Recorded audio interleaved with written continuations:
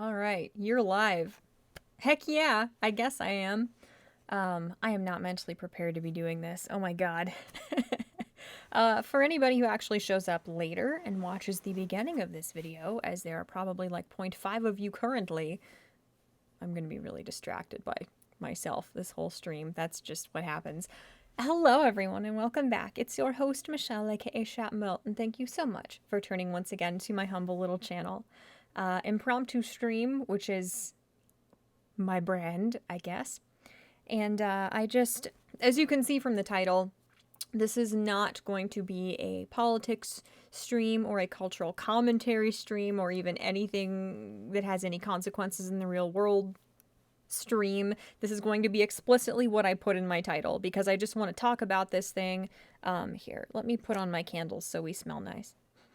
I know you guys can't smell this, but it is the winter scented candle from, yes, Bath and Body Works. I'm all light my candle. This is a good candle. It does not hurt my head. I like these boxes of matches because they say, caution, close box before striking. Thank you. Thank you. Thank you, box, for letting me know not to light my whole box of matches on fire. Lighting candle ASMR, is that a thing? Probably not. I don't think you can hear fire. I don't think my microphone is turned up that high.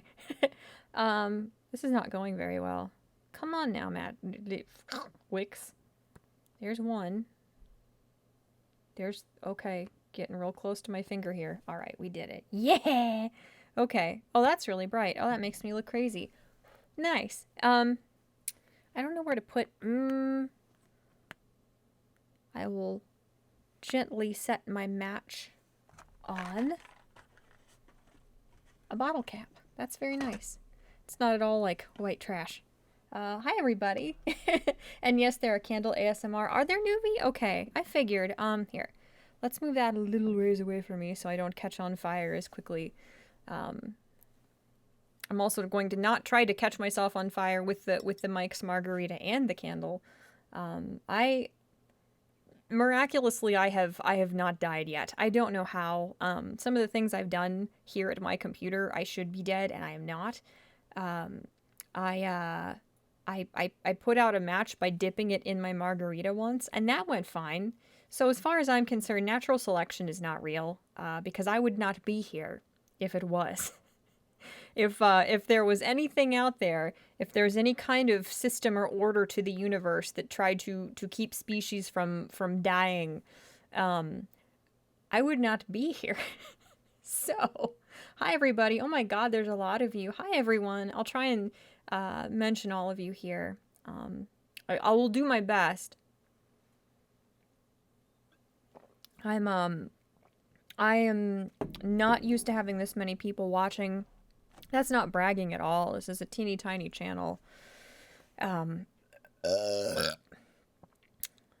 a classy lady ASMR, there you go. You're welcome, chat. But I just want to apologize in advance because, as you guys know, I'm very used to responding to every single message in chat because I've been streaming for like 2.5 years, and I used to be able to talk for like 6 minutes about every single message I got because I would have like 5 people watching. So I just want to let you guys know I'm not used to not being able to keep up with everybody, and I apologize in advance because it doesn't feel good. I don't like not being able to acknowledge everything everybody says, and that's not reasonable whatsoever. It's just not how things work. There's no way to get to everybody when I've got as many of you guys here as tend to accumulate. But just know that I don't like it, and I apologize that the format is gradually kind of shifting toward me just picking a couple messages that I happen to notice and responding to as opposed to everybody. Whatever. You'll probably hear that disclaimer many times in the near future. But hi everyone. I'll try to say hi to everybody. I'll do my best. Hi Shiogarath and Ryan Lynn and Zeralath. Hello Zeralath. And Dylan. Hi Dylan. How are you? I'm pretty good. It's after midnight here. I should be sleeping, but my Christmas break off my job has been very bad for my sleep schedule, so I'm nowhere near ready for bed yet. um, Nuvi said this is one of the first times I've gotten a notification about your stream at the beginning of it. There you go. Yeah, I've had people say that. It's so weird. It's like what harm is a doofus like me gonna do to a like giant monopoly like Google or YouTube or whatever? Like, what threat am I that they have to keep people who like hit the bell icon from getting notifications? I uploaded a video like 2 months ago, 2 or 3 months ago, and I had 2 or 3 different people say, "Holy shit, I thought you dropped off the face of the earth. I haven't gotten a notification for you in 6 months to a year. Like, I didn't know you made videos anymore." And I'm like, hello, I sure am. I have been. That's for sure. So thank you. Thank you, YouTube, for not functioning and not even pretending to function anymore. At least they're honest about it. Um, and hi, the next 6 minutes. And Seamus, hello. Well, the next 3 hours of my life are filled. Dude, come on, not cool. I don't appreciate that, Dylan. But yeah, it's true. It's true. I'm not gonna be like, I'm gonna get off of here in 30 minutes. I should know better than that by now, you know? You should light candles for your side quests. I should, Zaralath. I've done that before. I've got this like really cheap candle that's almost, I've used almost all of it. It's just like a chakra candle from Five Below, which is a really, really cool store. I love this candle. I love the way it smells. I don't know how to say these things that are in it. Ylang,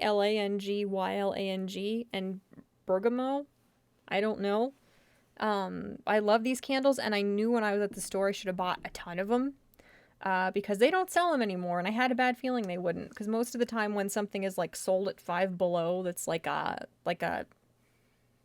what is the word? I don't know the word. Like just a fun, wacky, I don't know, random limited time item. It's because that's the last of the stock of some item that's not selling, so they give it to stores that sell them real cheap, you know, to just get rid of their stock, whatever. But I used to light that candle, but when a candle is a tube like this, and it's covered in like a tacky label, you can't see it. So I should light candles like the one I've got now, where you can see the lighting a little bit more. You really even can't even see that one though.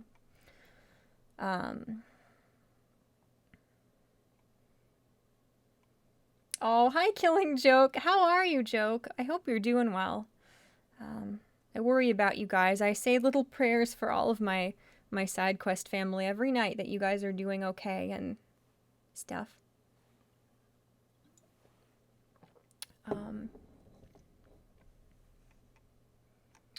Dylan said, I like wine coolers better than margaritas. Ooh, 20 minutes after drinking one, I get a tummy ache for about 15 minutes. That sucks, dude.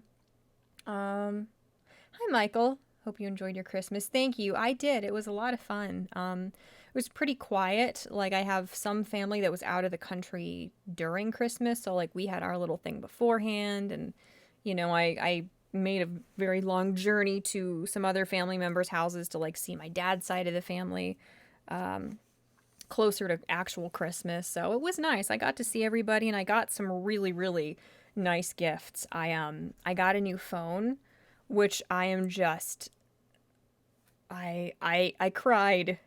I was kind of a little bitch because my stepdad heard me complaining once about how my previous phone, the Trevor phone is unfortunately being retired. It just doesn't work anymore. Like, sometimes the battery will just drop. Like, I'll be holding the phone, and within 5 minutes after it being pretty well charged, it'll be like 20% left, and I'll dismiss it. And then within like 3 minutes to 5 minutes, it'll be at 10%. It'll just drop. The battery is just not, you know, holding a charge anymore. And I'm also not getting all of my phone calls and texts, and that's not good because that's also my work phone. So I need my phone to work, and I was complaining about it, and my stepdad heard me. So he runs a business, and he just insisted. He was like, you are taking this money. You are not going to feel bad about it. You are not going to not do it. You are buying a new phone.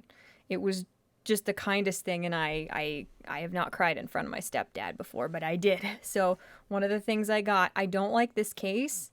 The Verizon guy lied about whether they had the like gray glittery case I wanted, but I've got a big old fancy new phone that I'm still getting used to. It's the whole autism thing. I don't like changes. I don't like that it doesn't have the home button. I don't like certain things about it, but I got some wonderful presents for Christmas. Really, really wonderful. I had a good Christmas. I hope you guys had a good holiday too, if you celebrate or whatever you celebrate. I hope it wasn't too bad. I know they can be super depressing for some people.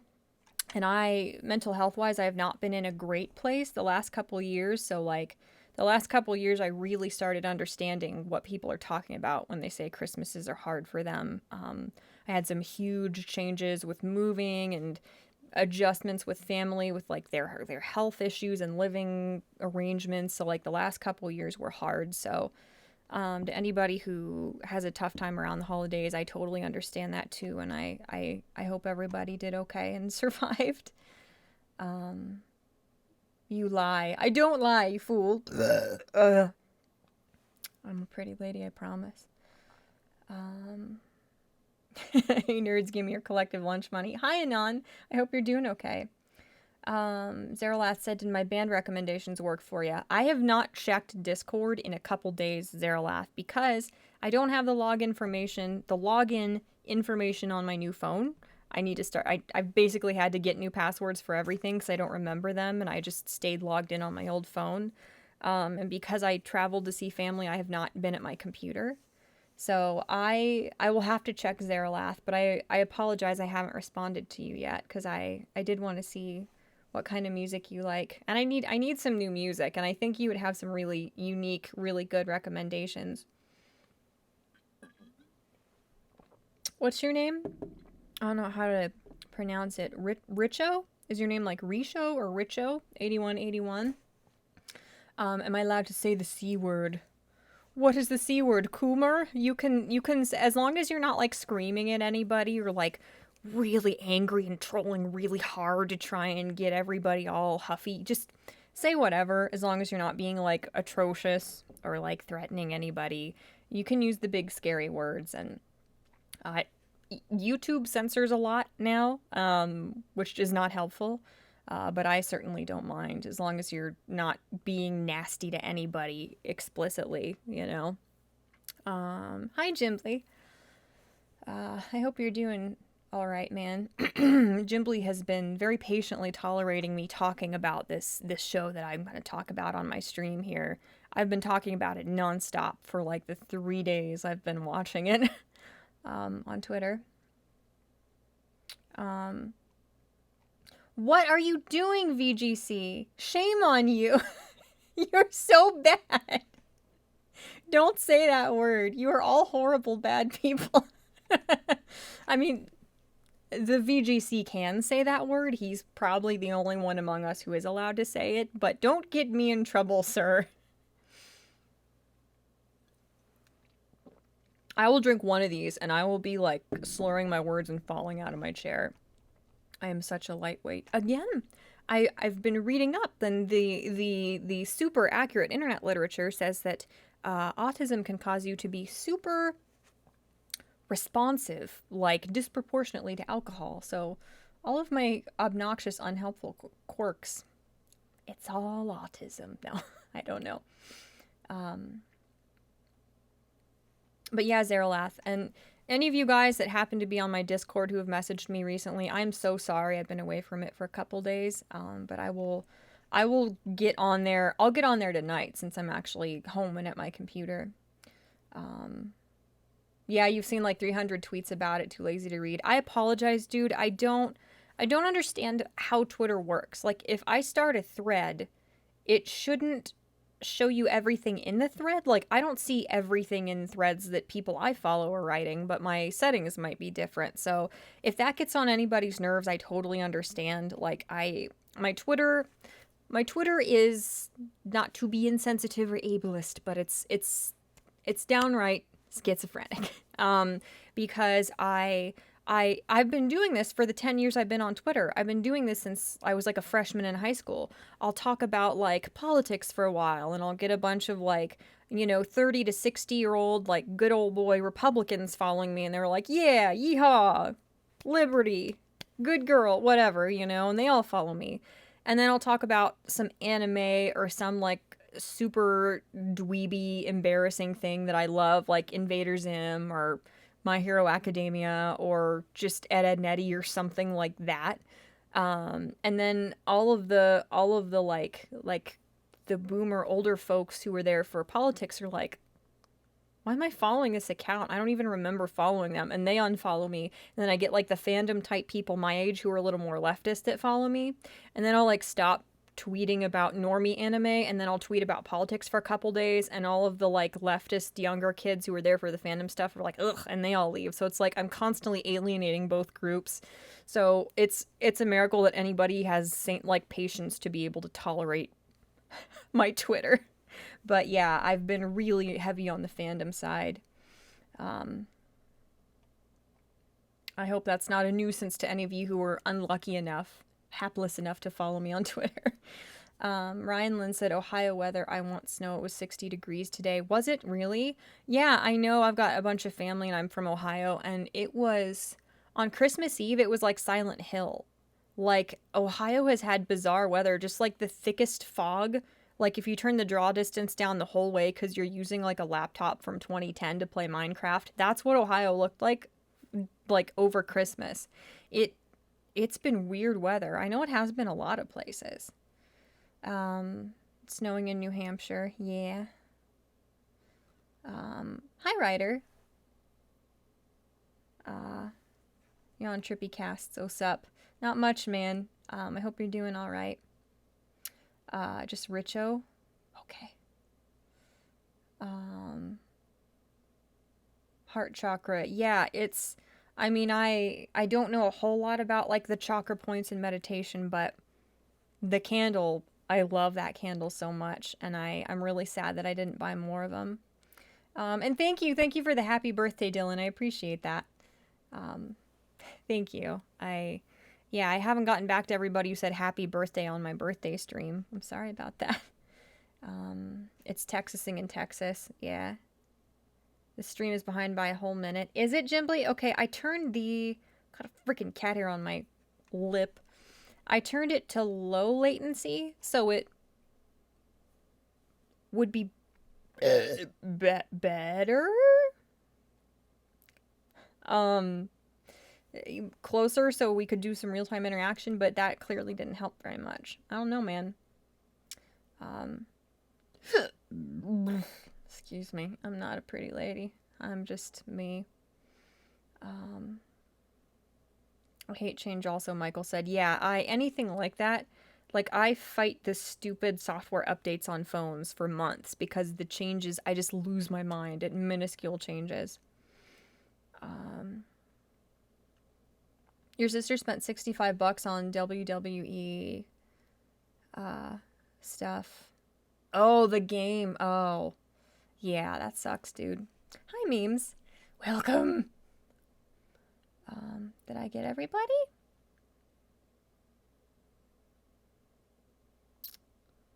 Nope. Chat jumped and there's a shit ton going on here, man. Hi, Ben from Golf City. How are you? Ugh, I cannot get this freaking cat hair off of my... Anon says I use your Discord to look at other people's cats. I post my cats on my Discord a lot. They are so cute. I actually stopped posting my cats on Twitter because I had this like fight with a bunch of like, I don't want to say MGTOW because there are plenty of MGTOW who were just normal, decent guys. They're just like men's right activists dudes, and there's nothing that's completely respectable.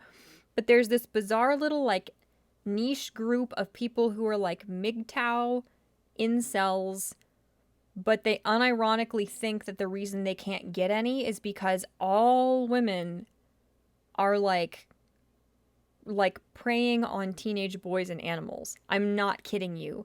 Like, one of these people, I got in a fight with them, and they went back like a year and a half, and they found a tweet about me being happy that my kitten liked me, and they like quote tweeted it to their little group of like 20 other like MGTOW incel people, and they were like, I told you guys she's molesting her cat, because I was tweeting that my cat like booped its nose on my leg, and I was so happy that the feral kitten was being tamed and liked me. So it's like, I mean, it doesn't bother me. It was a hilarious group of people. It was one of the most fascinating things that has ever happened to me on Twitter, trolling them and bantering with them. But I'm like, there's this subconscious part of me that's like, if I post my cats on Twitter, this like tiny little subset of really angry incels and also like certain older conservatives, they like scream at you. If you don't have children, like if you didn't make the same mistakes as they made, if you didn't like get knocked up when you were 16 and drop out of school and work like 12 jobs and now you have 18 children, like if you don't make those same mistakes, and I'm not being mean to anybody who has, everybody's got a different like path in life, but there's this very small group of people who, if you own cats, and sometimes you drink wine, that means you're like a crazy little blue-haired barren cat lady who has no friends and no family, and you're not a real conservative because you didn't start breeding as soon as you were like sexually mature. And it's like, I've dealt with so many of those people. It's like the most insane people on the internet. They're just drawn to me like a magnet, and I don't know why. I mean, that probably says something about me, not to be mean to anybody, but just the most unreal, hilariously bizarre people. The most eccentric, sometimes in a funny way, sometimes in just a really saddening, discouraging way, people just are drawn to me. So I usually just post my cats on my Discord, because if anybody there calls me like a barren, sad, isolated cat lady, at least I know you're just screwing with me because you're my friends. I don't know. I should post my cats on Twitter more to make those people angry, but Twitter tries to hide the no-no words. I know.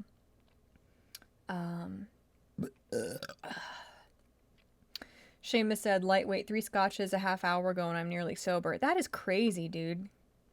Twitter's the gayest place on earth. Yes, it is. Invader Zim. I love Invader Zim so much. Oh, hi, Black Romeo. I saw your icon, I think, and didn't say hi. I apologize. Welcome. Speaking of Ed, and Eddy, who's your favorite Ed? Who's your favorite character who isn't one of the Eds? Oh my god, that is such a good question. I love that question. We're half an hour in and I'm not talking about the thing in my title. That's okay. My favorite Ed is Double D. I have loved Double D since I was a little kid. Pretty small. I adore him. He is so sweet. He is so charming. I relate to him more than any other fictional character in the world. I adore him. I just was like madly in love with Double D as a kid. He's just an angel. I love him. I would die for him even now. I like all the Eds. Like I had a crush on Eddy when I was in like elementary school because there's something wrong with me. But I love them all for different reasons. But Double D is definitely my favorite because I relate to him a lot. And my favorite non-Ed is actually Kevin. I love Kevin to death. And I rewatched Ed, Edd n Eddy for the first time as an adult. I watched the whole show.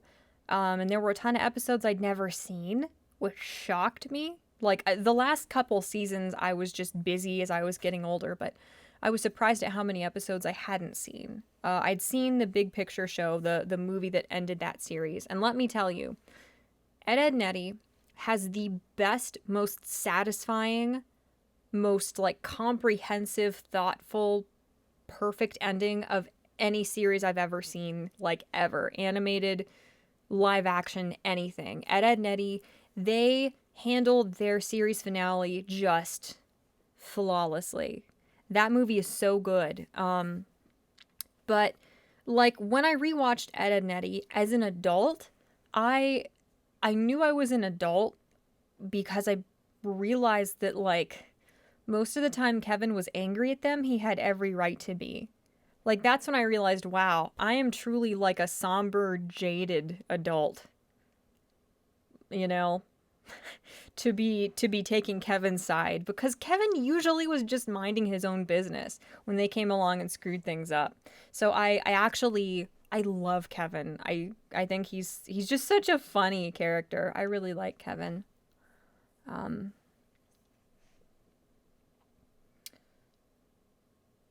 um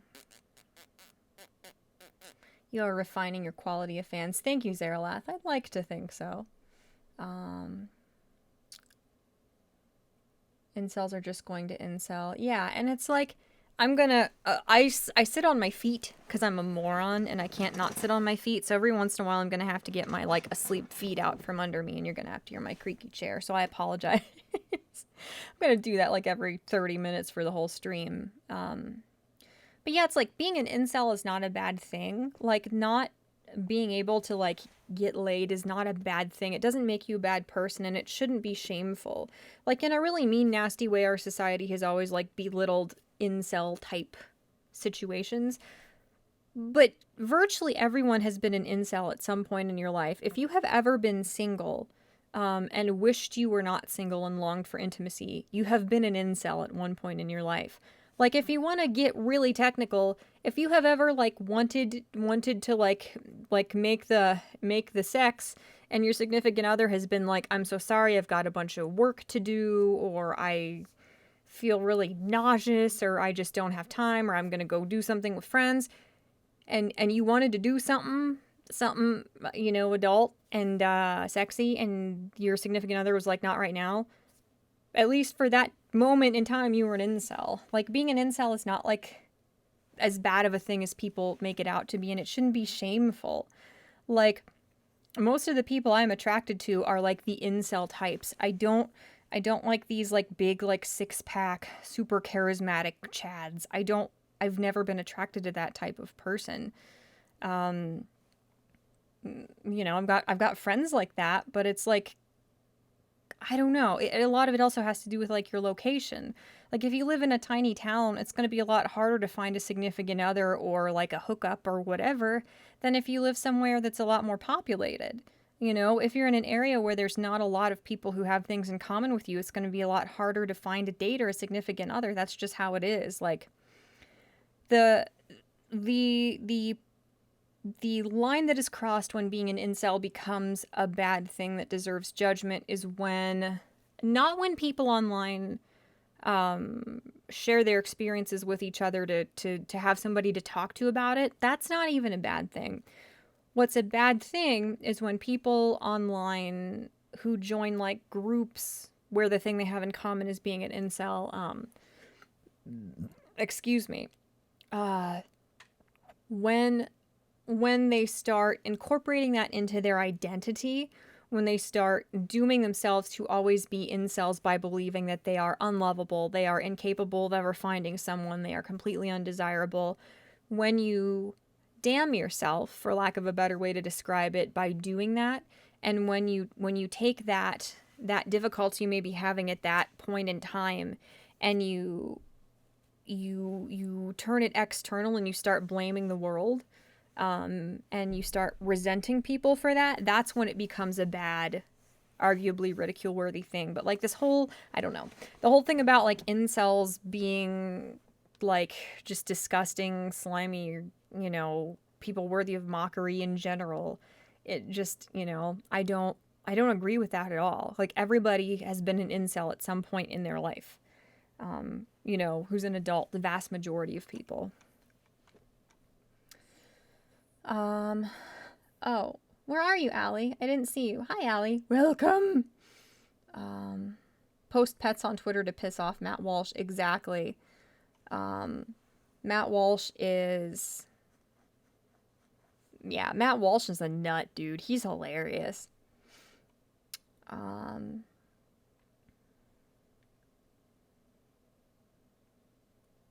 Crazy blue-haired cat lady with downsy eggs. Yes, that's me.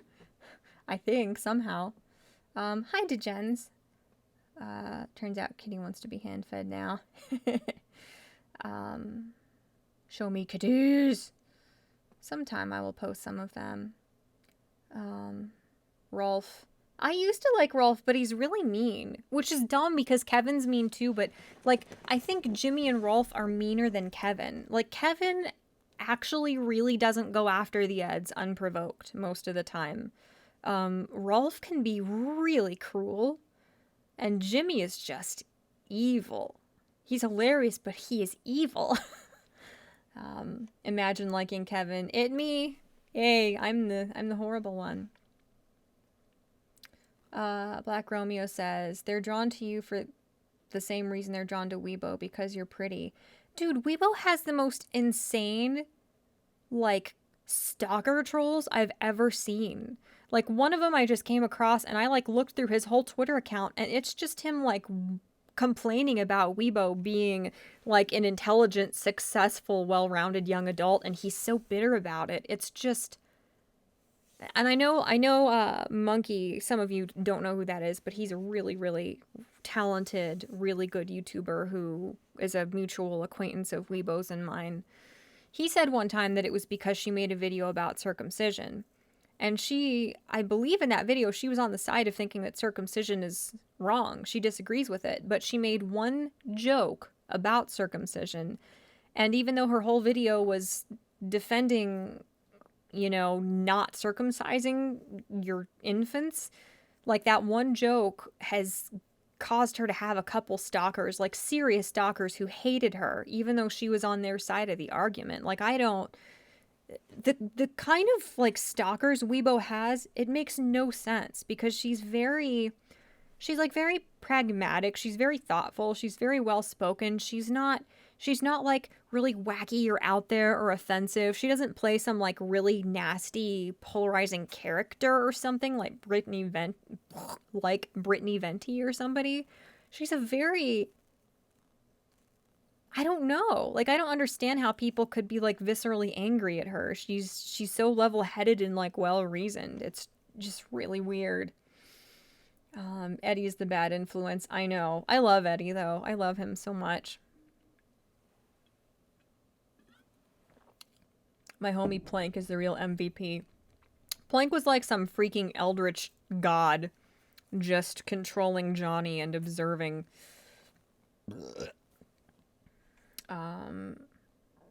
You had a crush on Marie Canker. Marie is the blue-haired one, right? I think everybody had a crush on Marie. Like, if you had to have a crush on one of the Cankers, for most people it would have been Marie, I think. And she was smart, too, from what I remember. She was smarter than her sisters, I think. Yeah, Johnny is hilarious. Wear some jeans for your streams for once. Why do Americans live in shorts? Because jeans are really uncomfortable. I wear jeans like every day outside of my home. They're like my uniform. Every once in a while I will wear like sweatpants or exercise pants, but it's either pajama pants or shorts when I'm in my home. I just can't. Jeans are so uncomfortable. I know it's weird though, probably. People gave up on virgin being an insult because virgins embraced it, so they switched to incel. Yeah. Small town dating scenes are harsh. Yeah. I've got some friends who were like genuinely the most charming, wonderful, intelligent, likable, reasonably attractive guys. I know some really, really cool guys who would be like a total catch, you know? Thank you, Train. Like, any girl would be lucky to like be the girlfriend of some of these guys, and they just can't find a girlfriend. You know, like the town I grew up in just sucks. It sucks. You know, it is very much like that. That is a loud ass train. Calm down, sir. Try being in a small church and there is 3 guys and 4 girls that are single, and all the guys have a crush on one girl who's 8 years younger. That's peak incel. Oh my gosh, yeah. Yeah, that would be hard. It is hard. Like, if you want to date somebody in your church, that can make it even harder, you know? It's really hard. Like, if you're in a massive mega church or something, or if you're just like some non-denominational Christian or something, it wouldn't be that hard, but like, yeah, it would be very difficult. We were voluntarily celibate. The X was created, hell on earth, and now you're left picking up the pieces. Yeah, I get that. that shit sucks. Yeah, it's like being voluntarily celibate. It's weird, you know, that there's people still ridicule people for that too. It's like it shouldn't be shameful to not be having sex, you know? Like, I mean, not that sex is a bad thing or should necessarily be shameful, but it's just weird that we're still at this almost primitive like mindset where there are all these people who are like, you're not banging someone this very moment, you're stupid, you suck. What? Like, it's very peculiar. I don't understand. Hi, no one nowhere. And hi, assassin. I shielded the show Elvish Maiden as the show is worth shilling. I can't believe I said that right. Thank you. Thank you so much, dude. I appreciate that. I hope you're doing well. Hi, Jimbly. Jimbly, I'm saying hi to you like 16 times, dude. I'm sorry. I'm not that drunk, I swear.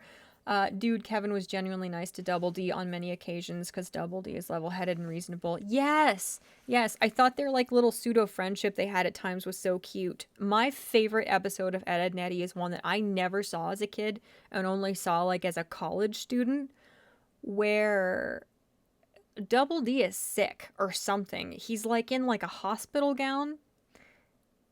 Why is he in a hospital gown? Or is Kevin in it? I have this image in my head from this episode, and maybe it's wrong, but Kevin was homesick or grounded or something. And Eddy and Ed were being so mean to Kevin, they were just making fun of him in his yard, like the whole day, because Kevin couldn't come out of his house because he was like sick or something. I think that was it. Was that it? I swear that was it. And like Double D was so sick of their shit and how mean they were being that he like helped Kevin like he either like gave Kevin a key to Eddy's house or something so Kevin could like get back at them and like beat the crap out of them later because they were being so unreasonable. Even Double D was like, dude, let me help you out. It was such a cute episode, and it's one of my favorites, and I never saw it as a kid. I just missed it somehow. Rolf and Jimmy are funny, but they're psychos. Rolf is at least a funny psycho. Yeah, Jimmy is that kid that everybody knew growing up who was actually like the kid you knew beyond a shadow of a doubt, even as a little kid. Like you knew they were gay, you know? Like some people you kind of don't know or you kind of suspect something in middle school. Some people you just never know because nothing about them seems, you know, like stereotypically gay, but Jimmy definitely was. Jimmy was horrible. Can we talk about how Ed is canonically the strongest being in all of fiction? Ed is terrifying. I love him. Hello from Dubai. Hello. I'm sorry I don't know how to say your name. Chaitani? I don't know. I apologize. It probably isn't meant to even be said as one word, but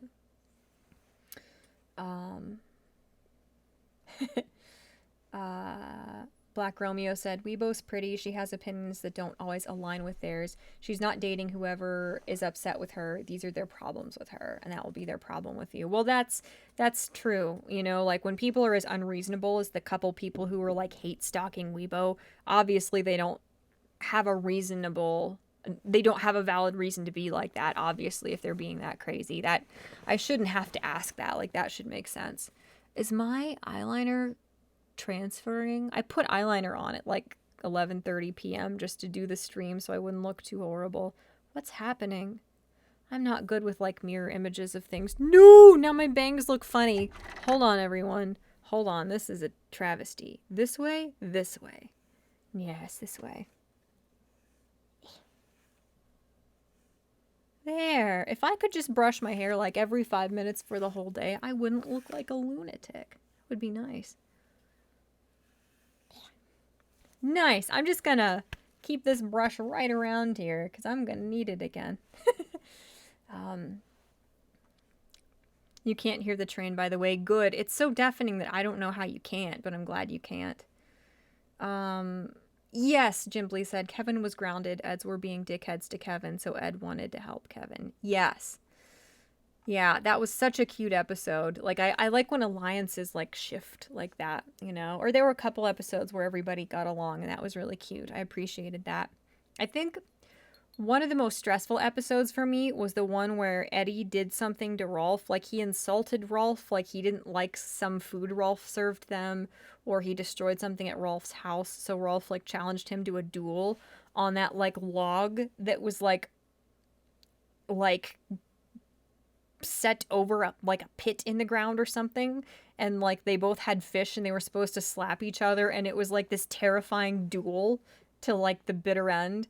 That episode is so stressful. I hate it. I hated it as a kid and I hate it now. It's so upsetting. It's horrible. And I didn't like the episode where Eddy had a pimple and like Rolf put his head in that like salve and it made the pimple go away, but it made his head tiny. I hated that. I hate episodes where somebody is like upset. And like when Double D's upset, I'm like, yeah, I related to him so much that it didn't really mean much to me. It's like, you can handle it. And when Ed was upset, it was usually very short-lived. But like in episodes where Eddy was really, really upset, I almost couldn't watch them because it made me so upset.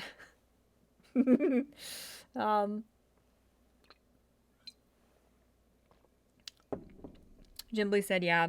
I love how I immediately knew what episode you were talking about before you even detailed it. Yes. I think that episode made a, like, really serious impact on everybody as a kid. Like, I know a lot of people, it was, like, their favorite episode. Like, I had cousins who were like, that's the funniest episode. And I'm like, no, it's very upsetting. Double D made friends with practically everyone. Honestly, if Eddy wasn't there, I think Ed and Double D would have been friends with all the others. I think so, too. And I have, like, when I was younger, I read some, like, essays on fan sites that go into so much detail, like, into the actual psychology of, like, the Ed and Eddy characters. And it talked about how Kevin and Eddy are too similar to be friends. Like, when you're that prideful and boastful and simultaneously insecure, like, that personality cannot mesh with the same personality. It's like magnetic forces that repel each other. Like, there was not enough room for both of their egos and their personality types in the same group, which is why they clashed. And that happens a lot in real life, you know, and it just one person is unlucky enough not to be the one who's like really socially adept, you know? So despite the fact that you're like mirror images of each other in many ways, that one person is rejected. Eddy's the troublemaker. He is. I love him, though. I love Eddy. Johnny, drop your face. I'll get you a new one. So, I hope you don't mind, but I've been talking for 40 freaking minutes, and I haven't even gotten... Oh my god, you can see, like, a direct column of gargantuan-ass forehead right there. Like, my forehead is so big. My forehead is so big. Like, Rihanna has a big forehead. Christina Ricci has, like, the biggest forehead on the planet. And my forehead is still bigger than theirs. Like, Which direction? I'm so dumb. No, frick, that was the wrong direction. Shit, fuck, everything is going wrong now. Like, I have the biggest forehead of any human being. And I've just come to embrace it, because what else can be done? All right. No, you can still, it's fine. I need to just stop messing with it. You almost went on topic. I know, dude. I know. It's a very narrow miss. But I do want to talk about the show a little bit I'm watching. I know some of you guys have seen me just ranting about it nonstop on Twitter. If you don't know what this show is, or you're not into it, here, I don't have my like just tinted lip balm, so I'm putting like actual, like, my pimples and my like drunk person like face flush is on full display, but then I'm putting like expensive lip gloss on. I know that's stupid, but whatever. This is my house, my rules.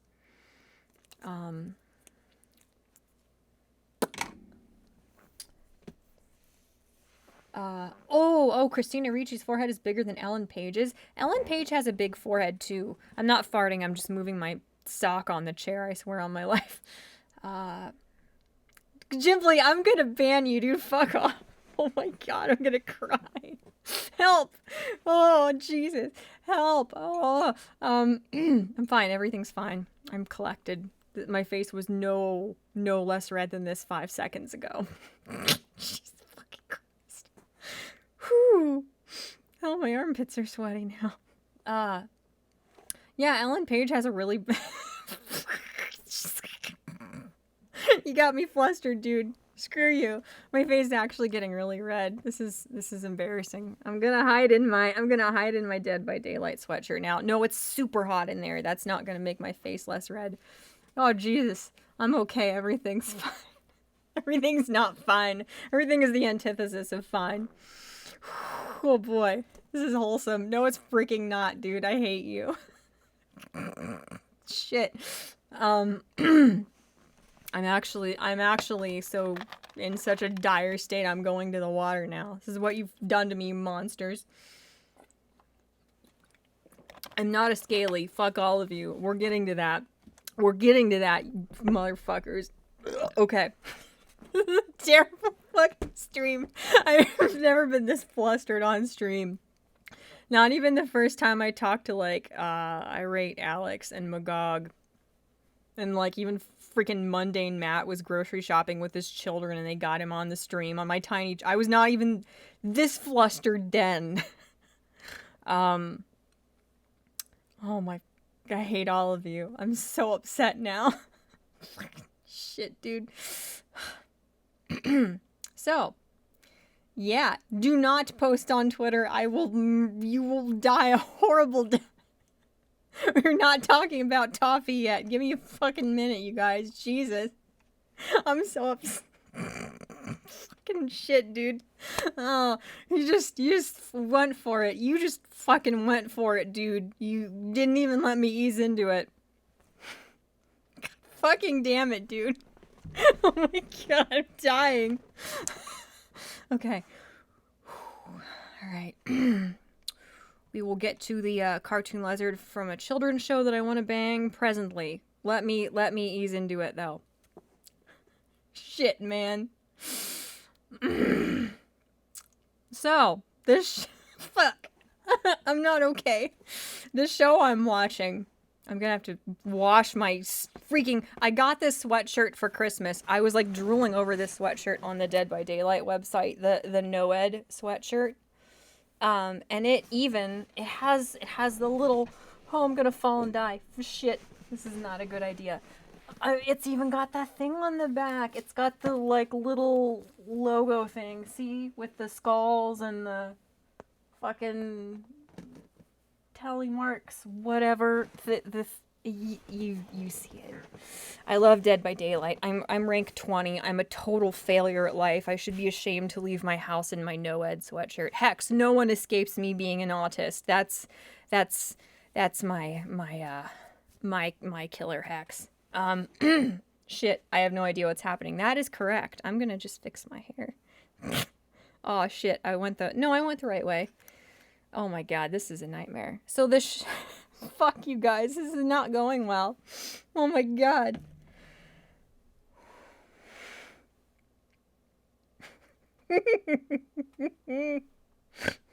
Shit.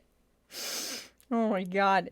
Yeah, you that's exactly right, Jimbly. I'm so happy I'm the one person in this chat that was so invested in Star I knew what to attack Michelle on. God, I haven't even talked about that with anybody yet. I haven't said a word to anybody about Toffee yet. Shit, okay. Oh my god. Okay. Any fucking way. I'm gonna ban you, I swear to god. Stop. Oh boy. Okay, I'm gonna roll up my sleeves and...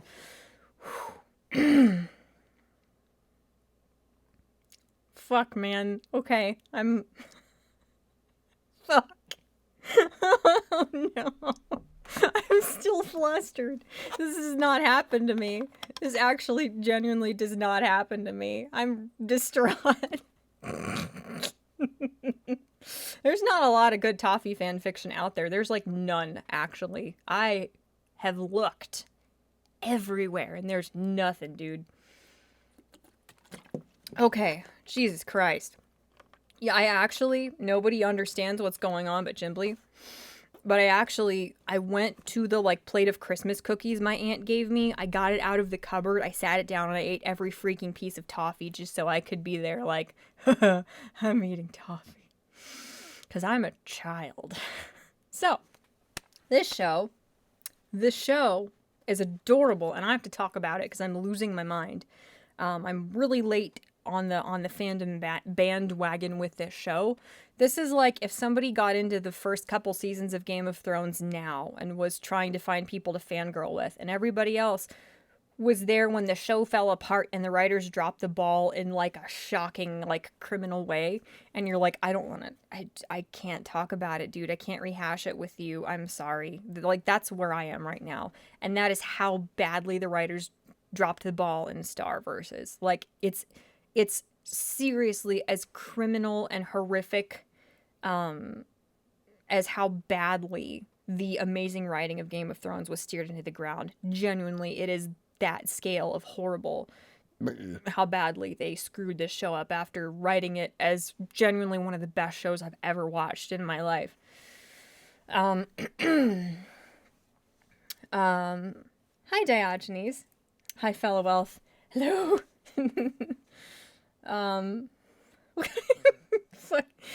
Yeah, the VGC said, so I just Googled Toffee. Is he always drawn nude, or is that just my weird algorithm showing my habits?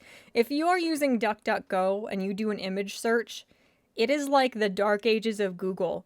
Like, you Google anything, no matter how innocent. You Google, like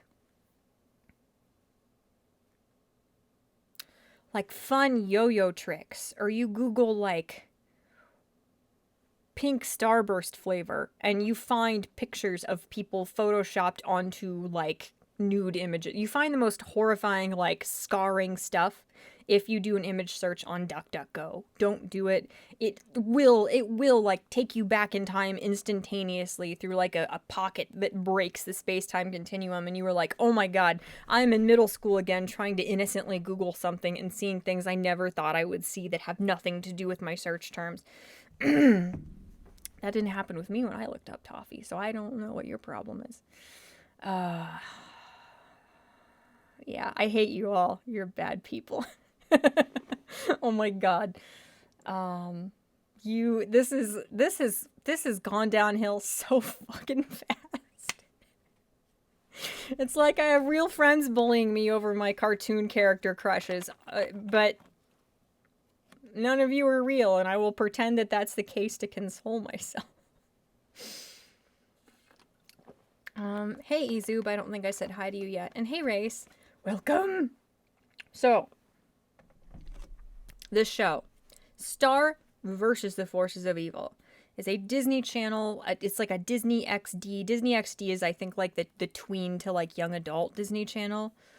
I think Gravity Falls might have been on Disney XD. The only other Disney cartoon I've ever watched in my life was Motor City, and that was on Disney XD. And Motor City, it has such a place in my heart. Motor City was one of those shows that it got royally screwed over, and it broke my heart that it got canceled. I texted everybody and begged them, like, please watch this show so it gets better ratings, and they're all like, okay, weird autist we haven't talked to since high school, please, we're just gonna delete you from our phones. But I don't watch Disney Channel shows, and I talked about this in my Twitter thread as well. I know a lot of people do, but even when I was really little, I felt like Disney Channel content was really, really insulting. Like, I felt like my intelligence was being insulted if I just, like, watched 6 minutes of Disney Channel commercials at a friend's house as a kid. And I've thought about this, and I can't put my finger on what it is. Like, I don't know exactly how to describe what it is about Disney Channel stuff that is so condescending and creepy that I don't feel from Nickelodeon stuff or Cartoon Network stuff. But it's like something about how like wacky and silly and gimmicky and childish Disney Channel stuff is. like, I was so insulted by it as a child. Everything, I felt like my intelligence was being insulted by everything as a child. I was such an angry, bitter child. I felt condescended to by everything. Like, I have mellowed out so much. Like, my spirit has been broken by the world so much. Like, everything insulted my intelligence as a child. Um, and I, like, if I was any younger than I am now and I tried to watch any Disney Channel cartoon, I couldn't watch it. Like, something about just how unnecessarily, like, bouncy and wacky and silly the animation is, and how, like, you know how Disney Channel cartoons, their music is like, it's got this, like, certain, like, almost trademark genre sort of style to it that is not the case with, like, old Nickelodeon cartoons or old Cartoon Network shows. Like, it just feels, it feels like really childish and gimmicky and creepy and condescending in just how, like, woobified and wacky and silly they try to make things. Like, it, there's something creepy about it. Is this melting my microphone? Okay, good. I just, like, rubbed the pad of my thumb on my microphone. I hope nobody's deaf, and I'm so sorry. But as a kid, it literally enraged me. I could not handle it. And if I was any younger than I am, I could not have watched Star.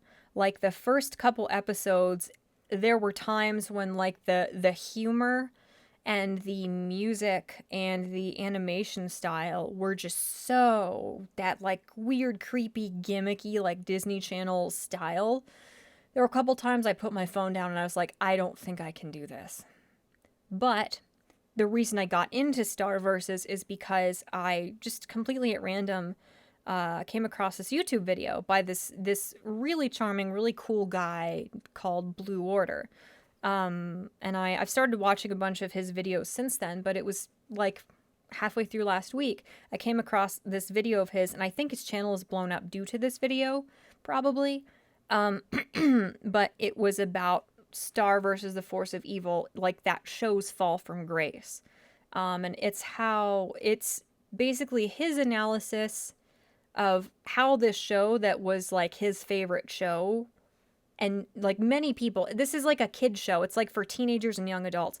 This show skyrocketed to people's favorite shows so fast because the writing of this show, the storytelling, the character development is phenomenal. I stuttered. I don't do that very often. But it is, like, shockingly good. It is just unbelievably good. And how after season 2, the writers, it's this married couple, they just dropped the ball. And by the end of season 4, it genuinely was as big of a letdown. It was as catastrophic. It was as much of an injustice as the writers of Game of Thrones did after they build up so many things. There's so many parallels to this Disney Channel cartoon for children and Game of Thrones as far as just the spectacular scale of the failure on the part of the show writers. And it's one of those things where it's like, I've heard so much about how Star let everybody down that I was like, I'm not going to watch this show. But at the same time, I'm like, it's a goofy Disney Channel show. Like, how invested can I get? I'm not going to get invested in it. It's fine. Fuck, man. I was incorrect. I got about to a little over halfway through season 1, and it fucking blindsided me with how good it is. Like, I am so emotionally invested in this story and these characters. Like, I didn't see it coming because I had my expectations set so low that I was just totally blindsided. And now I'm going to try and see what you guys are saying. I apologize. I'm so sorry.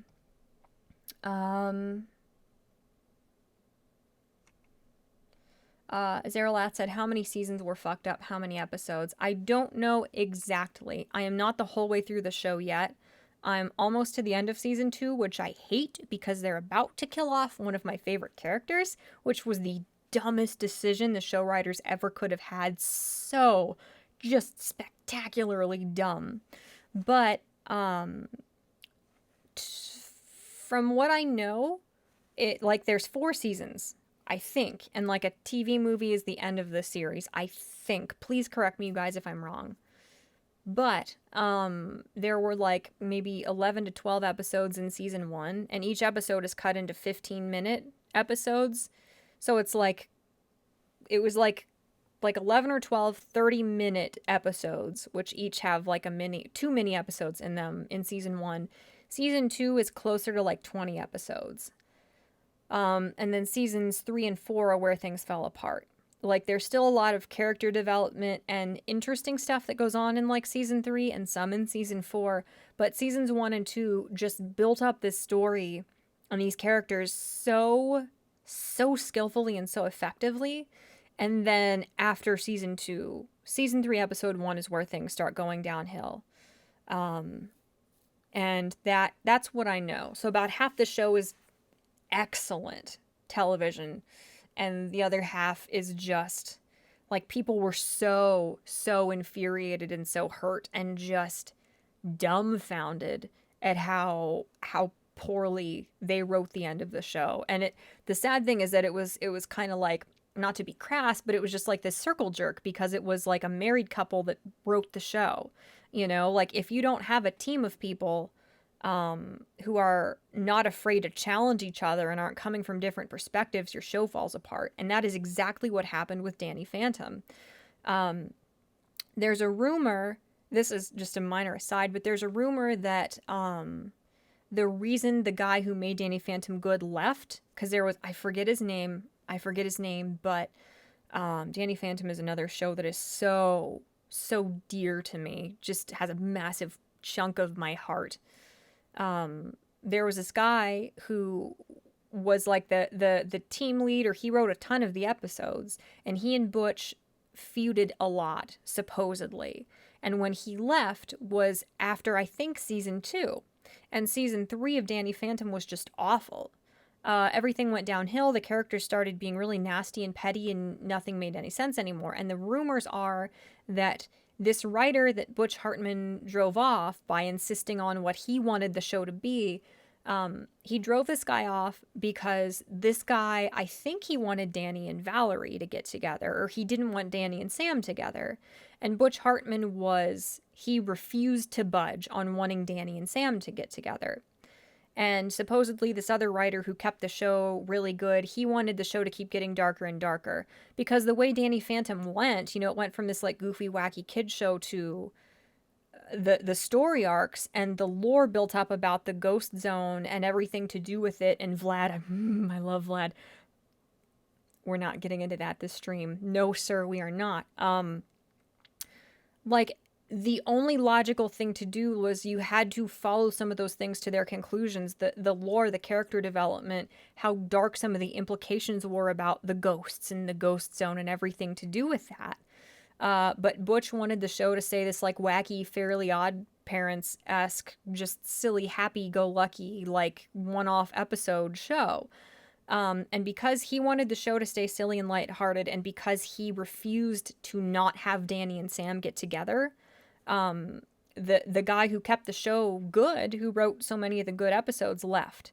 So something very similar happened with Danny Phantom as happened with Star, to my knowledge. And this is all rumor about Danny Phantom. Nobody get like huffy and think I'm like letting out secrets. I don't know this. This is all alleged. You know, this is all like third, fourth hand information here.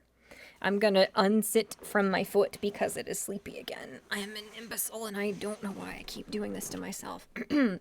But what happened with Star, and if any of you actually think you want to watch the show, you might want to drop out now because I am going to talk about spoilers. But what happened with Star is that the person who was, I believe their job was being the continuity checker. They were credited in all the episodes. Her name was Wendy something. The person who was the continuity checker to make sure that there were no plot holes, there was nothing retconned that didn't make sense, to make sure they weren't like posing contradicting theories, or nothing contradicted itself, or there just weren't any plot holes, basically. She was there for all of seasons 1 and 2, and I think part of season 3 of Star Versus. Then there were like 2 episodes where she was like the like coordinator of something, or the like animation team lead or something. Like her job title changed, and then she just dropped out of the show. And when they got rid of their continuity checker, everything fell apart. Completely, just the writing, the lore, everything just disintegrated. And another reason why Starverse's fans were so disgusted with how it ended was because of shipping stuff. And oh my god, I don't even know how to get into all that information because there's so much of it. But one of the reasons that Starverses did not live up to the incredibly high expectations and the incredibly high bar it set for itself was because the people who wrote the show were obsessed with getting the 2 main characters together at any cost. And that cost was character development, story continuity, the plot even being interesting, characters not seeming like horrible monsters. Because, like, the things they had to do to get these 2 characters together destroyed the show. Absolutely destroyed the show, because there was no logical way for them to get together and the allotted amount of time they had to tell the story. Sorry, I'll try and catch up a little bit to what you guys are saying. I'm surprised Disney Channel is still a thing. Disney has so much money, they're going to keep pumping out content forever at this point. Like, after the star that sustains our solar system burns out, Disney is still going to be broadcasting their garbage into space.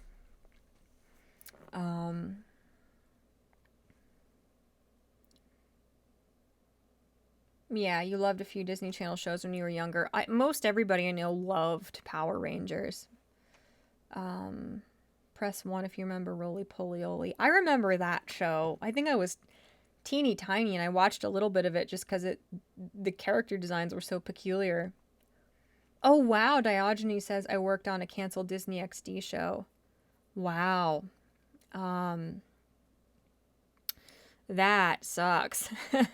If you worked on Motor City, I would love you forever. I mean, I love you forever anyway for being patient enough to tolerate me, but dude, Motor City, oh my god, I cried for weeks before the last episode of season 1 aired because we all knew it was going to get canceled.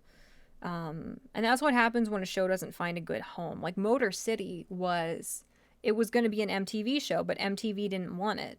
So think about an MTV show with like a super like heavy metal, just totally like headbanger, guitar shredding music, and the guy who designed the Gorillaz band members designing the character designs and creating the whole aesthetic for the show. Imagine that being on Disney XD, and you can understand why it didn't work out very well.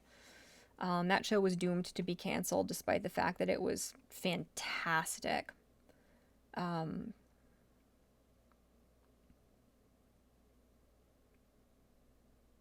Don't jump, chat. I don't appreciate that. If you ever need some help with upping the production value of these streams, I know. Thank you so much. I will get a hold of you about that, dude. I appreciate that. Diogenes said same thing happened to me with MLP. I haven't followed it much. Like, I had an ex who was super into it back in like right when we got out of high school, and I watched it some then. Yeah. Hi, Mad Matt. Been seeing you talk about this show online. F for Danny Phantom. Yeah. Anyone remember when Ben 10 got out of control? I do not. That was about the time when I was getting really disenfranchised with Cartoon Network. So I watched some of Ben 10, but I was like ever so slightly kind of growing out of that storytelling style. And I was still really bitter about the fact that the studio that made Ben 10 obviously were the ones who had made Teen Titans before, and that got canceled inexplicably. That made it really hard for me to be invested in anything Cartoon Network did for a long time. God damn it. Vlad, the vampire ghost guy that had a hard-on for Danny's mom? Yes. I love Vlad Masters. Oh my god, some of you guys are such sweet innocent babes. Let me rectify that presently. I have 5 different Packers shirts. and a Packers like beanie. Just because Vlad Masters wanted to buy the Green Bay Packers and was obsessed with them. Because I am insane. I love Vlad to death.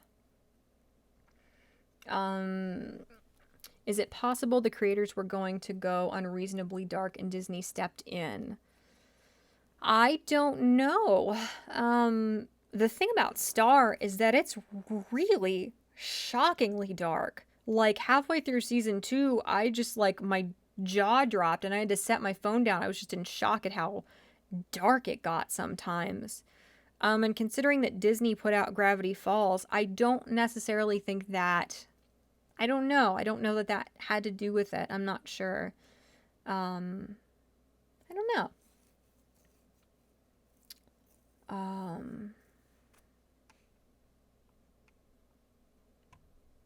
Why even have shipping in a kid's show? Well, the thing is, I think Disney XD is mostly for teenagers to young adults.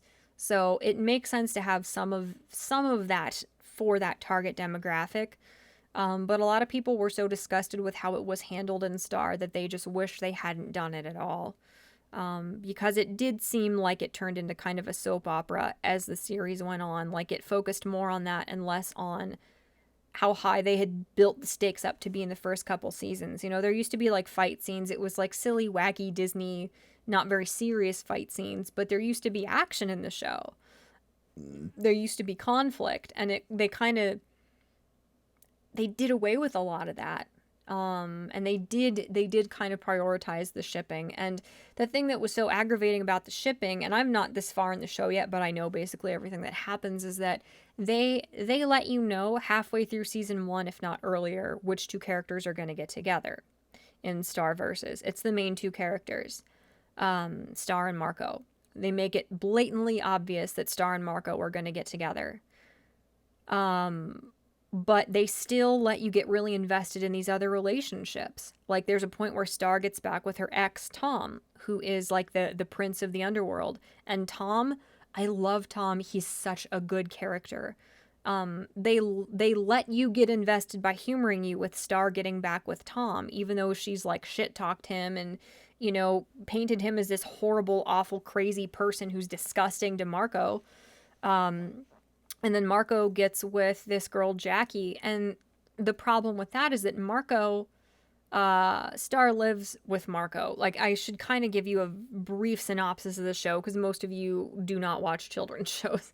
Oh, that's not good. Oh, dear. I just need to leave everything alone that's going on here. It's not going to get any better. But, so Star is a princess. She is the next in a line of magical human-looking beings from another dimension. She's a princess, and she has to learn magic. She has a magic wand that has been passed down, I believe, through the generations of the matriarchs in her family. And on her 14th birthday, she's supposed to, like, take the throne or something.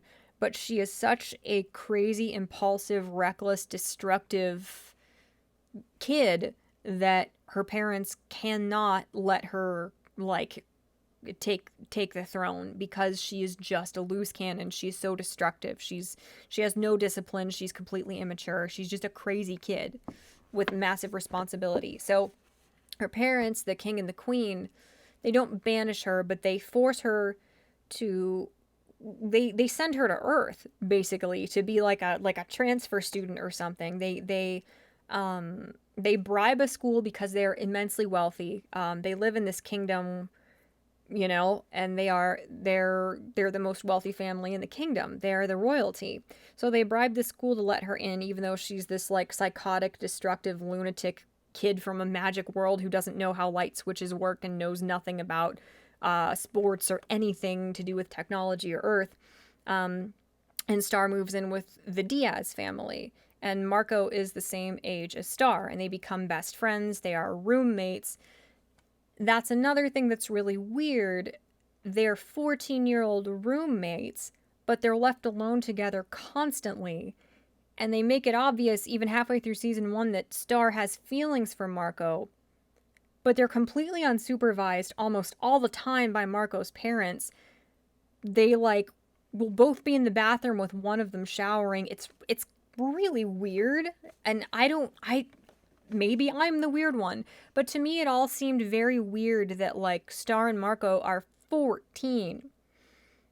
It's hinted through the whole show that they're going to get together, and the Marco's parents have no problems, no concerns whatsoever, just completely leave Marco unsupervised constantly with this really pretty teenage girl. They're just like inseparable. They're together all the time.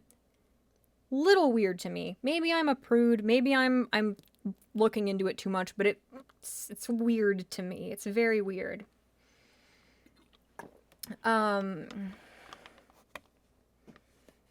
But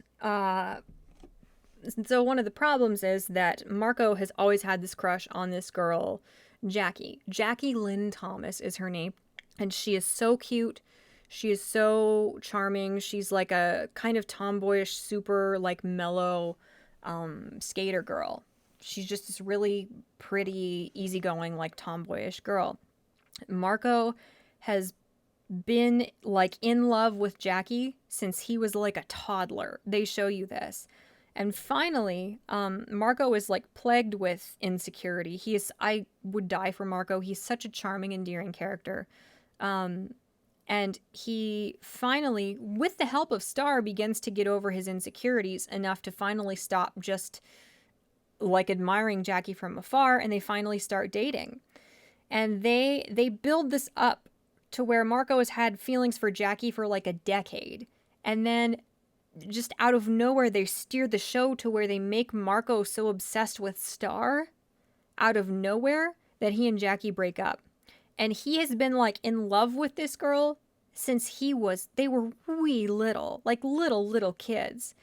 And Jackie dumps him because he is so into Star, which makes no sense for him to be obsessed with Star because he never was before. It seemed like maybe they kind of had crushes on each other, but it seemed much more one-sided because Star helped Marco get with Jackie, but you could see on her face, they showed you plenty of evidence that it was really hard for her to see them get together because, you know, she liked Marco.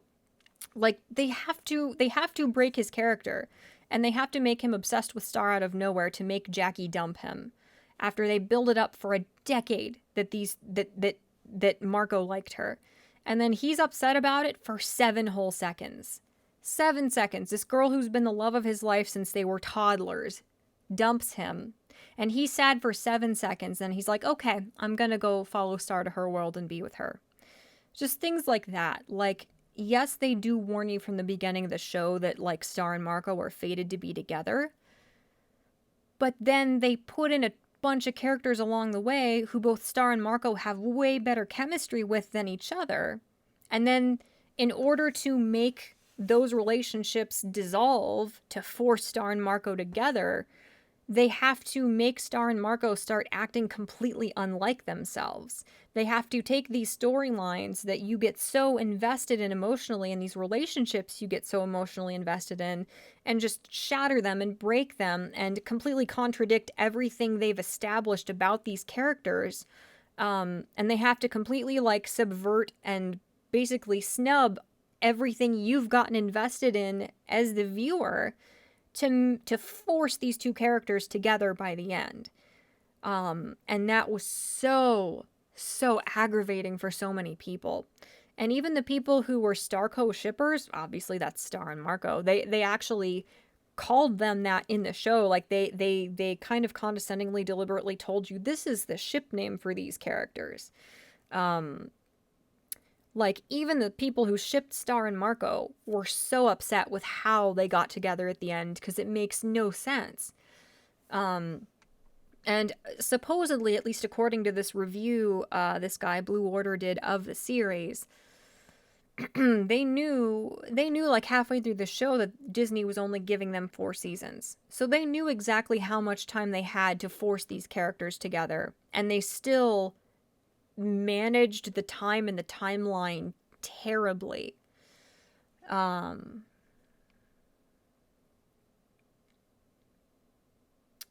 I'm going to try and catch up on what you guys are saying. No, I'm not. No, I will not ship Vlad and General Grievous. I'm into weird characters, okay? Vlad is the most, like, normal character I'm into, probably. That I can think of right now, yeah. I'm weird. I have issues. Hi, Kenny. Time Force. Is Time Force what I think it is? What I'm thinking of was not a Disney show, I don't think. Time Force is not the show that I loved as a kid. Is it a Power Rangers show? Yes. Okay. I did not watch that. I didn't watch Power Rangers at all as a kid. It seemed really strange to me, and nobody explained it to me. Oh, I'm in pain. That is the best excuse to wear sports clothes I've ever heard. Lol. I would never wear them for any other reason.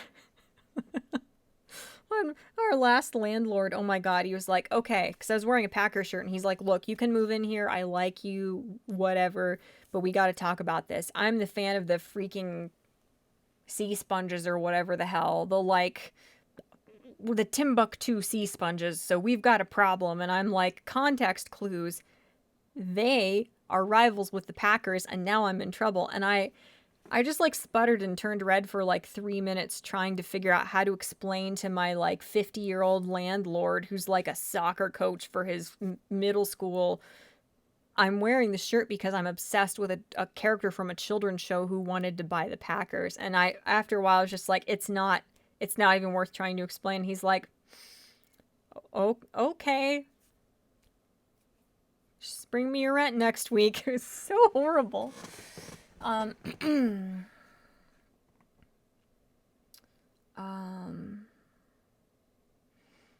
Yeah, you can't stand Tom. He feels like an edgy OC. I love him. He feels and he looks like an edgy OC. Like the horns and the weird outfit and the weird color palette and the weird like Jack Spicer like makeup things under his eyes. He feels like a Homestuck OC or something. He really does, but I still like him. I like him a lot. I think Tom is probably, well, now that I've gotten to Hekapoo, I really like Hekapoo. But I don't know. I think Tom is my second favorite character to Toffee, actually, and that tells you what kind of trash I am. Hot topic trash through and through. Yeah, Assassin said, this is why you do not let children entering puberty take the throne of a kingdom. Yeah, it's like, I don't know, it's like, Star is such a human character, you know, maybe because her race, they're called Mumans. They're from Muni? Muni, I think, is what their planet or their kingdom is called. She's not human, she's a Muman. They're different, but they look completely human. You know, maybe it's not normal for Mumans to be as uninhibited and crazy and undisciplined as children as she is. You know, maybe that's why Earth was a good fit for her to be sent to train somewhere safe without magical beings that are trying to kill her. Because that's why her parents sent her to Earth, so she would have somewhere safer to mature and learn magic before coming back and taking the throne. But it's weird. It's weird. Jimbly said, don't they make it obvious that Marco's parents are stupid? I don't think they seem stupid, but they do seem like really absorbed in one another. Like they seem like the kind of parents who just think they can have a whole ass human being, and then just act the exact same way as they did before they had kids. Like they seem just completely absorbed in each other. Like I had friends growing up, and one of my best friends' husbands, when he and his siblings were growing up, like their parents would go on vacations and leave them as middle schoolers home alone. Like at least yearly. Like they just thought, you know, we birthed you. That's all we need to do for you, and occasionally make sure there's food in the house. Like we're going to continue to act like we are childless, frivolous, self-centered adults who have no other responsibilities other than each other.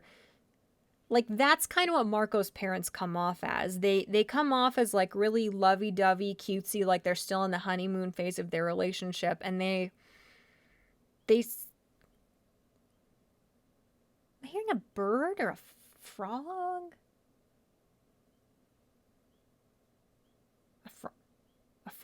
A frog?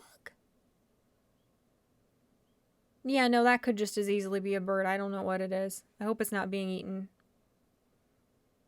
That would be inconvenient for it. Okay, yes, but yeah, it's like Marco's parents come off like that. Like they just are acting the exact same way they did before they had a whole child that is their responsibility to raise. Yeah, Kenny said kind of sounds like Rukia and Ichigo from Bleach. Yes. So retconned romance. Yeah, Golden Age. And it's like they did warn, they warned all through the series that Star and Marco were like meant for each other, and like everybody knew it, and like they had Star's dad's blessing and stuff. But it's like they did that. So it's like, I know what's going to happen.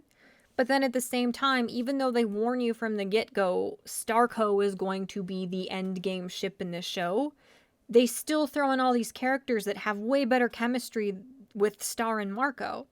They still don't do anything, even though they knew exactly they had a finite number of seasons that Disney was going to fund and let them make. And oh my god, they picked the most expensive voice actors they could have for this show. I don't know what they were thinking. Oh my god, I'm so glad that they had Michael C. Hall voice Toffee. Oh my god, I am such a degenerate Scaly. Oh my god, I'm glad they did. But it's like, why? You didn't have to hire Alan Tudyk to voice the one villain Ludo and the King. You didn't have to. You did have to cast Michael C. Hall to voice Toffee because I like it. You didn't have to cast freaking Jeffrey Tambor as Glossaric, the weird little like spirit of the family's like book of spells that Star is learning from.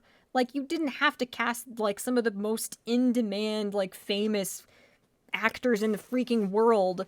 Like, and people were saying that the reason that one of those characters goes away is because the guy they hired to be his voice actor was like so expensive. Like, no, that's not a good excuse. You don't kill off amazing characters because of that. Like, think of that ahead of time. Budget better. I don't know.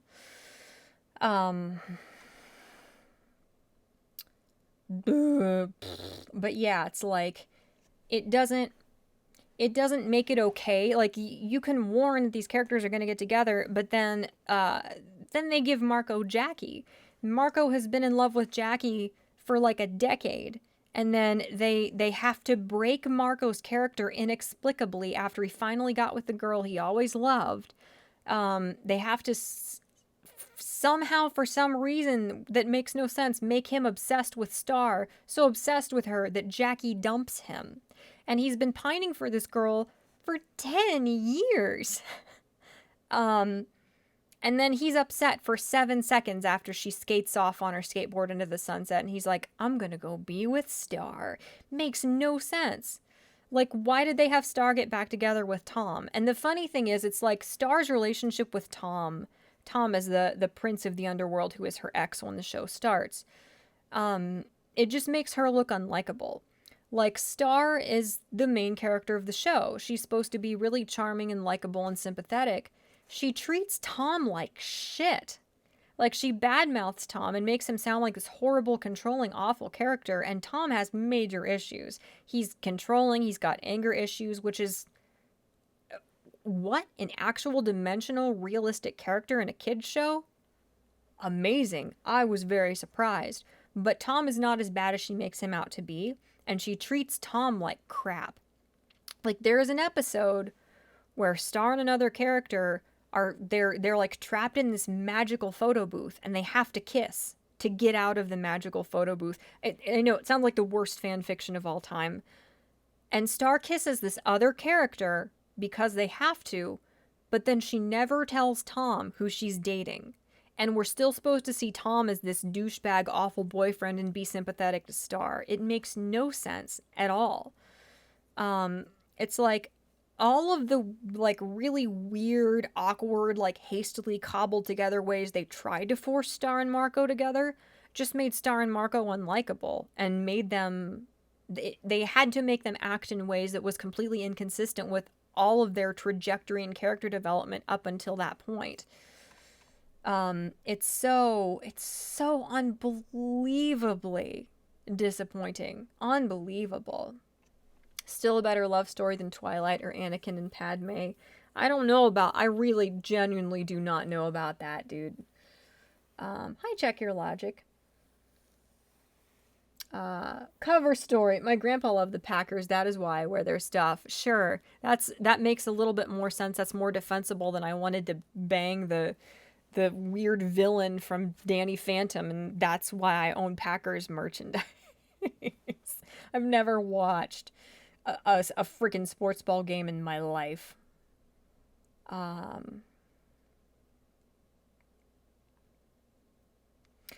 Jimbly said, I want to fuck Hekapoo, but her character is unlikable. I like her, but I've only seen the first episode she's in, where Marco goes after Star's scissors. I haven't seen her past that.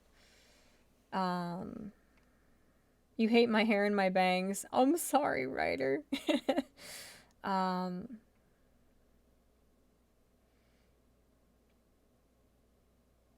I have another stream set up for some. Are you freaking kidding me? I am going to kill YouTube. I'm going to kill it freaking dead. Give me a freaking minute, you guys. That makes me really angry. Okay, so the new... Oh, that's weird looking. Oh, why are we doing that? Let's not. Why are you dog shit, YouTube? Why? Stop. I'm so angry. It is not my birthday. There are not no views from 40 minutes ago. That's not a thing. It's not my... Why is my... I don't like YouTube. I'm distraught with YouTube at this time. Give me just a minute here, folks. I'm gonna delete the it's my birthday thing. Because I'm mad. Okay. Oh, it's not showing up in my uploads. Oh, that's funny. Well, that's just wacky and silly, isn't it? Oh, boy. I am enraged.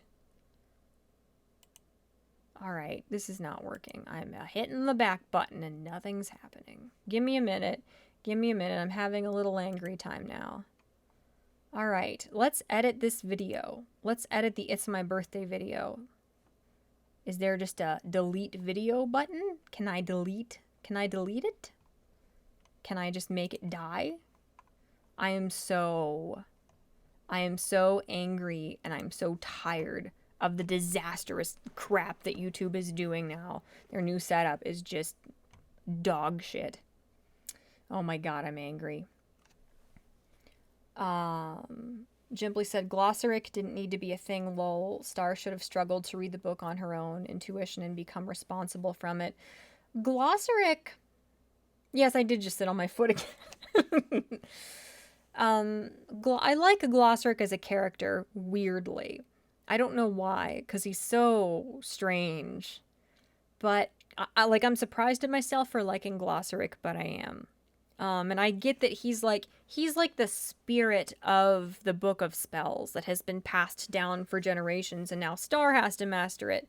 And like all of the queens or princesses in her lineage before her have sections where they wrote down the most important spells they learned or discovered or created. Like, I like that Glossaric is like the spirit and like the spiritual guide of the Book of Spells. But he didn't help a lot of the time. He was weird. He didn't serve a purpose. He caused more harm than good. And I don't know if those were like... I don't know if those were like lessons she had to learn. And Star is so undisciplined that without Glossaric, I don't think she would have taken the initiative to actually learn and grow. Hardly at all. But I know people... There were people who thought that Glossaric was the endgame villain. They thought he was the bad guy all along. Like, that tells you the level of helpfulness and productivity that Glossaric contributed to Star's growth as a character. I don't know. I don't know. I like him, but I don't know necessarily what purpose he served. Hi, Rakist. Hi, American Phoenix. Hello, friends. Welcome. Um, yes, I'm talking about Star versus the Forces of Evil. Question from my sister who knows the show. Isn't Ponyhead and Hekapoo dead since Star got rid of... Well, that's another thing. The end of the show makes no sense. Like, one of the bad guys in the show, this is a total spoiler, so if you guys are super invested and don't want spoilers, go away. But one of the main villains in the show wants to destroy magic because one of the main themes of the show is Star, because she is taken to an objective place away from her castle where she's always lived as literal royalty. Because she lives on Earth, she begins to get perspective and realize, oh my god, my family, we are not the good guys. Because they are not the good guys. And I gotta fix my freaking hair again. I'm so sorry. It's genuinely fascinating, and this was part of what got me really invested in the show. Like, because, well, fuck you. Go lay on the floor then, hairbrush. See if I care. Okay. Like, for Star lives with Marco Diaz. So for Marco's parents' anniversary or something, she gifts them a trip to Muni, the kingdom or the planet she's from. And she thinks Muni is amazing. She loves it. She's so excited. She tells them it's going to be amazing. So she takes Marco's parents to Muni, but like the like dimensional portal she opens up, they're in like the town square and it looks like the Dark Ages. People are insane. People are destitute. People are filthy and starving to death and like putting children in their like stew, and they do it as a visual gag, but the implication is that people are eating children off the streets. So it's like, through our outside perspective and through the perspective of Marco as this kid who lives in America, you begin to see that the way Star thinks of her world and her family is not how it is. And that's a really cool episode because you start to see that, like, wow, they're really shitty rulers. Like, the kingdom of Muni, aside from their massive, gorgeous palace on top of this towering, beautiful hill, everyone else is starving to death and diseased. And then the next episode that really was captivating to me was one where she brings all of her friends over from school, her and Marco's friends, and she's having them do this tradition where they reenact like Munian Independence Day, where like the Munians, is that what they're called? No, they're called Mumans. Like the Mumans basically like colonized this area. And you could perceive this as like an anti-American, anti-colonial thing, but I genuinely don't see it that way. I genuinely don't see this as like this passive-aggressive leftist, like anti-American commentary like you saw every other episode in Gravity Falls. I don't think that's what the show was doing. But she has all her friends over to like reenact the like Munian Independence Day thing. And she reads them like this children's book about Munian Independence Day, where the Mumans settled and conquered this land where the monsters already lived. And monsters are these sort of humanoid, sort of like animal-looking, like talking bipedal creatures. And throughout the whole series, the monsters are the villains. They're the bad guys. They're trying to like get Star's magic wand from her. They're seen as like savages and these morons, and they're just seen as like they're doomed to be bad. They're doomed to be like villains. That's just how they are. They can't not be villains. And so when she has all her friends over to do the like ceremonial holiday reenactment of the Independence Day thing, she's reading what happened out of this like children's storybook to give everybody context who's gonna be in like the mock battle. And Marco's like, this sounds awful. This is a massacre. This sounds like the monsters were minding their own business. They were completely defenseless, had no weapons, and they were massacred, and their land was razed, and they lost everything. And because of this, like, Earth Kid's outside objective ability to see this is horrific, Star begins to realize, oh my god, things didn't happen the way my parents taught me they did. And it is fascinating. It is so well done.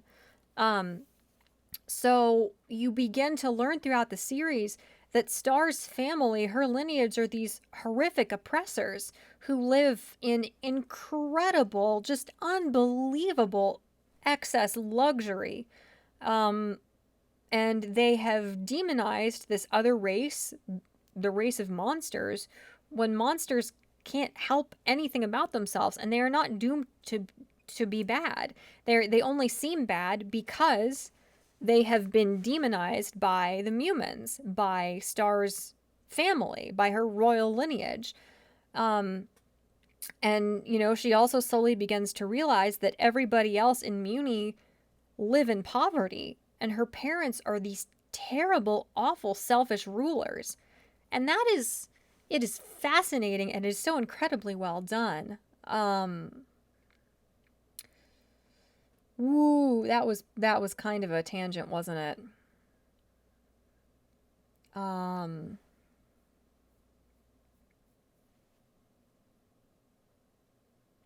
the aesthetic of the world, Jimbly says. The characters, how the queen handled the situation as young and inexperienced as she was. I thought she was a better character than Star. Yeah, there's like a TV movie about Star's mom. Like, Star's mom is named Moon, and her struggles as a ruler begin to be fleshed out more as the series goes on. I'm not really to that yet.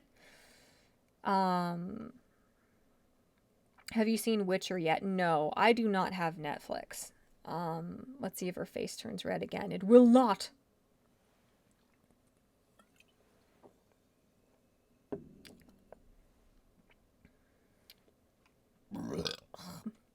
I'm dying. Remember, okay, your sister said, remember when Star and Tom went to Tom's dimension? Tom's mom didn't like Star because she would flake on Tom's plans. I'm not there yet. I'm actually not to the part in the show where Star and Tom are dating. But I've read a bunch of people's opinions on the show, and I've watched reviews, and I know she treats Tom like shit, you know? Like, she paints him as the bad guy, and because she's the main character, we're just supposed to be on her side. Like, the show portrays Tom as a bad guy, even though he's not a bad guy. And so much of the audience, so many of the fans were so mad. They were so pissed because the show portrayed him as this really shitty guy when Star was a horrible girlfriend to him, you know? That's a big part of why people started getting really disenfranchised with the video. Just because it... Did I say with the video? With the show? I'm sorry, I'm reading what you guys are saying as I'm talking. Oh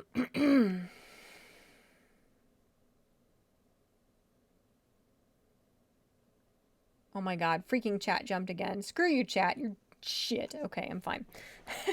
But that's one of the things that people got really sick of, was that everything was portrayed as if Star's perception of things was correct toward the end of the show, and that wasn't the case, you know?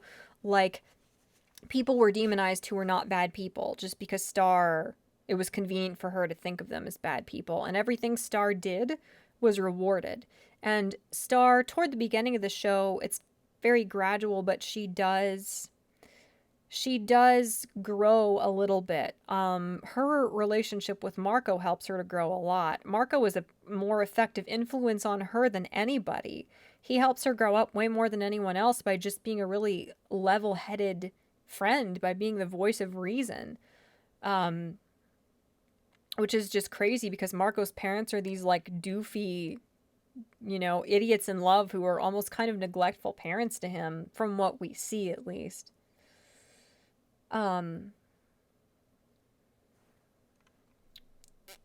I'm getting distracted. I'm sorry. But so there was kind of a trajectory of Star learning things. The problem is I'm not quite to the end of episode 2 yet, and I'm not gonna like it when I get there, because season 3 episode 1 I'm gonna be pissed because they kill somebody off and everybody knew that person was coming back. They knew they weren't dead. They knew they would be the ultimate villain at the end because that was literally the only thing that made sense. But no, he's dead. He's dead just inexplicably. It is literally Game of Thrones tier dropping the ball on the part of the writers. It is just a disaster how badly they handled this. But I'm not quite to the end of season 2 at this point, as I said, and Star has grown and learned to an extent, but part of the problem is the lighthearted tone of the show. Now, this show has gotten shockingly dark, just fucking blew me away. I was stunned at how dark this show has gotten, like to where my jaws just dropped some episodes. I'm a 27-year-old woman who's like paying the bills and cleaning my house, and this stupid Disney show, like my jaw hits the floor because I'm just totally blindsided by how dark it gets some episodes. And I prefer darker, more story heavy stuff. But they undo Star's character development and her maturing for the sake of punchlines too often. Like at the end of an episode, a lot of cartoons do this. They'll like basically undo everything that happened in the episode as a gag at the end of the episode because they don't know how to close episodes of cartoons. And they do that enough in this show that it doesn't seem like Star is learning or maturing. Marco is exceptionally mature for a 14-year-old, for sure. And most of the kids in the show don't act like 14-year-olds. They act a little bit older. Jackie, I would say, acts like a 14-year-old. Some of their friends don't. Jana definitely doesn't. Jana is just like a nutcase, and I adore her. Jana is one of the best characters. She is so funny and so charming. Everybody, I think, loves Jana. But part of the problem with the show is that Star doesn't really grow. She really doesn't grow. She doesn't mature much at all. Oh my god, I'm so sorry, you guys. The chat just jumped again. I will try to catch up with you guys shortly. But like she's rewarded and the show moves the tone of the show moves along as if she is growing and she's becoming a better person and more mature and more selfless and responsible. But she's not. She really isn't. And a lot of that is just because they were willing to sacrifice character development for the sake of a punchline, and that really sucks. Star does some really, really shitty things, and she's short-sighted, and she doesn't listen to advice and warnings and instructions ever. She's very, very childish in that way, and the show always is, like, on her side. The show is always sympathetic to her and always treats situations as if she is in the right when she's not a lot of the time, and that's part of what began to make fans really aggravated, and I think that gets way, way worse in later seasons. Let me know if the link posted, because YouTube is stupid. Oh, it didn't let you post a link because you're not wrenched. I'm sorry. Wrench me, and that wasn't an advance. Here, let me see. Add moderator. I will do this one for the moment, despite your freaking Toffee comment. So, be reverent, be fearful, because you are on thin ice, good sir. I just tried to wrench you, and I don't know if it worked. Oh, no, it did. Okay, it's just not showing a wrench. Fuck you too, YouTube. Cool. I'll just do that for the moment. Thank you guys for yelling at me. I didn't see. She can barely do Discord or Twitter. That's mean. Zeralath, about the whole Mumin thing, said not anti-America, it's anti-capitalist. It is to an extent. It definitely, in this instance, the colonialism is very bad. And you could definitely, if I was a parent, I would be very wary, and I would see that as Disney doing their bullshit, like anti-capitalist, anti-American thing, like they did with Gravity Falls. But I genuinely don't, like, from losing my voice, that's great. I genuinely don't think that that's what they're doing necessarily. I think on the surface, it looks like that anti-American pandering, which they know is going to draw people in. But it really doesn't seem that way. It more seems like just a really interesting storyline where Star begins to realize everything I know is a lie, because she's very, very, not to use like an overused, meaningless buzzword, but Star is extremely privileged. She's like as rich as you can be. And then being plopped down in this sort of upper middle class American family with people who know nothing about her kingdom and her dimension gives her a lot of perspective. And that is one of the ways in which she does grow. I'm sorry, Diego. I thought this was about Star Wars. It is not. I'm not up to date on Star Wars. DM me if you want to steal my niece's Netflix. No, I'll steal my like mom and stepdad's Netflix if anything. I might. Trying to catch up. Freaking screw you, YouTube chat. I'm just gonna freaking hold down on the little scrolly bar here. Thexor, is that how you say your name? I'm so sorry. I see it and I never say it out loud. Said, so it is a Disney cartoon with a good plot and strong moral messages. When did they decide to start doing that again? I missed it. Well, Star is definitely, it's a gem. It's incredibly unique. It's a very, very unusual show for the Disney Channel, as far as how ambitious it was with the storytelling, and that's why people adore it so much. It really was exceptional. Ryder said, Star and Marco are awful when it comes to relationships. Star is an asshole to her boyfriend. Exactly. Yes. That's exactly it, Ryder. You should see Marco when he was 20. Well, yeah, hold on. I'm gonna try and catch up with this all. Freaking stop jumping, you piece of garbage. Jimbly said, I still can't get over that special episode about Moon. It's such a different tone, pace, and style from the rest of the show. Some of the episodes are like that. The episode where Ludo, after Toffee, like, ousts Ludo, like, overthrows him. The episode where Ludo is, like, in the wilderness on, like, this freezing, desolate wasteland planet, and he has to actually learn to take care of himself. That episode, I think it's called Ludo in the Wild. That's like Samurai Jack level storytelling. It is masterfully done and it's captivating. I thought Ludo was so stupid. I hated Ludo as a character. And that episode blew me away. It was so good. I also really liked the tone of the episode where Marco goes after Star's dimensional scissors. And he's in, like, Hekapoo's dimension or whatever. And that's another episode I will touch on here, you guys, because that's the most recent one I've watched. Everybody's like, what the hell is a Hekapoo? I will elaborate presently. I'm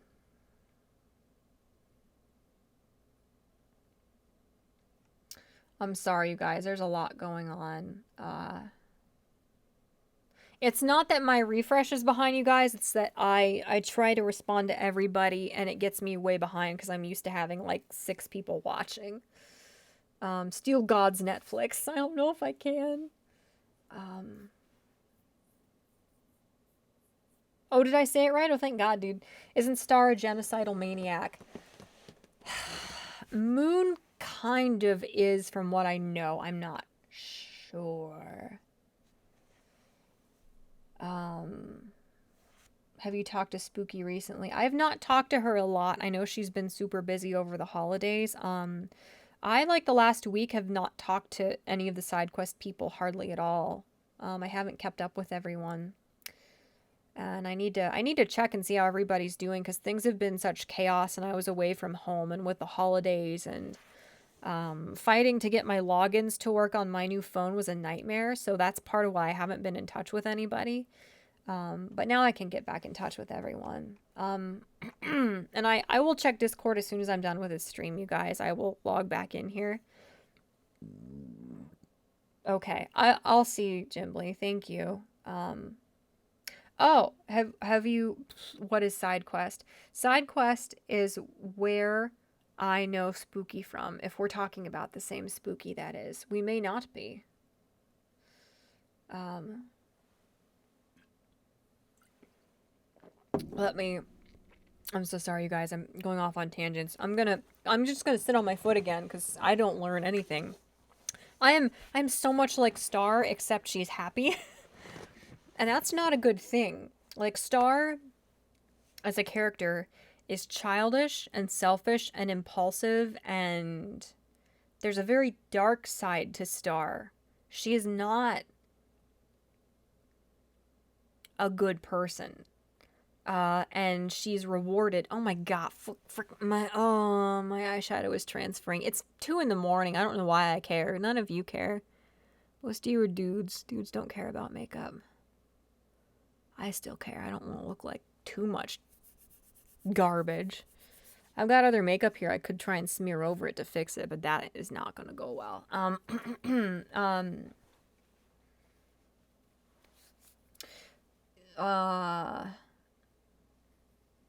Yeah, my little baby brain is not working so good. I'm sorry, guys. Um, fucking, where was I? I was talking about. Okay, so I'm gonna go into it. Most of you guys are not gonna watch this kid show, and if you do, you're gonna be like me, where I was like, I'm gonna watch all the spoilers. I'm gonna watch all the reviews because it's just a stupid Disney show. I'm not gonna get into a Disney cartoon for children. Holy shit, I was wrong, and I wish I didn't know all the spoilers, but I do. But I know you guys are going to be the same way, so I'm going to give you the spoilers, and then you can hate yourselves later for having been spoiled. Having spoiled yourself.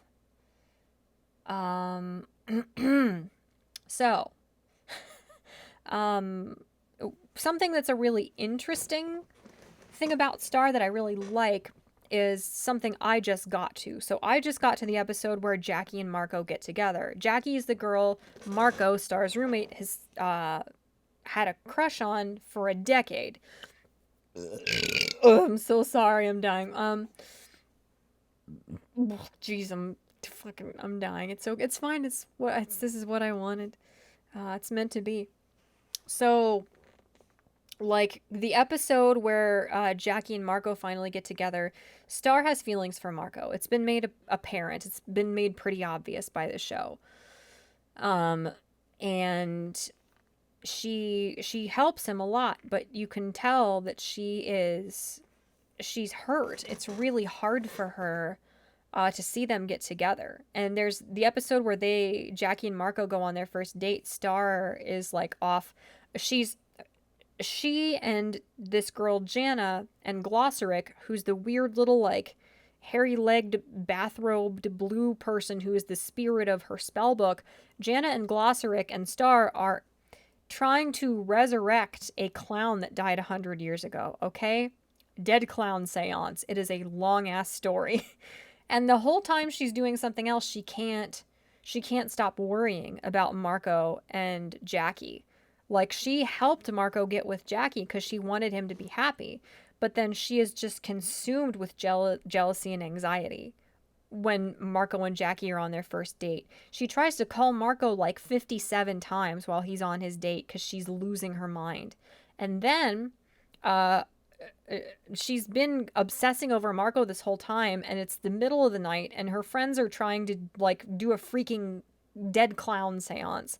So Jana falls asleep in like a 6-foot deep grave that's dug and not filled yet in the graveyard. Her friend who came with her is asleep. Glossaric, the spirit of the spell book, is asleep somewhere. Because they've been waiting for Star to get her shit together for so long. So while they're not paying attention, Star flips to a different part of the spell book where the like one really dark like queen from her lineage who kind of went bad, where all of her spells are, and she reads and uses the like spying spell that past queen wrote down. So she uses dark. This is the first time I believe that she uses dark magic. She uses evil magic knowingly because she is so consumed with jealousy about Marco being on a date with Jackie that she has to see what's happening. And when she sees what's happening, they're like skateboarding. It's obviously the worst thing she could have done. She should not have done it. It was so stupid. Because she's crushed because Marco is obviously happy and Jackie's happy and they're having a good date. And she's watching them skateboard because Jackie's teaching Marco to skateboard. And she's so angry and burning with so much jealousy that somehow she like pops one of the wheels off of Jackie's skateboard and causes them to crash. And then she's terrified and horrified because she didn't know that could happen. So that is a fascinating episode because there's a lot of darkness to Star. Like she's been in very mundane circumstances. All the stupid stuff she's done before now has been pretty harmless or due to ignorance or short-sightedness at worst. But this is the first time she kind of opens herself up to the influence of evil, which is very dangerous as a magical being who wields this incredibly powerful magic wand. She opens herself up in this episode to evil because she's so consumed with jealousy over Marco and Jackie. And that is fascinating. And I know they're not going to really do anything with that plot. I don't trust them for a second. But it's really a good idea. You know, like Star is actually finally being tempted because her mundane, like day-to-day, like, oh, you're going to make a mess with your wacky, funny spells, but we're going to clean it up before the parents get home or whatever. It has not forced her to grow as of yet. Like, unless she's really tempted by evil, I don't think she's going to mature and sober up as a character. So that's fascinating. I really, really liked that episode. But what they could have done with this is they could have made it a really, really compelling, relatable plot where Star has to get over the fact that she's in love with her best friend and her best friend is with someone else and is happy. Like, I think everybody's had a situation like that where you want to be happy for someone, but you also have feelings for them and it's killing you inside. Like, they could have made that a point for her character to actually really grow as a person, and they don't, because Star gets everything she wants all the time, no matter what. And it just sucks because she doesn't learn anything. And the show doesn't punish her for all of the selfish, short-sighted shit she does. And it's interesting, too, because Marco has been in love with Jackie, basically, for 10 years. And the show writers they're fictional characters, obviously. But when you write characters, you love them to an extent. You care about them. And you should respect them a little bit. Because if your show or your comic series or whatever gets popular, there are going to be fans who love those characters and are emotionally invested in them and will fight for them in regard to how the theories they share and the way they discuss with other fans and stuff. And fans will want the best to happen for that character that they're attached to. So you have to understand the stuff and be prepared for it as a writer. But they make it so obvious that they as writers do not care about anyone else's happiness and do not respect what any of the other characters want but Star. Because Marco has wanted Jackie for 10 years and finally gets her. But what Star wants always trumps everything else in the show.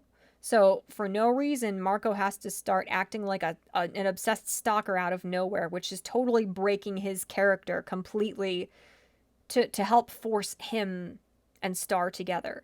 Like, if you can't, there's so many things they could have done too that were smarter. You know, like they could have had, because they did I think I saw somebody say it in the chat. Writer said, don't forget the truth box. There's an episode earlier on in the series, and I'm going so in depth that it's going to be hard to follow, and I apologize. I'll try to keep it as vague and followable as possible, but there's an episode earlier on where Star has a bunch of her girlfriends over, and they're having a sleepover, and instead of truth or dare, they use this, like, terrifying ass, like, ancient cursed Mayan relic-looking thing that's a truth box. And the truth box will randomize questions, and if whoever it's asking doesn't tell the truth, or if everybody doesn't answer the question truthfully, the truth box basically locks you inside of it and tries to kill you, which is fun. It's a good idea for an episode. It's very interesting. So, like, the truth box in this, like, sleepover episode Star has a bunch of her friends there. One of them is Jackie, the girl that Marco has a crush on, and Marco, because he lives there, is hanging out with Star and all of the girls. So the truth box like randomizes the question like, "What's your favorite color?" Or like, what's your favorite song, or just different things like that. Or like, then it asks people, "Did you like the brownies Star baked?" And then they all say yes to be polite.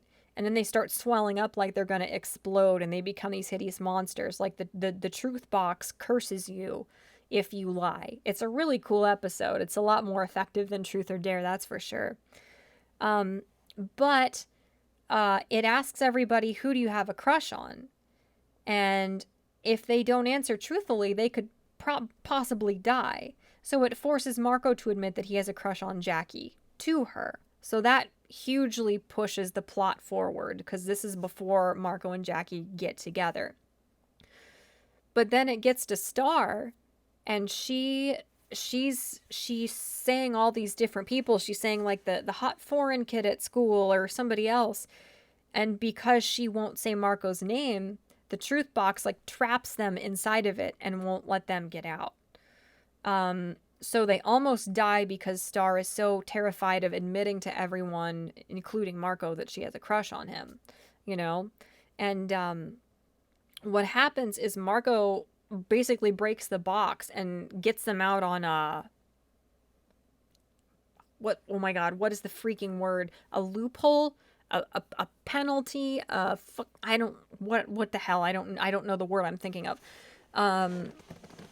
But basically Marco is able to get them out of the box before they die, because none of them know which one is the one lying about who they've got a crush on. Star knows it's her, but nobody else knows who it is necessarily. So Marco like breaks the box and saves them all by saying something to the effect of like, "What's your favorite color?" he asks one of the girls, and they're like, "Well, it's this." And he's like, "Well, that's not the color you said earlier." And so he's like explaining to the box, like, we don't know what our favorite things are. From one moment to the next, our tastes can change. You know, my crush is on Jackie, but is it even really? You know, like you let us get off because you thought that answer was truthful when I said it. But what if my crush is on my idea of Jackie, or my image of Jackie? Or what if when I get to know Jackie, who she actually is not someone I would have a crush on? So like, it's a technicality, that's the word. So like, Marco is able to save them due to a technicality. So Star never has to admit in front of Marco that the person she has a crush on is him. He saves them.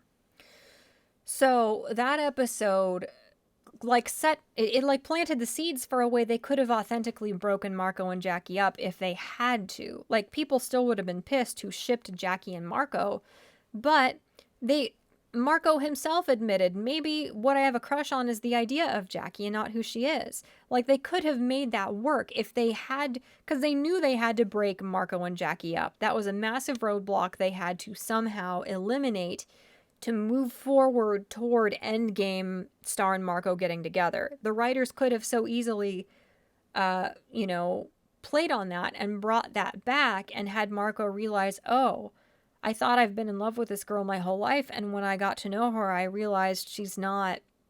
I was in love with the idea of her I had, you know?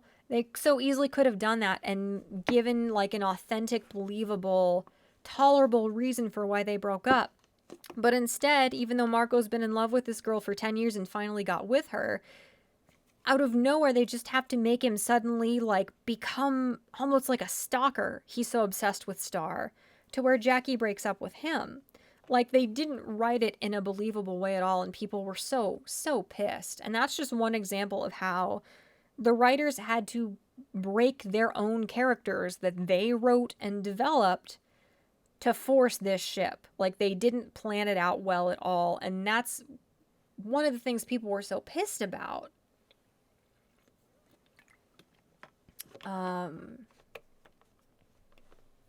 Arguing with a box, been there.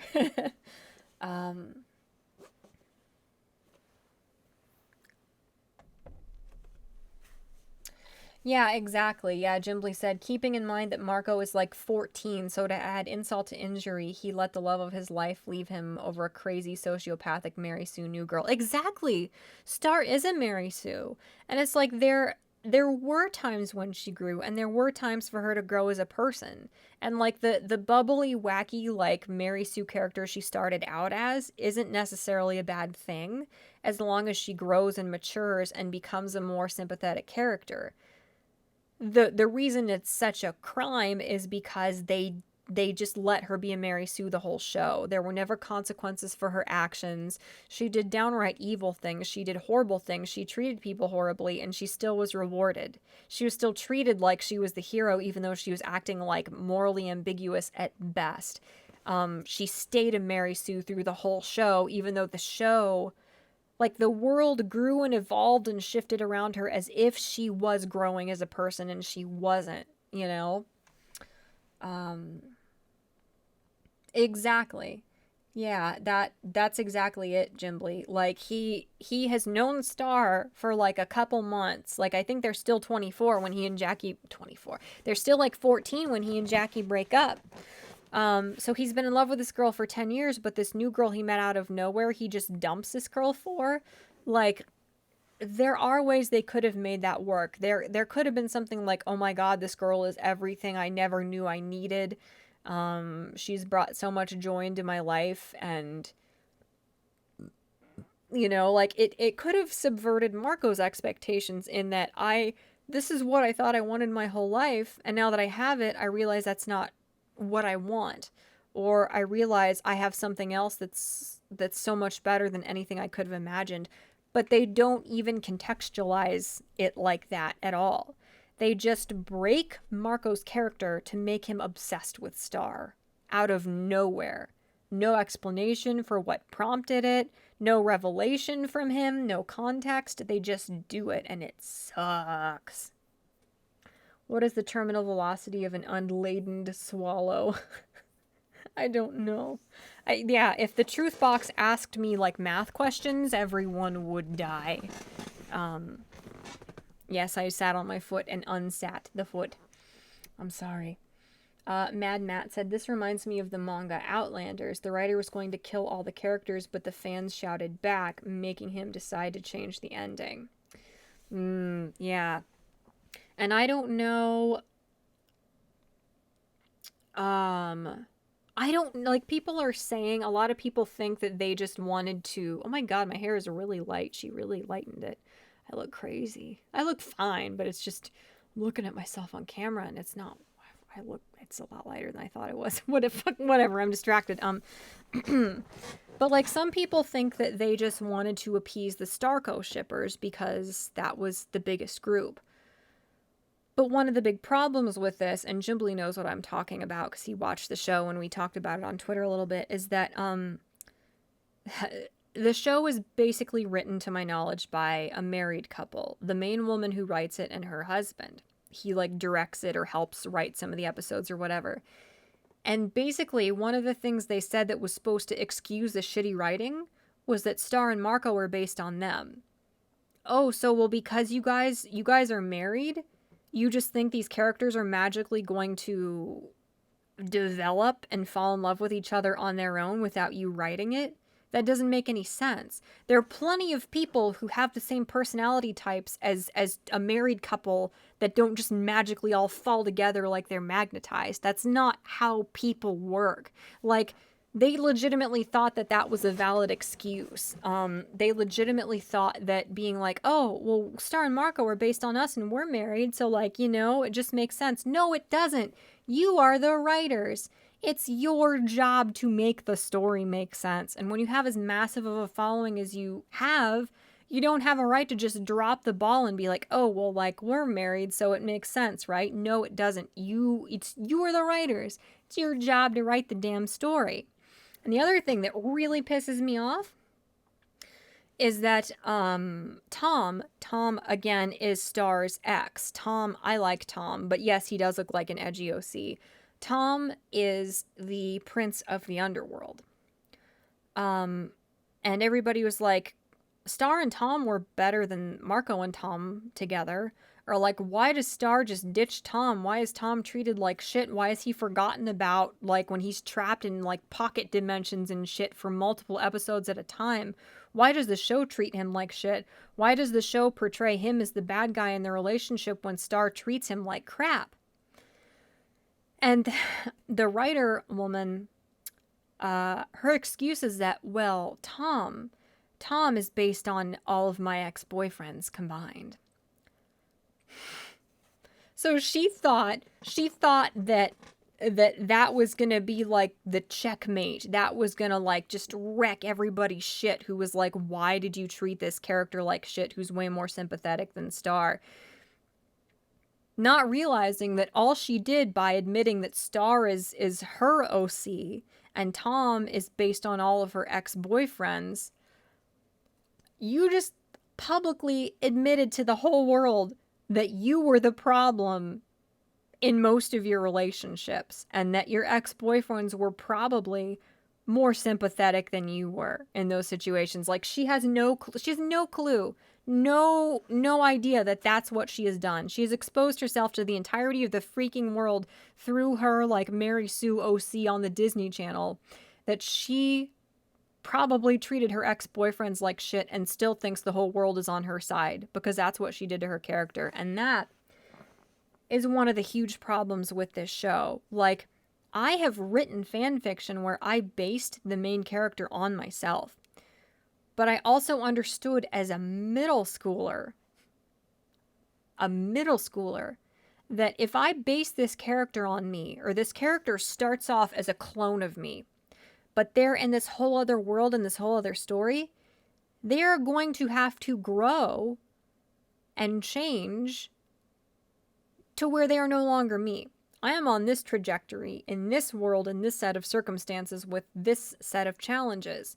If I'm in a fan fiction where I'm in another universe, that girl might have started out as me, but she is not going to be me at the end of the story because she is going through completely different things. Like, you can't just be like, oh, well, I'm writing this character as me, so everything makes sense, and the whole world is going to just bow to my character, and my character is going to be the good guy, and everybody's going to agree with my character doing everything that I do. You have to be smarter than that if you're a writer. You have to be smarter than that. Like, an adult woman should understand that even if you base this character on you, that doesn't necessarily mean everything she does is okay or right. Like, that should make you understand by default that she's going to do shitty things that the fans aren't going to like, because every human being is flawed and does shitty things. Like, there's no excuse for an adult woman to not understand that even if this character is, like, based on you as a template or the inspiration, that character is you are going to have to separate yourself emotionally from this character and let this character grow and become its own character to make any sense, to be tangible to the readers, to be believable. Like, you can't be so obsessed with and see yourself so much in a character that you're incapable of objectively looking at whether that character is developing, whether that character is sympathetic, whether that character is being awful and shitty or not. Because, like, so many people who watch this show. The show was for, like, teenagers. And everybody who watched the show was able to identify that this character is not behaving in a sympathetic way. You know, like, that's not good for you to have that little perspective or understanding, or have that little humility that you can't understand that. And that was one of the things that was just so unbelievably frustrating about this show. It is so good. All right, sorry, I'm going to try and catch up with what some of you guys said.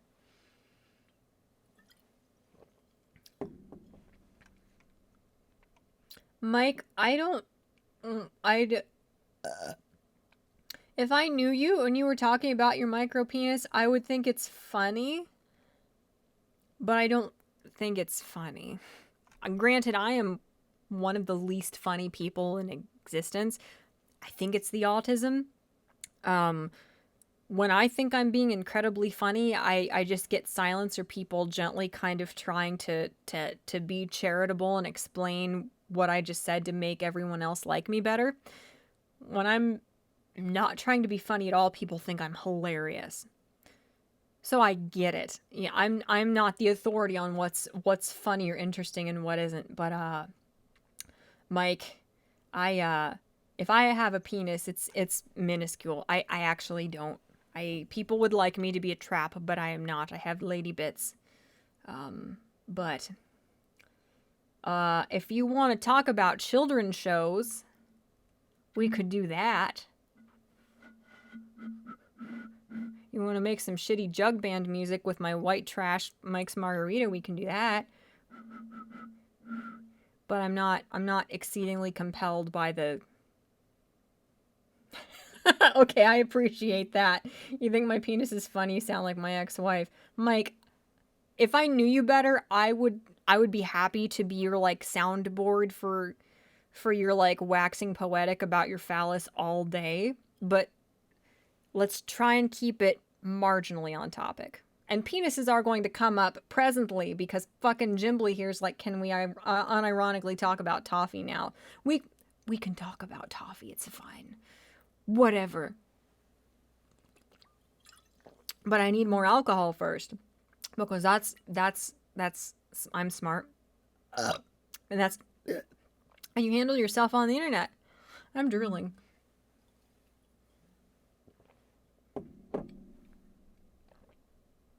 Ah.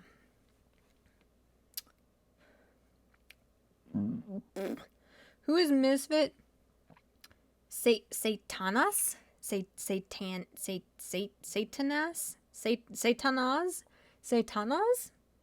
Hey Mort, don't let the micro penis grind you down. I won't. My spirit is unground. I assure you. Hi, welcome friends to the shit show, the second best shit show on the internet. That's like our tagline for side quests, so I can't say the best. Let's talk about his character. I actually want to. Well, okay, Jimbly. So Toffee is an amazing character, which is funny because his name is Toffee, and that's a silly name. But the first character that shows up in Star is Ludo, and Ludo I hated at first because he's voiced by Alan Tudyk, so he's well voiced, but he's a real ugly little dude. Like if you look up Ludo from Star Versus, he's like the ugliest little lumpy gross dude, and it's oh shit, I went the wrong way and now I threw my hairbrush on the floor behind my computer tower, so fuck. But like Ludo's character design and how silly he was one of the things early on in the series that made me not want to watch it. Like, I don't like shows where the characters are ugly. And I know that is just the dumbest, most absurd thing of all time. But ever since I was little, I cannot watch shows that I think are ugly. If fictional characters are ugly, like cartoon characters, I can't watch the cartoon. I watched not cute cartoons, but I watched things that I thought were aesthetically pleasing as a kid. And that tells you how good the writing was in Ed, Edd n Eddy for me to have watched that. Because the first couple seasons of that, I still think are hideous. And part of the reason I like it is because I understand that Antonucci was trying to pay homage to the like 20s cartoons that he was inspired by. Everything about Ed, Edd n Eddy is something that Antonucci was inspired by.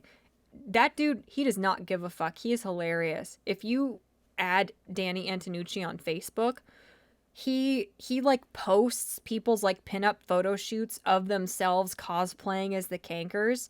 He does not give a fuck. Like, I've joked before about like, what do you think Antonucci would unfriend me for sooner? Like my political views? or joking about thinking Kevin was hot like years ago. And I know my answer now. It would definitely be the political views. But anyway, like if fictional characters are ugly to me, I don't like them. It's hard for me to watch the show. If the style of something is really ugly to me, it's hard for me to watch it. That's part of why I haven't been able to get into Steven Universe. Admittedly, that CalArt style, the like super generic CalArt style, is hard for me to get into. Star Versus is a little bit like that, but it also looks a little bit like Foster's Home for Imaginary Friends as well. Some of the line work and character designs, and that makes it more tolerable for me.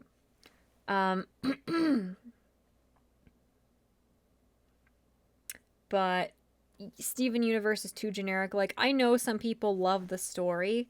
I know it's got a lot of merit to it, but I don't know if I could ever get into it, unfortunately, just due to the stigma, due to the things I've heard about how there's a lot of not good storytelling in that too. Excuse me, I'm fucking dying. We've reached that part of the stream.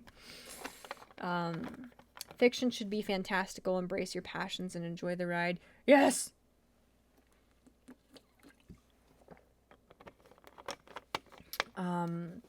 Foster's is so appealing. I loved the art style of Foster's.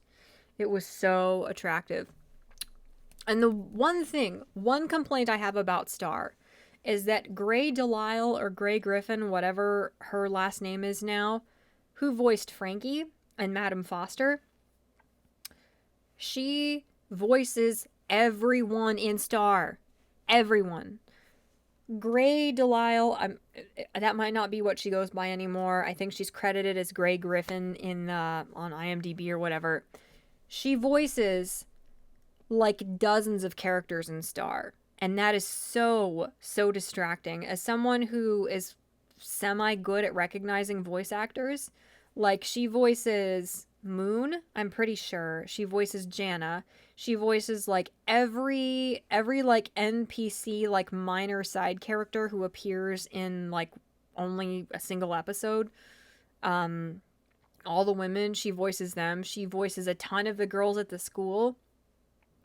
It is so distracting to me because every single person she voices, I'm like, that's Frankie from Foster's Home for Imaginary Friends. That's Frankie. That's Frankie.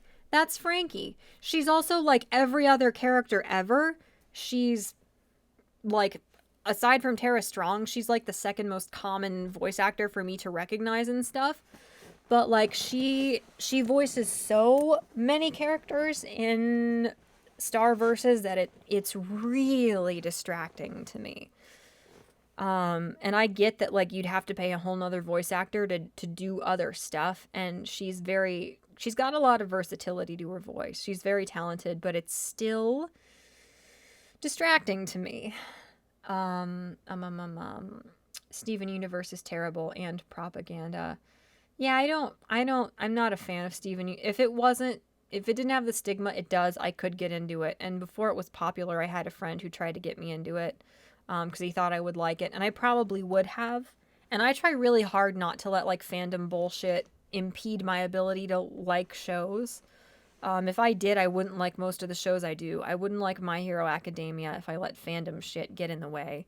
I wouldn't enjoy the 2 Star Wars movies I do. Shh, don't anybody say what they are or everyone will want to kill me.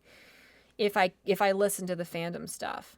But I have to admit, Steven Universe is probably one of the few areas in which I actually let the fandom stuff get in the way of it. For me, that, and it's just not attractive to me visually, which is so shallow. But for me, someone who's obsessed with art and character design and drawing and aesthetics, I cannot get over that. Like, it takes a lot for me to get over that. Yeah, Jimbly, she voices a ton of characters. Opinion of Adventure Time, I've watched very little, very, very little of Adventure Time. I didn't like it at the time it came out because all of my friends in school, when I tried to talk about regular show, they were like, Adventure Time is better. Like, I could not talk about regular show, which is much more my speed. because it was constantly compared to Adventure Time. I might like Adventure Time, and in a couple of years I might try it, but at this time I'm not into it. I mean, I like Marceline from what I've seen of her. I don't know much about Adventure Time. I know that's shameful, but there's a cute mime girl who's introduced later. I'll have to look for her. Exactly, Black Romeo. Everybody is Madame Foster. I'm pretty sure Gray voiced both Frankie and Madame Foster. They had the same voice actor, right?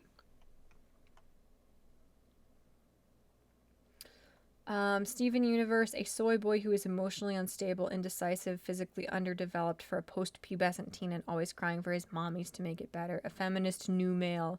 I don't know. I don't know much about... I know there's some good aspects to it, or people wouldn't be as obsessed with it as they are, but from what I've heard, there's... I don't know. There's a lot. There are a lot of flaws, too. Opinion on The Witcher Wild Hunt. Is that the show? Because the Witcher games are just all like The Witcher 2, The Witcher 3. That's the show with... Oh my god. Is it Henry Cavill? Who plays Geralt? I don't even know how to say his name. I've watched so little gameplay of The Witcher. It's not Gerald. I've spent this whole time trying to type the and failing. It's a good day. The Witcher. Oh no, that's The Witcher 3. I'm sorry. I have not played The Witcher 3. I have watched gameplay of it. A lot of gameplay of it. As opposed to the other games, which I have not watched any of. And the storytelling looks really fascinating. I like that there's so much effort put into every little side plot that you can go down. I don't know much else about it, to be frank. I know that's not helpful. Oh, I'm itchy.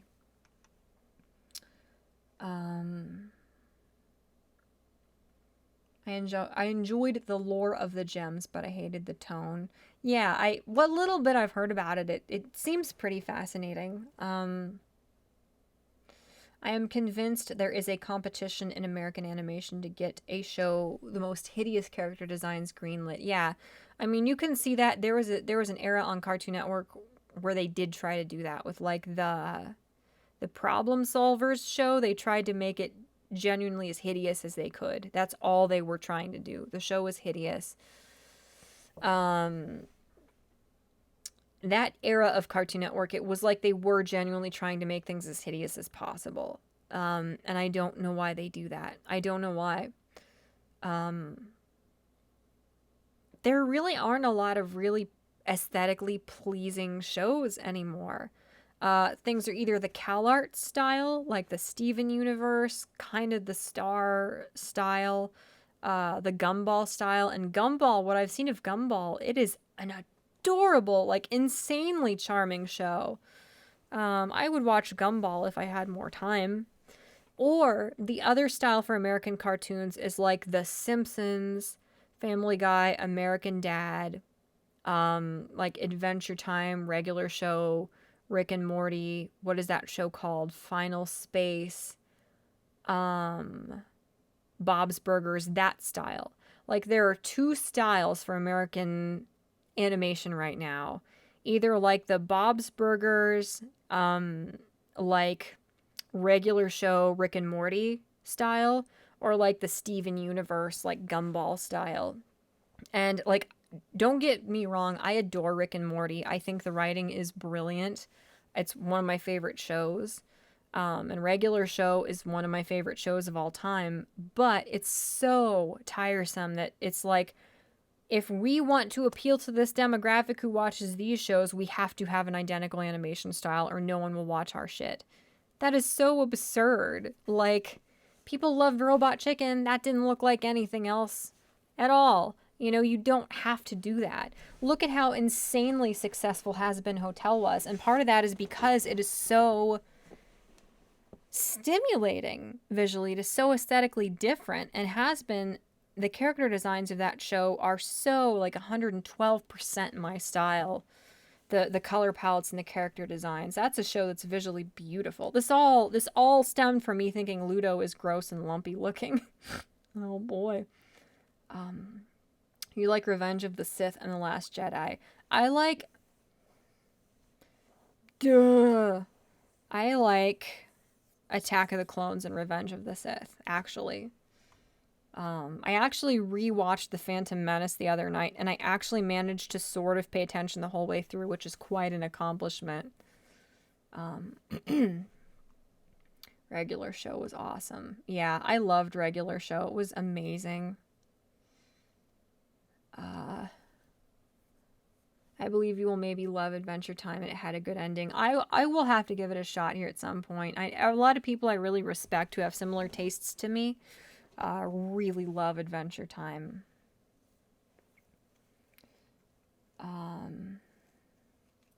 Look up Star versus Mime Girl on Google Images. There's a shit ton of fan art and screenshots.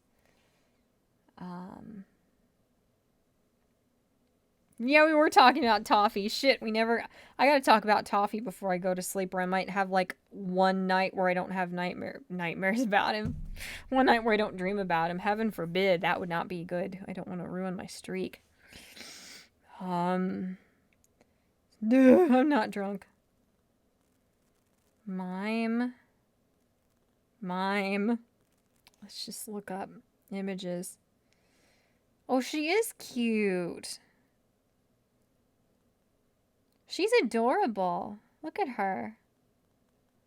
I'm not looking on Google Images. I'm looking on DuckDuckGo, so I'm shocked that everything is as tame as it is here.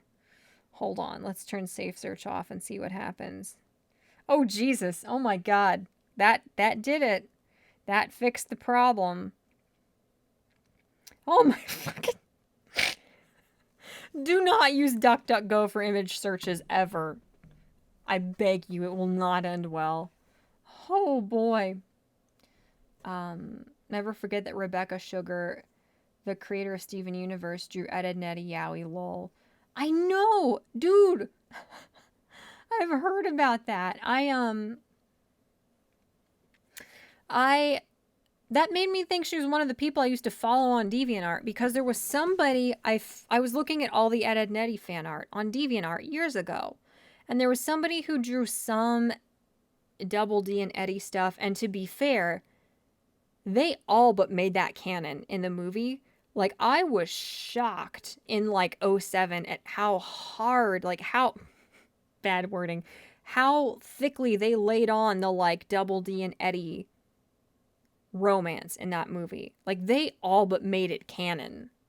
Not just Eddy's big brother calling Double D his girlfriend. Like, it was, they almost made it canon, which was shocking to me. So to be fair, you know, Antonucci clearly doesn't mind that ship and isn't above implying it in his work. But, unless our Jerry Springer reruns count as, oh my God, dude. Fuck. But, like, there was somebody, it wasn't porn, it was nothing like that, but there was somebody on DeviantArt who drew really good Ed, Edd n Eddy fan art, and they drew a little bit of, like, Eddy and Double D stuff. Nothing X-rated, unless I blocked that out of my memory or something. But that person, because their fan art was so good, became a storyboarder on the later seasons, you know? To be fair, Antonucci does not give a fuck. He does not. He is the coolest dude. But, yeah, it's kind of... I mean, it's weird. Like, I think most people who would write their own cartoons who are adults have, like, been in, like, the fan art fanfiction world. For sure. But, yeah, it's a little awkward. It's a little awkward to find the, like, Invader Zim and Ed, Edd n Eddy smut drawn by those people who write their own cartoons. Like, you've got to separate your like pervy online persona from your professional persona if you are going to be making kids shows, Because that's a little weird, and you can't blame people for being like, I'm not sure about that. Like, I don't blame anybody for being a little bit puzzled by that. Swallow the hard drive and don't get taken alive. This woman is a poet. Not me, I'm a dumbass, dude. Yeah, DuckDuckGo, the image results for that are fucking wild. You could, like, do an image search for, like, toenail clippers.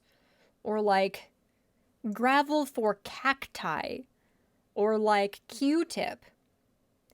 And the results, you will need therapy. Not you might, you will need therapy. It is nuts, dude. It will give you flashbacks to, like, Google without safe search, like back in middle school. It is nuts. Exactly. DuckDuckGo is the proper Wild West of searching. Yeah, there's a lot of fan art of Mime Girl, dude. Yes, it does have a content filter, that's for sure. Dear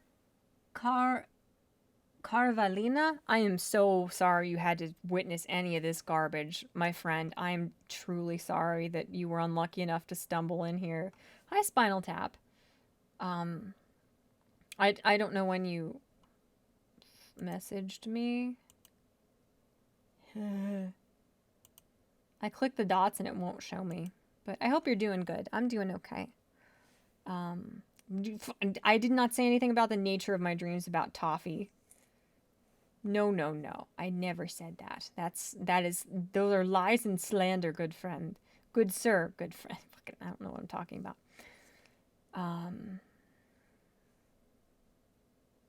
Toffee and Mime Girl. Yeah, I don't know. Ships have become very, like, streamlined. Like, there are a couple main ships, and, like, what do they even call them anymore?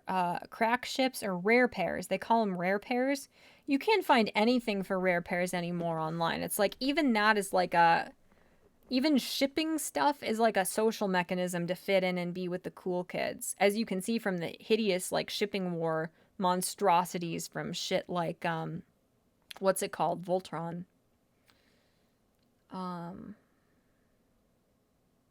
Hello, blonde Western beauty. That's not me. I'm goofy as fuck, dude. Assassin said, I have seen Iraqis, well, in daylight. They did not care. To be fair, that's a little worse than me and Toffee. Jesus. Yeah, Assassin has seen some shit. If there's somebody in this chat you should be reverent toward, it is definitely Assassin. Boots. What are you all saying? I don't understand what's happening. Exactly. Michelle and I are the top tier autists of the stream. Indeed. I think Ryder's probably an autist. I don't think he'd be offended by me thinking that. But he isn't. He went to Betty Bye, so whatever. Here in Rule 34. Oh my god. Adieu, fair Chat-Mort. Thank you, Misfit. I wish you the best, good sir and or madam. Welcome to the Toffee stream. Fuck. No. No. It's not a Toffee stream. Shut up. So anyway, Ludo's character's I can't talk. Ludo's character design is so ugly and gross. I almost didn't want to watch the show. But his character development blindsided me. Now, I love Ludo. But Ludo is like the goofy, stereotypical, like, wacky, kind of incompetent, bumbling villain who wants to steal Star's magic wand. I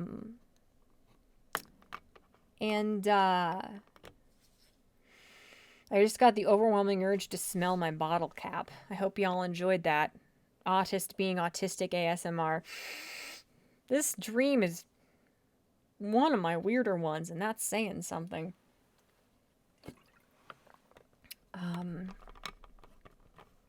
Yeah, I'm going to go ahead and give you a good point to talk about Toffee on so we can get back on topic. Please do. Please give me a Toffee talking prompt. Fucking shit. I'm out of my mind. This is a bad day. So, Ludo is the, like, ridiculous looking strange little man. And then Toffee comes along, and because Ludo's villain henchmen are incompetent, and he is incompetent, and they can't steal Star's wand, Toffee comes along out of nowhere, and he's like on a completely different level from everyone else. Like, the rest of the villains are these, like, goofy, just morons in the most endearing way. Are you meowing at me? What? What? Oh my god. Okay, I gotta let in my little homie. So Domino is tall enough now that he rattles the door handle in the basement when he wants in. So I gotta let my little man in. I will be right back. I finally get on topic, and thank God something pulls me away. You guys almost had me, but I thwarted you at the last minute. I will be right back, I swear on my life. I just gotta let my little man in. I'll pull my shorts down so you guys don't get traumatized. I will be right back.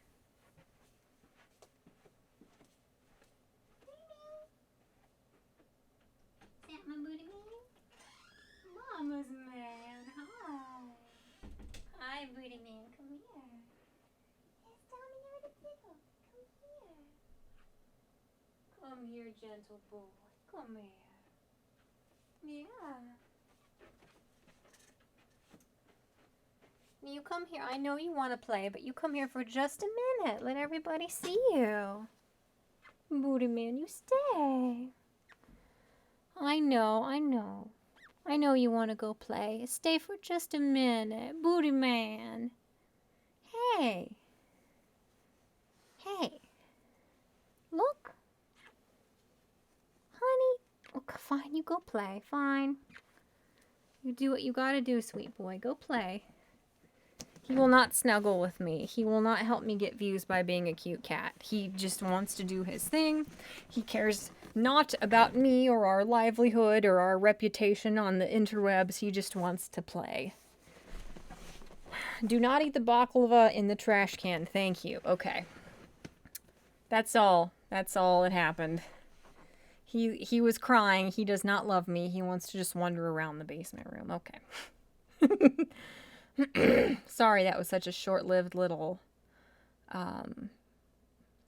Domino sighting. Oh my god. Found an image of Toffee feeling up some dude on DuckDuckGo.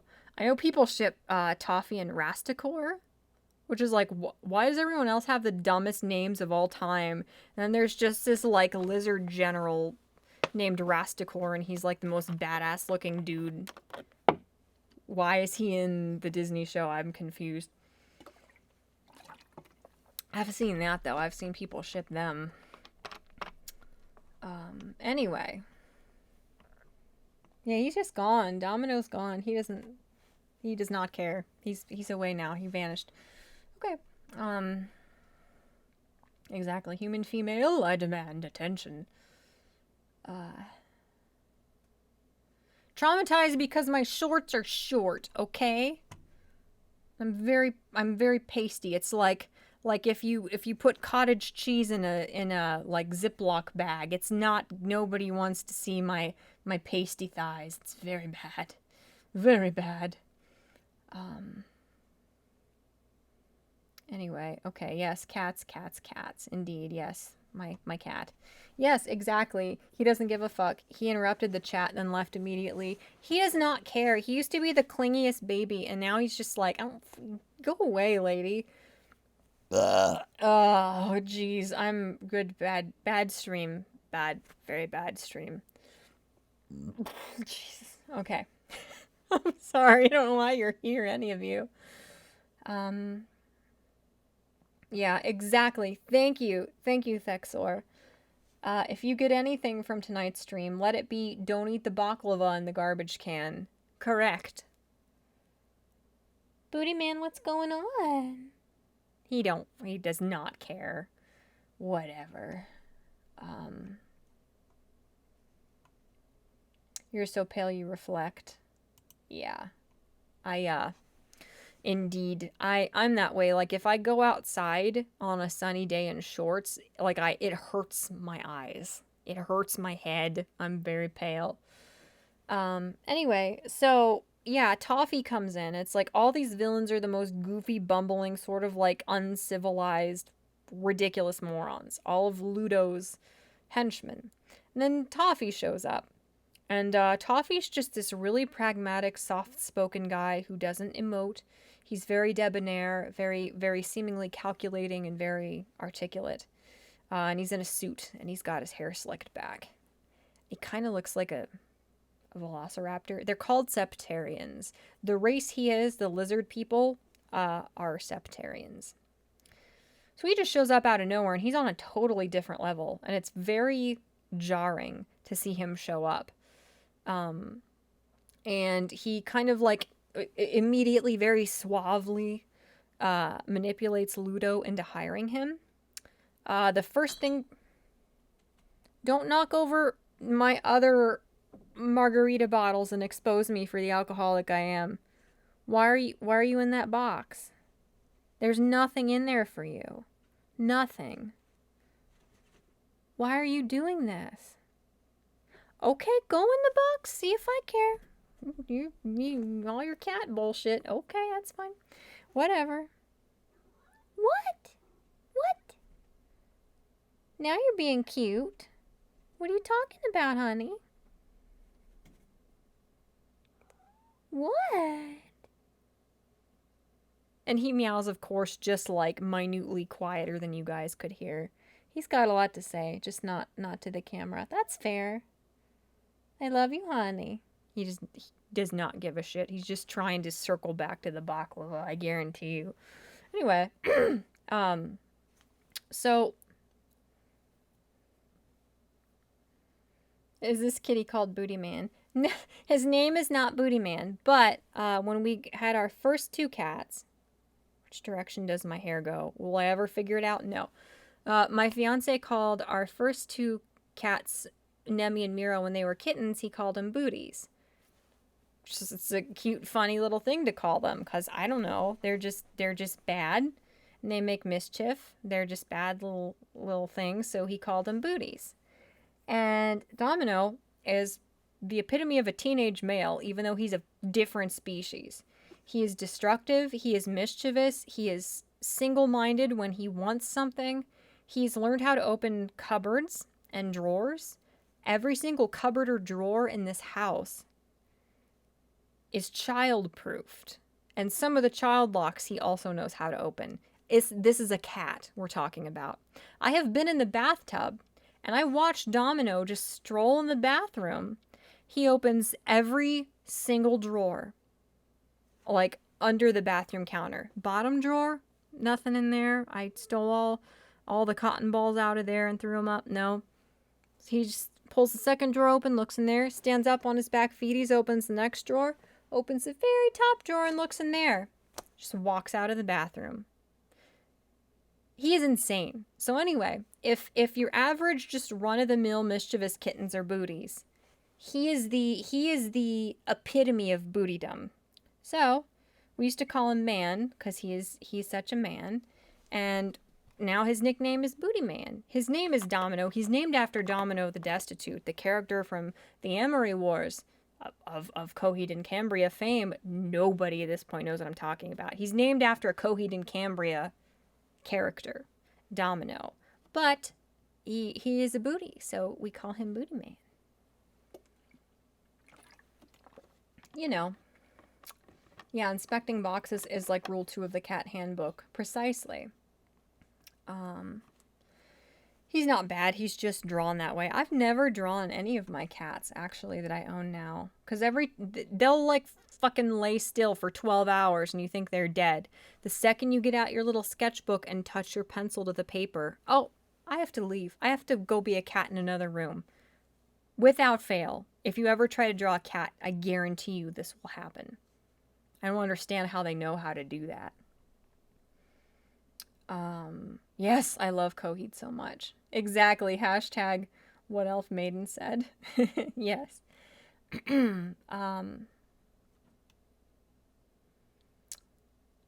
Yeah. Did I tell you to shut up for that? Michelle's noticeably getting bothered describing him. I'm not. Shut up. No. Yeah, keep in mind, guys, Jimbly says, Toffee is totally above the level of all characters in the show up to this point. Even his design is very... He is. Like, he looks like he walked in from another show. His character design is so different. And it... I don't know how to describe him, but he like gets your attention the second he comes on screen. The fact that he's voiced by Michael C. Hall does not hurt.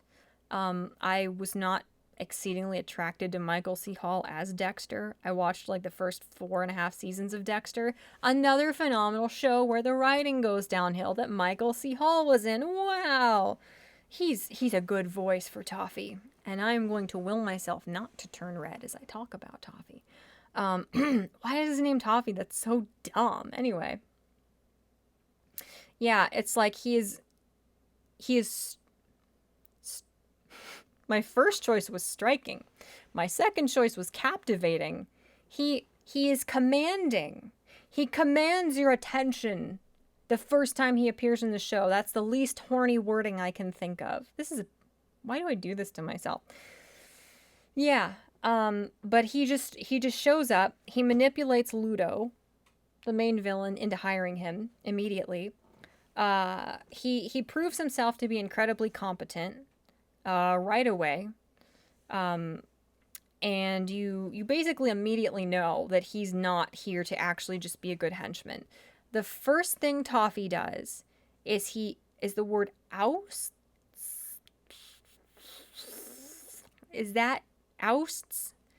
The first thing he does is he turns everyone against the one member of Ludo's like henchman who is unfalteringly loyal to him.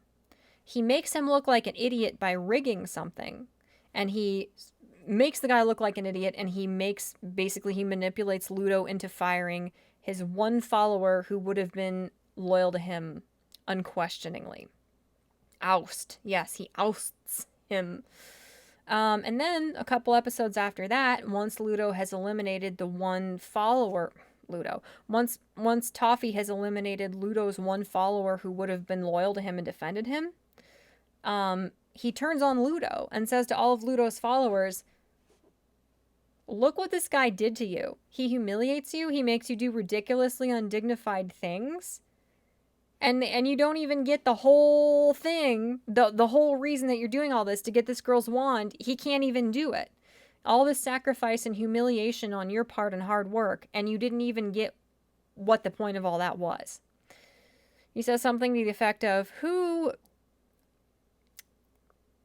is a better leader? Or who do you think would be a better leader? Him or me? And just like that, Ludo is no longer the villain of the show. He is kicked out of his castle. He is like... It's amazing. You know, it sounds silly, but it's amazing. Yes, a coup d'etat. Precisely. He ousts him. I used the word correctly. Fuck yeah. But, Toffee is just... like a top tier villain. I know a lot of people who don't watch like kids shows much who are like, yeah, Toffee's in my top like 3 villains of all time, up with like Marvel villains or yeah, people like that. Yes, Buff Frog. It's so yeah, and Buff Frog too is an amazing character. He's literally a buff frog, and he has a Russian accent. And he's the one of Ludo's followers who Toffee gets rid of because he's loyal. And it's so dumb. It's just like a buff Russian frog. Buff Frog is the one monster's name. Yet his character arc is fascinating. Like, even the dumbest, goofiest looking and sounding characters in this show, their character development is really interesting. Like, I am emotionally invested in the character development and the well-being of a buff, like, talking frog monster with a Russian accent. I am deeply emotionally invested in this character. This story is so, I mean, up to the point where I'm at, not for much longer, but it is so masterfully written. It is so captivating. And the thing is, it's so goofy and silly and lighthearted and unassuming at the start that you are completely blindsided by how captivating and effective the storytelling is. But yeah, yeah. Yeah, Toffee's pretty top tier. I remember how I rooted for him when the show was introduced. Yeah. You guys are doofy. I prefer truffles, says memes. I don't like toffee much myself. More of a caramel man. Oh, wow. You're building radiators for a practical starship model. I've never had truffles. I've eaten a shit ton of toffee. Like for real though, like Heath bars and Christmas cookies and stuff. Stuff. Yes. In Star versus the Forces of Evil, frogs don't eat flies. Flies eat you. But I think you said somewhere up higher. Was it that long ago? Where is it? Dude, oh my god. You said something. You said something about how the more of Toffee's backstory you discover, the more you're on his side. Because when he first shows up, you're like, oh, he's a scary villain. He's going to be the mastermind villain of the show. But it takes quite a few episodes for it to slowly be revealed.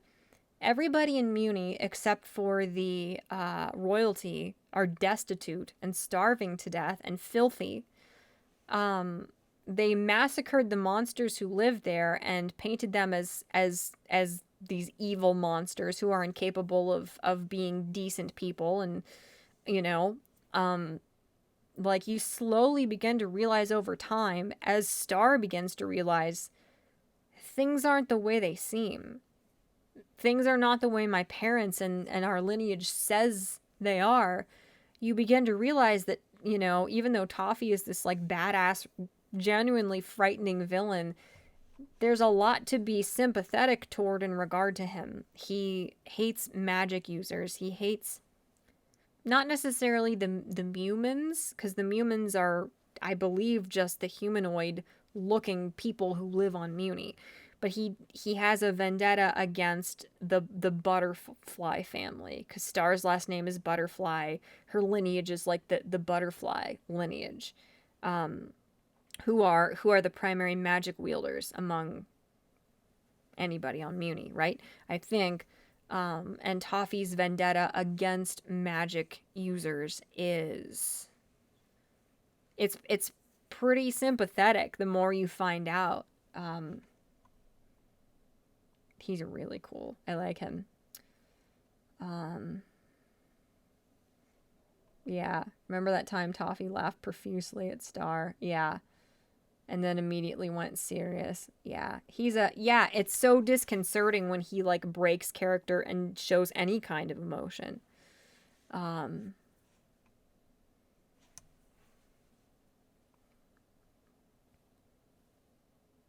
Is there like a pipe breaking in my 45-year-old house, or is there a dog outside?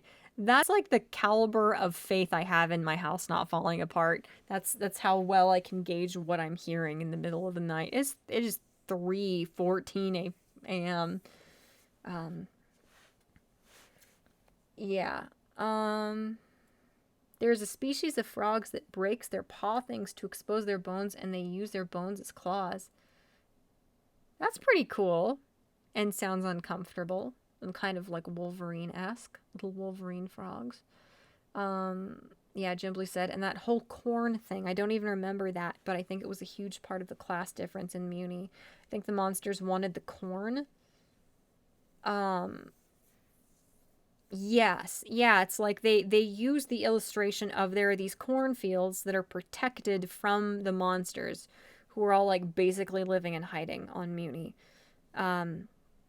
And it like that's it's really interesting because they use the imagery of corn, just corn, as the main example of the like class not struggle, but the massive imbalance of wealth between the royalty and the monsters and the people in poverty on Muni.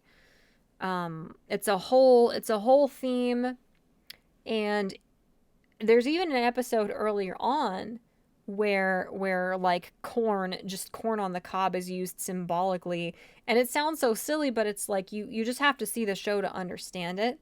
But it's fascinating too, because like later on they show that corn is like picked and manufactured by monsters that are kept as slaves.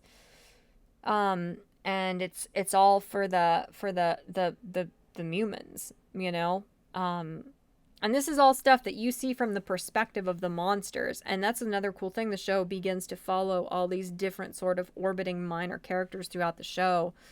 As the veil falls away, and as the narrative and the lie about Star's lineage and her family begins to disintegrate, they also begin to offer up other perspectives of monsters and other people who are not as lucky as her, who have not been able to live their whole lives inside of a lie because of how cushy and happy their lives were. I don't know. It's something that was a weird, I don't know, it sounded funny. It's not something that I can really effectively convey how they use these different plot devices and the symbolism and all the different perspectives. They do it so incredibly effectively. And yeah, the show just looks so silly and lighthearted that I was not prepared for how intense it gets at all. And so now I'm screwed. Oh, wow. I did a thing there. Now stop, Hair. I hate you. Now I am screwed because I was like, I'll watch this show for something to do. And now I'm invested. Even though I know how badly the writers just obliterate the show later on. Yeah, so it sucks. It sucks because I also see other people like talking about this stuff online, and they're all like, oh my god, I can't wait for this character to come back, or oh my god, I know this is what this was implying. I know that Marco is secretly this, and I know that we're going to find out that Star does this, and, you know, I know this person is going to come in and save the day, and, you know, people are theorizing about how is this character going to come back that they killed off, not are they going to. Like, it's so obvious that this character has to come back because they were such a good character. You can probably tell which character I'm talking about, as much as I'm trying not to spoil it. But, like, people aren't saying, is this character going to come back? Because there's no way they couldn't. And then they don't, because they're morons. They're just idiots, and they destroyed a show they wrote so well. It's so it's genuinely as massive of a disappointment as Game of Thrones was. It is that heartbreakingly bad, the way they ruined the show with incompetence. My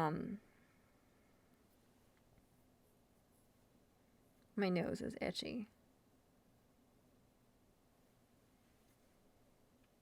Corn is pronounced maize tier. I don't know how to say that in Klingon.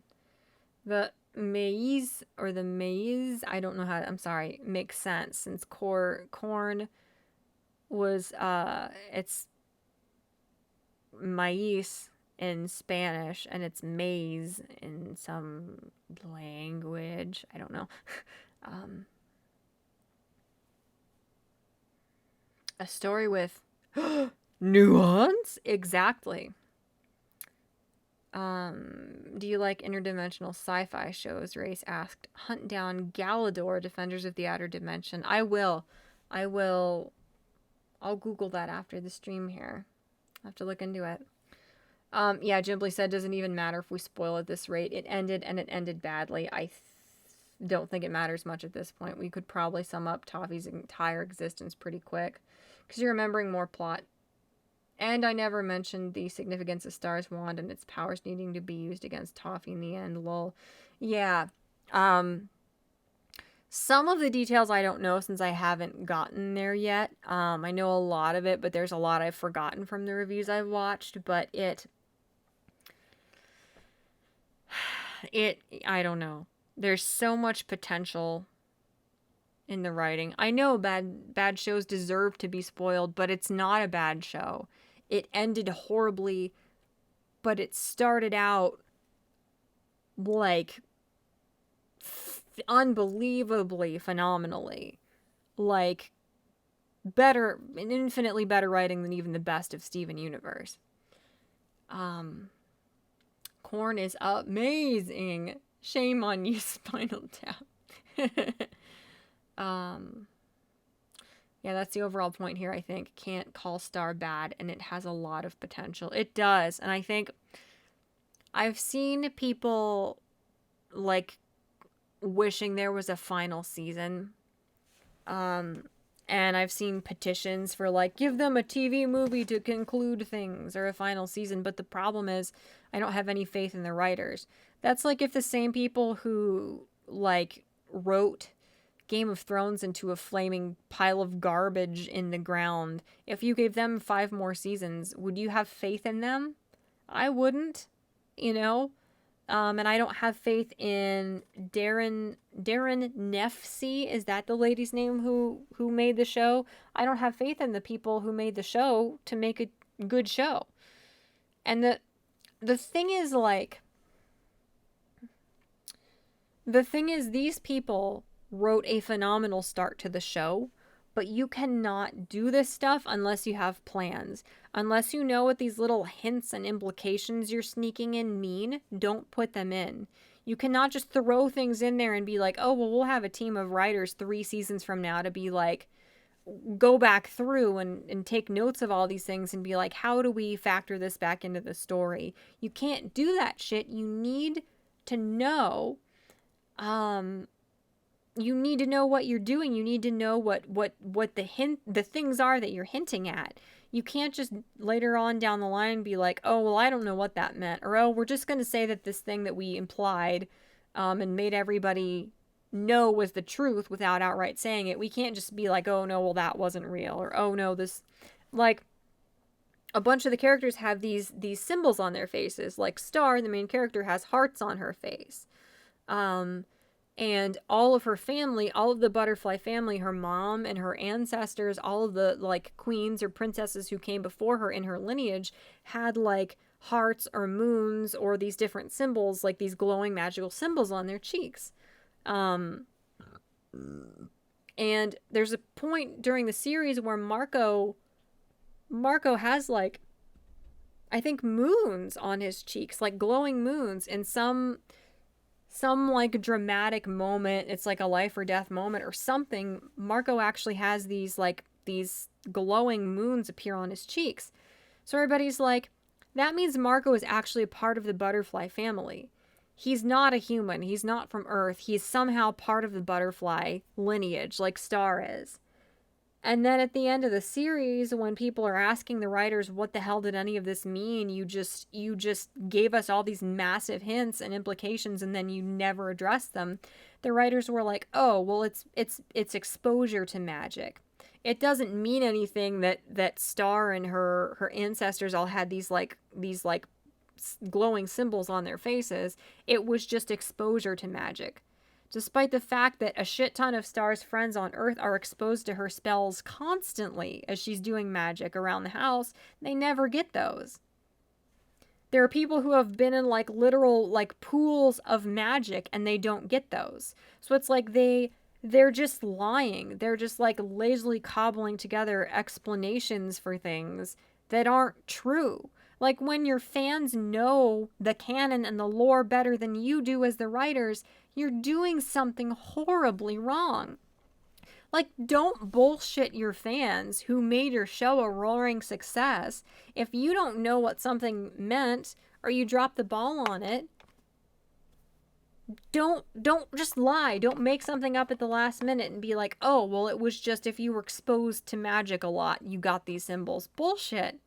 Your whole show disproves that. Like, don't just lie to your fans. It's so dumb.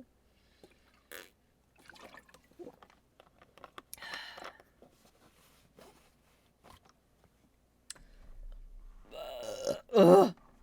Nothing wrong with corn, puns. I'm not acknowledging any of the corn jokes. You are shameful, you people. Yeah, I know, Jimbly. I saw that about the Mandalorian. I saw Chris and Veronica talking about that on Twitter. I think those symbols are genuinely attractive. I don't know. Like, it's too much detail for me. Any detail that, like, detracts from the eyes, I don't think is very attractive. Like, on Star, I think she would be a lot cuter if she didn't have the hearts. I don't know. Corn silk cures bladder infections. Corn silk? Really? Michelle put some diamond shapes on your face like Star and Leah from Kingdom Hearts. Lol. Diamond? Where were Axel / Leah's? Were they, like, here? I can draw, like, dumbass little hearts on my face with my lipstick. The stream has already gone so downhill, it's not gonna hurt anything. Hi. No, you can't come up here. There's candles and you'll knock everything down. You missed your chance to be cute. If you hit the power button, I'm throwing you out the window and you're gonna survive in the wilderness eating moles, okay? And garbage.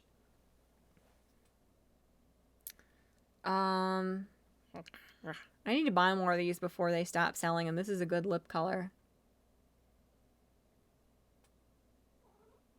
I know, that's my boy. What you doing, bad boy?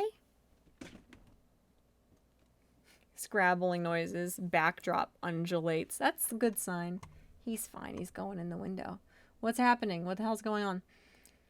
Do not start an arc plan story without the arc's plan. Yes. Absolutely.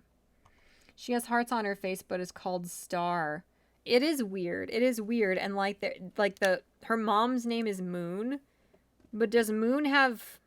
I'm going to just be a dumbass and go for it. Does Moon have moon symbols? Where would they be? Would they be, like, here? I don't know.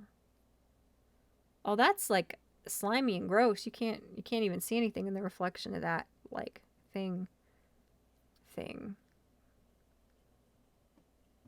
It looks stupid. I look like the weird, like... Oh my god, this is going really... this is going really badly. They're too big. I look like the creepy guy from Hunter x Hunter. Do you pronounce the X? I don't know. This is not going well. I got an Instagram notification, so that's good. Alright, frickin' look, face. This is not what I wanted. This is a lot more complicated than I thought it would be, and it's too large. I want to wipe it off. This was a bad decision. This is a very poor decision-making on my part. Oh, dear. So what you're saying is we should tell the truth? I know that's really radical memes. I know.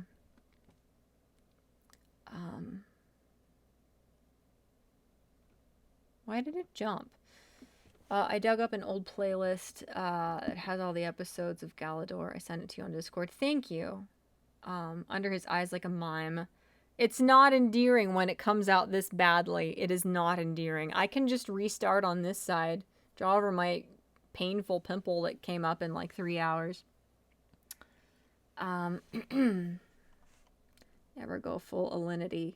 I will not go full alinity. My kitty is unmolested as of this point in time.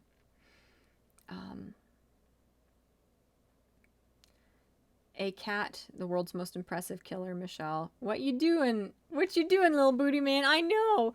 Dude, he is such a baby. He is such a, like, whiny, clingy baby. He would not survive in the wild. He would not. I'm just gonna freaking restart on this side and see if I can do it better.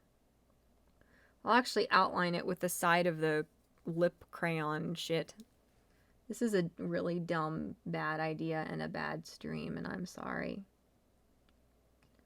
Cosplayers do it. Oh my god, this is so dumb and going poorly.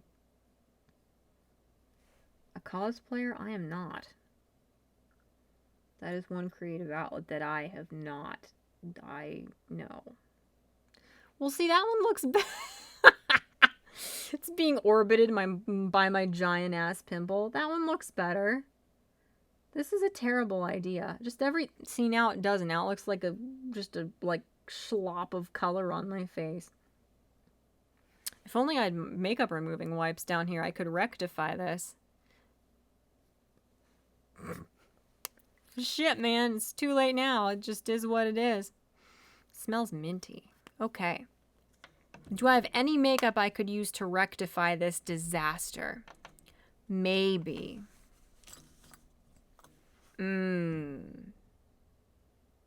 Maybe. I'm just gonna keep doing it. It's 3:30 in the morning. My life is spiraling out of control. I might as well just keep going. Jesus. This is a very, very poor decision making on my part, friends. Oh boy. Congrats, you're a J-pop star. I don't know. It's just Hunter x Hunter? Okay, I've heard it said like 12 different ways. She's going full clown girl. This is too much. This is a bad time. A bad time has been had by all. This is not good. Oh my god. Oh dear. It is not endearing. It looks like fucking dog shit, dude. You don't have to be nice. Going to go full Harley Quinn? I hope not. Next come the pigtails. No pigtails for me, sir. Thank you. Don't you fucking ICP me. That is too far. That is too far. We're going to the gathering. No whoop whoop fam. Fuck all of you. You're monsters. Here. If I can outline it with skin colored... That's racist. If I can outline it with, like, dyeing white person colored eyeshadow, I can fix the line work. Mouth fart. There can be only one. I'm not being nice. This is just my beta male side that finds things like this. Well, thank you. No fucking whoop whoop fam. You're all monsters. Rada whoop fam. How dare you, sir? Look. I can fix this. Famous last words. I can fucking... Oh, look at that. That's the perfect color. Fuck yeah. It's 4 a.m. What am I doing with my life? This is actually the perfect color. We're gonna save this. There's nothing to save. That's fine. Anyway. I think Joke probably went to bed at a normal, like, human hour. Methinks. That's where he went. He's not a child with his whole life to just play with like an imbecile like me. Look, dude, I fixed it. Shit, yeah. Ow, my pimple hurts so bad. Ow, ow, ow, ow, ow.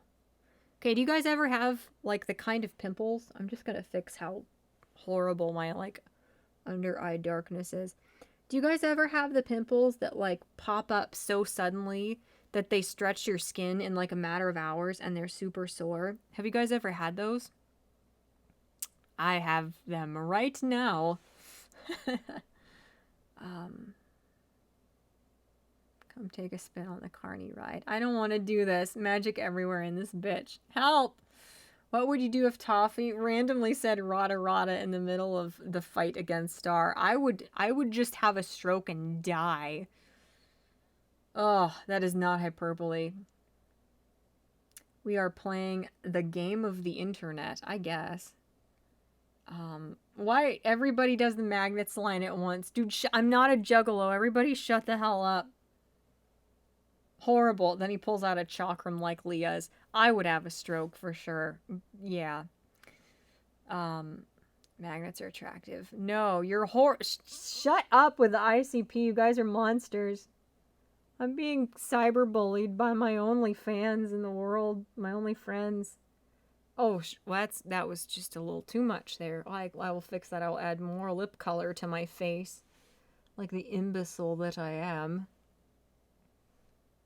This one is also much smaller than the other side, so I need to rectify that. Haha, rectify sounds like rectum. So anyway, this devolved quite well, I would say.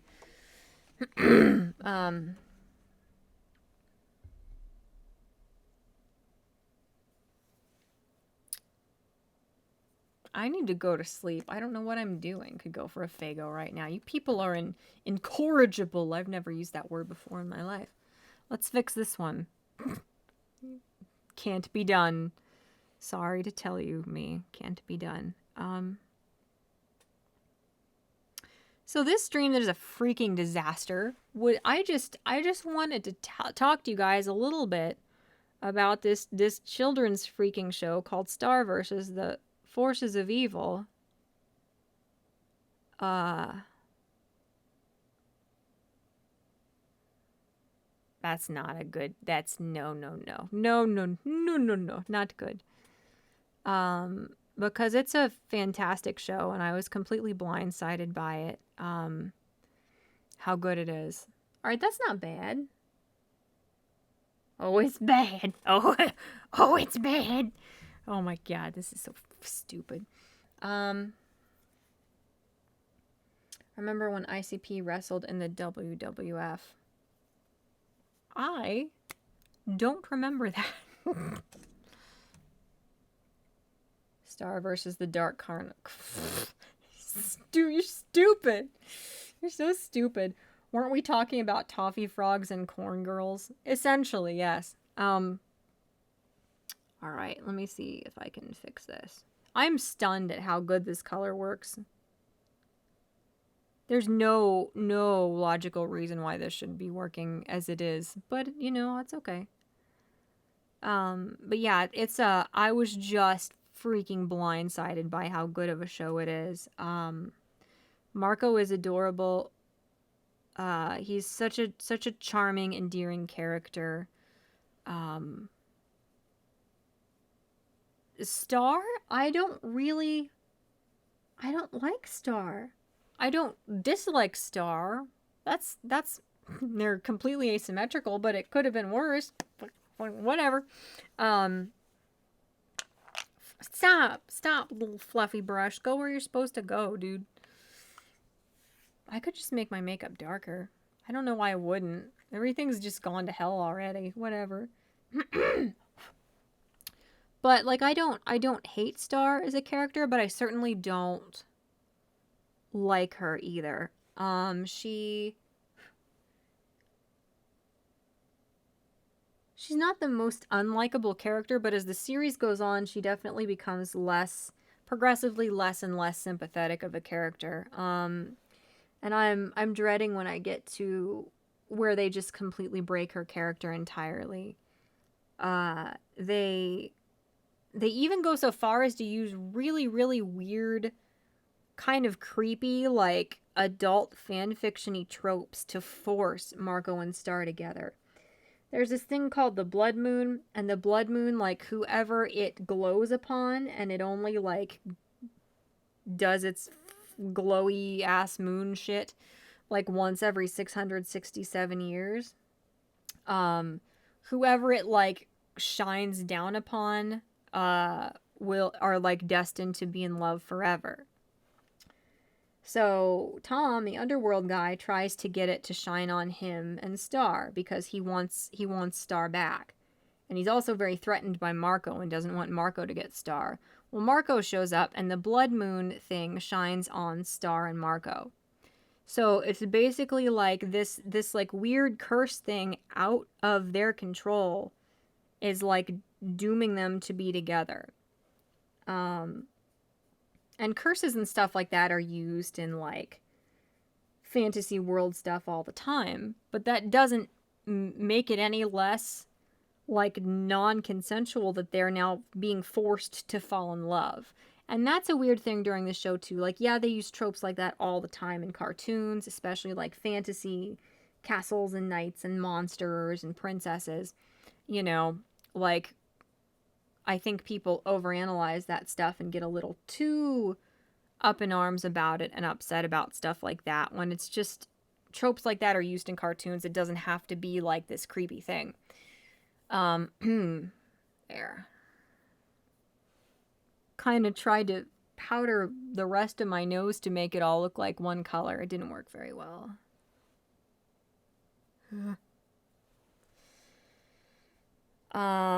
Just report Marco to ICE. Oh my god, no! He's a American child. But, so it's like, the blood moon thing happens. And yes, Tom is trying to, like, curse Star to be his, like, soulmate forever, which is not nice or good or moral or whatever. But then it shines on Marco and Star, and the more you find out about the curse throughout the series, you find out that, like, it's a curse. Like, basically, when you find out everything that you do in the series about the blood moon, it nullifies all of Star and Marco's, like, moments and attraction to each other. Here. I'm gonna put some lip gloss on so it's not the exact same color as my asymmetrical different sized hearts. That was not a drunk hiccup. Shut up. This stream could not go any worse, frankly. But so it's like the writers basically expose the fact that due to the way they make the blood moon curse work, you can't trust any of the moments where, like, Star and Marco had, like, romantic sweet moments throughout the show, because it was all manipulated by this curse. I mentioned it earlier, but I didn't say who it was because I didn't want to give spoilers for a cartoon that came out like 4 years ago. But there's an episode where Star and Marco are trapped in this magical, like, photo booth, and they have to kiss to get out. And then there's also the thing where, like, they're trapped in, like, the truth box thing, and they can't get out of it until they admit who they've got crushes on. So it's like, all cartoons do this. It's not a big deal. But how often, how incredibly frequently this show leans on those tropes that kind of eliminate consent or willingness from the picture. Consent to talk about who you're attracted to, consent in regard to who you're attracted to or who you have a romantic moment with or who you end up with. How often the writers of this show lean on this like kind of dubious consent, like, plot device idea. How often they do that to force the Star co-pairing is very strange. And, you know, I'm not the kind of person who gets, like, all huffy and up in arms about, oh, well, they had to kiss, or there was a romantic, you know, thing that fated them to be soulmates. I don't get, like, all huffy and uncomfortable about things like that. But it's like, when you are so bad at writing chemistry between these two characters, when you're not even capable of believably writing them falling for each other and getting together, to the point where you have to rely on half a dozen different tropes that force them basically to be romantically involved. That's a testament to how poorly you can write these characters, how incapable you are of writing an authentic relationship between them. Or it could just be a testament to how incompatible these two characters are, the way they exist as you have written them. It's just, I'm gonna make it worse. I'm gonna, like, set the makeup by putting blush on top of it with my finger. Pat, pat, pat. Pat, pat, pat. I got more blush on my finger than I did on my cheek. But, like, a lot of fans have mentioned this. Oh, now they're very dark. Oh. But it's weird. That's another thing that's very peculiar about this show. How heavily they lean on, like, we can't get out of this room unless we kiss. Oh, this, like, supernatural hell moon. If it shines on two people, they're doomed to, like, end up together. This thing won't let us out of the room unless we say we've got a crush on this person. it's weird. It's very weird how, like, heavily they lay that on. Like, it just comes off as them knowing because it's a fantasy setting, they can force the characters together with magic because they don't know how to write it. And so how old is Star supposed to be? 14. All of the main characters are 14. Star and Marco are 14. There's an episode where Star is vlogging on her laptop in the bathroom and Marco is in the shower in the background. I'm not crazy here to think that's inappropriate, right? Two unrelated 14-year-old kids who are almost definitely just heterosexual kids. I'm not the only one who thinks it's a little weird for them to, like, be in the bathroom while the other one is showering, right? It's just weird. It's weird how trusting Marco's parents are. It's like it doesn't even ever occur to them that Star and Marco might end up with crushes on each other, ever. It's very strange. And I said this on my Twitter thread too, like, it makes sense. Like, most 14-year-olds are fricking or thinking about fricking all the time. You know? That doesn't make it okay. That doesn't make it any less gross and awful and stressful to think about as an adult when you're like, oh my god, you stop, you little idiots. Stop, you're ruining your lives. But nowhere but on a Disney show would two characters who have crushes on each other be around each other unsupervised constantly, be in each other's rooms for hours at night unsupervised, be in the bathroom while the other one is showering in the bathroom and not have something happen. Or at least in no normal circumstance. In the real world, no parents... Okay, there are parents that dumb. But it would be very unusual for parents to be that naive. Like, okay, children of the exact same age who are at an age where you are just... Your hormones are on overdrive and all you can think about is reproducing. Have fun. Completely unsupervised constantly. Like, it's weird. It's a little weird. But yeah, it's like if I was a 14-year-old watching the show, I wouldn't think there was anything that weird. Like, I would think it was a little weird. I'd be like, oh, these people, I ship them. They're going to end up together. You know, but if I was a 14-year-old, I'd be like, they're close friends. They're responsible. They know what they're doing. It's not weird. As an adult, I'm like, oh my God, where are your parents? Why is this should never be happening. This is so weird and inappropriate. I don't know. But yeah, they're 14 during the show. You know, it's an age where you're obsessed with romance and things like that. But it's weird as someone older to watch that. You know, I don't know. You look adorable now with the star shapes plus the bangs. Thank you. Maybe they don't have any consent laws in their world. Well, I'm sure they don't. They're just like these ignorant, like self-obsessed, kind of crappy people. The royalty seems to be. It's not love and consent if you're twisting their arms. Yeah. I'm sorry, Jimbly. Did it really enhance it by, like, putting the blush on to keep it from melting off my face before I go to bed? I got away with the opposites attract device for my hero and heroine of my novel. Novel. Who'da thunk it? Yeah. Marco's like 50. Hi, Kate Uncle. Marco lied about his age so he would not be deported. No. Is this one of those parents never seen shows? They're seen, but very rarely. Like, there's an episode where Star is in Marco's room with him in the middle of the night, and Marco's mom wanders by just to make some goofy comment to embarrass him in front of his friend. Like, I don't know, man. If I was a parent and I had a 14-year-old boy, and we had a 14-year-old girl who was his roommate and his best friend and they were inseparable, one, this situation would not arise. But two, if they're like all like rumpled and sleepy in their pajamas standing in my 14-year-old son's room in the middle of the night when I walk by, I'm not going to be like, ha ha ha, funny dumb parent remark, and just keep going. Like,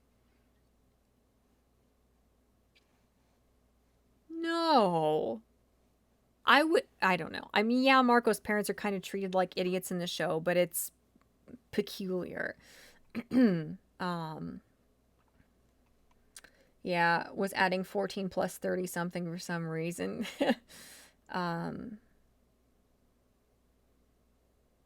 Yeah. Well, yeah, like most teenage adventure shows, it would be a lot less fun if the parents cared about their well-being. That's very, very true, you know? It wouldn't facilitate it being very interesting for sure. And it, like, Star and Marco never hook up or anything. It's nothing like that, obviously, as a Disney cartoon. But it's just as an adult looking in on it, it's like this makes me anxious. It makes me very anxious. Um, but one of the things that's really fascinating that I was going to mention earlier, oh poor Booty Man, he's just on the arm of the couch like, well, I'm trapped in here forever while Mom talks to the light up squares on the wall. Oh, I'm sorry, honey. I'm sorry. I love you. You be patient. Mama's gonna be done soon, okay, kiddo? Okay, honey. He's like, Mom, let me out of the room. I'm trapped. You wanted in, fool. It's not my fault. Fuck, I don't, whatever. The cat is fine. The cat might want to snuggle. Please don't come. Oh, no, he's coming over. I gotta blow out my candles. But he won't like the smell, and then he'll be even more offended and won't come to snuggle. This is a strategy game, and I'm losing. Whatever, I'll blow the candles out. I'll blow the candles out and I'll put the lid on. Oh my god, I told you guys my IQ is in the 140s. I am amazing. So, one of the things that is really fascinating about this show, one of the episodes I watched earlier that was really, really good, so the way they travel between dimensions in this show is they have dimensional scissors. That sounds absurd. It is absurd, but it's really cute. They have just scissors, except you just use the scissors to cut a portal to whatever dimension you want to go to, and you jump through. There's a finite number of dimensional scissors created by a supernatural being. They're only given to people worthy of them. And people have talked about this being a plot hole because how do Star's irresponsible friends get dimensional scissors? How did the one villain, Ludo, get dimensional scissors? But what I always thought was like Star's wand gets stolen by people a couple times during the series, and when it gets stolen, it immediately morphs its appearance to suit the person wielding it. So what I always thought is like, yeah, there's a finite number of these devices that help you travel between dimensions, those being the scissors, but like anything, they get passed around and people end up with them who shouldn't have them. Doesn't mean those people were given the scissor. I don't know, whatever. But so there's an episode where Marco borrows Star's dimensional scissors. Ugh, I'm dying. Oh my god, help. I'm absolutely. It's fine. I'm not dying. Where'd my cat go? It doesn't matter. But so Marco borrows Star's scissors, and he's using them to cut holes to like travel through space-time so he can like reach through and get a Happy Meal. The dogs need walked, so he like puts them through the dimensional like rift to the dog park and is holding the leashes from his bed. He gets incredibly lazy due to borrowing Star's dimensional scissors. So he's misusing them.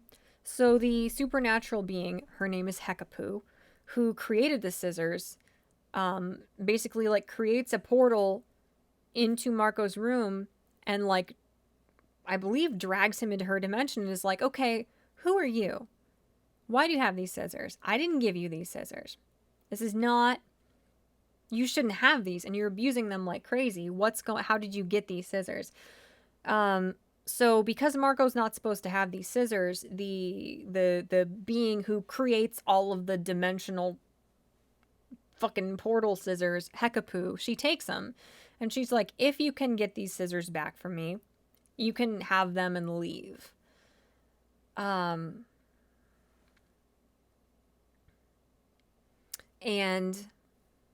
where's my cat? Yeah, this is a bad sign. Where did the cat go? Famous last words. Indeed. He's fine. He's just sleeping somewhere. Heyo, I'm back. When did you get the heart cheeks? Yeah, when I made a bad decision, I drew hearts on my face because everything was going downhill already to see if I could get them to look symmetrical. They don't. But they came out better than I thought they would. Anyway, so yeah, you missed a disaster, but actually a disaster is still going, so it's fine. Yes, everything's fine. So I'm sorry, this episode, Marco gets pulled into the dimension where she makes the dimensional scissors that everybody uses to create portals and travel. She takes them from him and says, if you can get them back for me, you can leave my dimension. You can have them, and you can use them to get home. But she can, like, create doppelgangers. So Hekapoo creates, like 50 doppelgangers of herself. And she's super cute. Her character design is really, really cute. And she has, like, a little, like, wick and a flame above her head. Me too, shoulders. Crackly pop old person sounds. Whatever you say. So she tells Marco, like, if you can blow, like, the flame out above my head, you can have the scissors back. So he tries to blow the flame out, and then that, like, person disappears. So he realizes she has doppelgangers.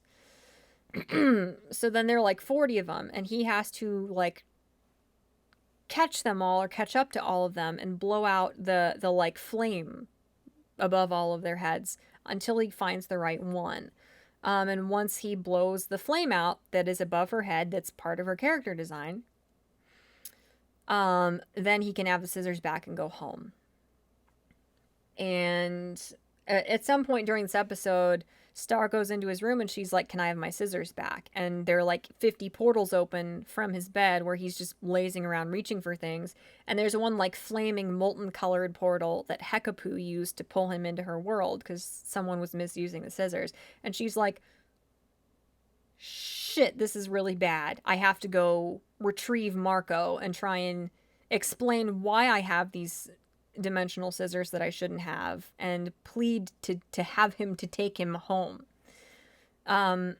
So anyway, Marco is like, he knows karate, so he's kind of good at fighting and stuff. That's why he's useful to Star. That's why he's a convenient character to be Star's like roommate and best friend in the show. He can help her, like, she's got her wand and she can fight off villains when they come to steal her wand, and he has karate to fight off villains.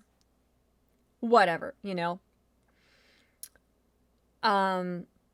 So, you know, Marco is trying to, like, blow Hekapoo's flame out, but he has to, like, chase, and track down and chase and, like, catch up to all of her doppelgangers and eliminate them. To figure out which one is really her, because he's like, I will not give up. I will not leave until I get Star's scissors back for her. Such a peculiar thing to explain. You've got to watch the show, but good night, Race. Farewell. Thank you for humoring me. Thank you so much, dude. I will check Discord after this. But you know, so Marco commits and he's like, I'm not leaving until I get those scissors back. So basically he accepts her challenge. And then it cuts to Hekapoo in her lair, her home, where she uses this like molten magical lava to like mold these scissors, these dimensional scissors that she gives out to people who are worthy of having the ability to open portals and travel. And Marco comes in there, and he's 30 years old, And he's like tamed this dragon creature that he rode to her lair.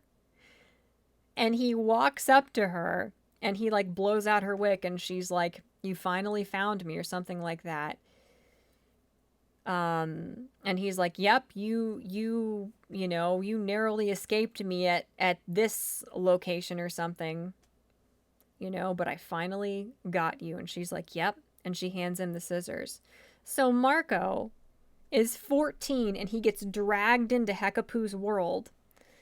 And he accepts her challenge because he wants to get Star's scissors back that he borrowed. So he spends 16 years in her dimension, growing from a teenage boy into a man, dedicated to getting these scissors back and hunting Hekapoo down in this world and chasing down and basically killing all of her doppelgangers as he gets to her. And it takes him 16 years to track her down and blow out her flame.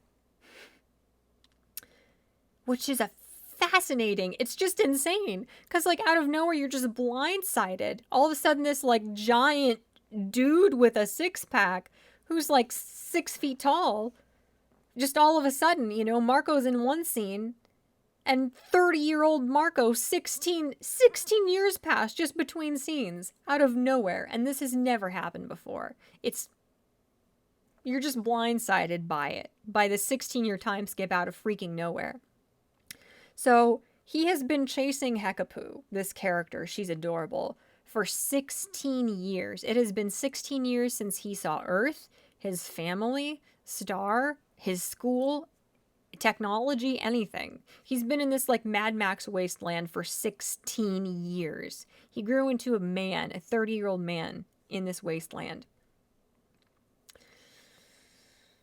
And then, you know, Star shows up and Star's just her normal self. And she's like, "Marco, are you here?" And she's like, "Oh my God, who is that?" Because she sees this gorgeous, like ripped 30-year-old man with a deep, suave voice and a six-pack. This like rugged, you know, hardened man. And then he's like, "Star, it's me." And I think he hugs her and he's like, I was like gonna come back or something. Like, "Don't you recognize me?" And she's like, "Oh my God, the hot man is Marco. What the hell happened?" And Hekapoo's like, "Yeah, I forgot to tell you, time moves differently in our dimension. So it's been like 5 seconds in your world since I pulled you out of it, but you know, it's been 16 years here." So yeah, Star, as soon as she comes back in her room to get the scissors back and sees Marco is gone, goes after him. But he's 16 years older when she hops out of the portal. It's a fascinating idea. It's so fascinating. And she's like, "All right, Marco, well, you're coming home, right?" Star says that. And Marco's like, "I just spent over half of my life here. I grew into a man. I became everything I am and learned everything I knew. My entire reality for like greater than the amount of time I spent on Earth has been here in this world. Everything I am and everything I know happened here. Like the last 16 years of my life, I've been like alone with Hekapoo, chasing her down. I tamed this beautiful like dragon creature that is my only companion. I grew into a man." And Star's like, "What? You're not gonna come home with me?" And it's like, he like looks at her and it's like the show portrays it as this knowing thing, like, "Yeah, of course, it's always been Star. It's all about Star. This was all for Star, so of course you're going back to her." And he's like, "Yeah, okay." And he's like, "Hekapoo, take care of my dragon creature named Nacho that I raised and have been with for possibly like 16 years. You know, take care of my pet that I've had for over half of my life. It was nice knowing you. My whole life, 16 years of my life have been chasing you and pursuing you." And it's like they have this rapport. It's like he's got more chemistry with Hekapoo in this one scene where he like he's this big suave buff guy and he strides right up to her and he blows out her flame and he's like, I finally caught you. And she's like, yeah, you did. It's like he has more chemistry with this being that creates the devices that allows you to travel between dimensions in this one scene than he has had with Star in the 35 episodes before this, you know? Um, and yes, it was all for Star. Yes, it was because he was determined to get something back he borrowed from Star that he chased Hekapoo for 16 years. Um, but it's like he became a man. He became everything he is. He was like alone in this world with this one other being who he clearly knows almost intimately because he has been chasing her and they've had this insane like Samurai Jack scale adventure together for 16 years on this in this dimension where it's seemingly just him and her. 16 years. And then this self-centered, like kind of ignorant, sort of mean, um, bratty kid shows up, this 14-year-old girl, and she's like, well, you're coming home, right, Marco? And with very little persuasion, he's just like, yeah, okay, I'm leaving. Goodbye, being that I've been chasing for 16 years. Who I became a man while I was chasing, who's been the entirety of my reality for 16 years. Goodbye, loyal, beloved pet that I have been with for 16 years. 16 years he's been with Hekapoo. And he throws that all away with almost no thought process involved or no time needed to make the decision for this girl who's been his roommate for a couple months. This teenage girl who was his roommate when he was a teenager for a couple months. Like, and the show portrays it as like, yeah, obviously this is going to happen. It's all for Star. It's all about Star. Of course he's going to go back to Star, but it doesn't make a lot of sense. A lot of people ship Marco and Hekapoo, and it makes perfect sense that they would. Because he spent 16 years. He became a man. He became an adult chasing her and with no one else but her. Like, it makes a lot more... They have more chemistry in the one scene where he, like, strides up to her and blows out her flame than he's had with Star in the whole show. But he leaves his pet. He leaves this woman who's been his whole reality for 16 years to go back with Star, who's just this kind of like ignorant, self-centered 14-year-old girl with no discipline. That was incredibly frustrating to me. The episode was done incredibly well, but it was really frustrating. Yeah. Thexor said, he grew up, she didn't. Black Romeo said, don't they change his appearance to make him look 14? Jimbly said, he turns 14 on Earth. Black Romeo said, like he's still 30, but looks 14. Exactly.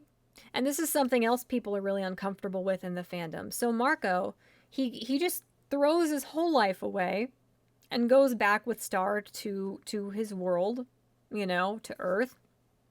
And when he steps out of the portal in his bedroom, he's 14 again. That's just how time works. Because he stepped back into Earth time where only like 3 minutes have passed, he's still 14 in that world. So Marco is a 30-year-old man. He has lived for 30 years. He learned to survive on his own in the wilderness in like a Mad Max desert-ass world. He's been alive for 30 years, and all of a sudden, he's back on Earth in a 14-year-old body. And that is an amazing decision the writers made. That is fascinating. Because it doesn't matter that he's a grown man. It doesn't matter that he lived on his own without technology or without his family or schooling or anything to do with the culture he's from for 16 years. None of that matters. When you're a 14-year-old boy, no time has passed since your parents last saw you, since you last went to school. You didn't miss a day of school. Nobody's going to look at you differently or treat you differently because you're a 30-year-old man in your head. Because you're physically still the 14-year-old boy you were like that morning when you saw your classmates. And that is that is insane. I love how fascinating that is. But the thing is, then Marco just goes back to being his normal self the next episode. He doesn't act that much older. He doesn't act that, like, sobered. And even though he is a 30-year-old man trapped in a 14-year-old's body, he still pursues Star. He still kisses her. He still dates Jackie, who's his age. He still dates other people who are his age, who are 14 when he's a 30-year-old in his brain and he's been alive for 30 years. It's weird. It's very weird, and that's something the fans were really weirded out by, rightfully so. Like, what is he going to do? You're in a 14-year-old's body. Your parents birthed you 14 years ago. You've been going to school for like 12 years. You know, your friends and your neighbors have known you for 14 years. You can't be like, well, I'm a 30-year-old in my mind, so I'm going to date 30-year-old women, and it's creepy for, you know, like, what can he do differently? He's still 14. He's pulled back out of this world he's been in for 16 years and became a man in, and he's still 14. So it's like, what else can he do? But that doesn't make it less weird that he's been alive for 30 years and was a grown-ass man, and now he's still pursuing and obsessed with Star, who's 14 years old, and acts like the most self-centered 14-year-old stereotypical teenager of all time. It's weird. It's very weird. Like, I love that episode, but it's weird. Yeah, Marco the Barbarian. Which Care Bear are you? I have no clue, memes. Exactly, Jimbly said, all character development reduced to vanilla. Kate Uncle said, I felt it didn't really affect his character much, though. Still seems like a teenager. Like, what the heck? Yeah, it's weird. The writers stole that from Narnia. I suppose so. They kind of did, didn't they? Yeah, it would be cool if it had actually changed him. Yeah, he should act at least a little bit more, like, jaded and reticent and sober or mature, like a tiny bit. But it's like it never happened the next episode. You can't do that. Like, the one thing that I love at the end of that episode, I just love it, is like, he sits down on his bed and he's like, wow, I'm back on Earth again. Star walks out of the room. She's just a child and is, I don't know, she's just an emotionally unavailable, self-centered child. Marco goes to his laptop and he opens his laptop and he's like, I don't remember my passwords. Because it's been 16 years. And he goes back and he sits down on his bed. Just that little detail they included. He's been gone for 16 years. He's like, what am I supposed to, I have to keep living as a 14-year-old boy now. He opens his laptop, is like, I don't remember any of my passwords. Like, that detail was amazing. That was so effective. But yeah, you know, then it really, he's been alive for 16 years that we missed in the show, just between one scene and the next one, and it doesn't really affect his character development. And he still pursues this incredibly ignorant, selfish, not very nice 14-year-old girl. So it is weird, you know? What season was this episode? It was season 2. It was around, maybe like around episode 6, between episode like 6 and 12 of season 2 somewhere, I think, Jimbly. That was potential. It was potential. That's the longest I've sat on my foot without it being too painful. I'm learning, or my feet are dying. But yeah, like, it was a phenomenal, captivating episode. And then they didn't do anything with it, really. Yeah, Romeo said they could have done so much with that concept. How does one try to get used to being a kid again? Exactly. Yeah, Jesus' series got bad fast. Yeah, how did they do that? Like, they almost did it convincingly with, like, even though Marco was like, my whole life is here, like chasing after this like beautiful, otherworldly, supernatural being of a woman, and with my like beautiful dragon companion I've traveled with. But like, it's always been Star. Is there any question?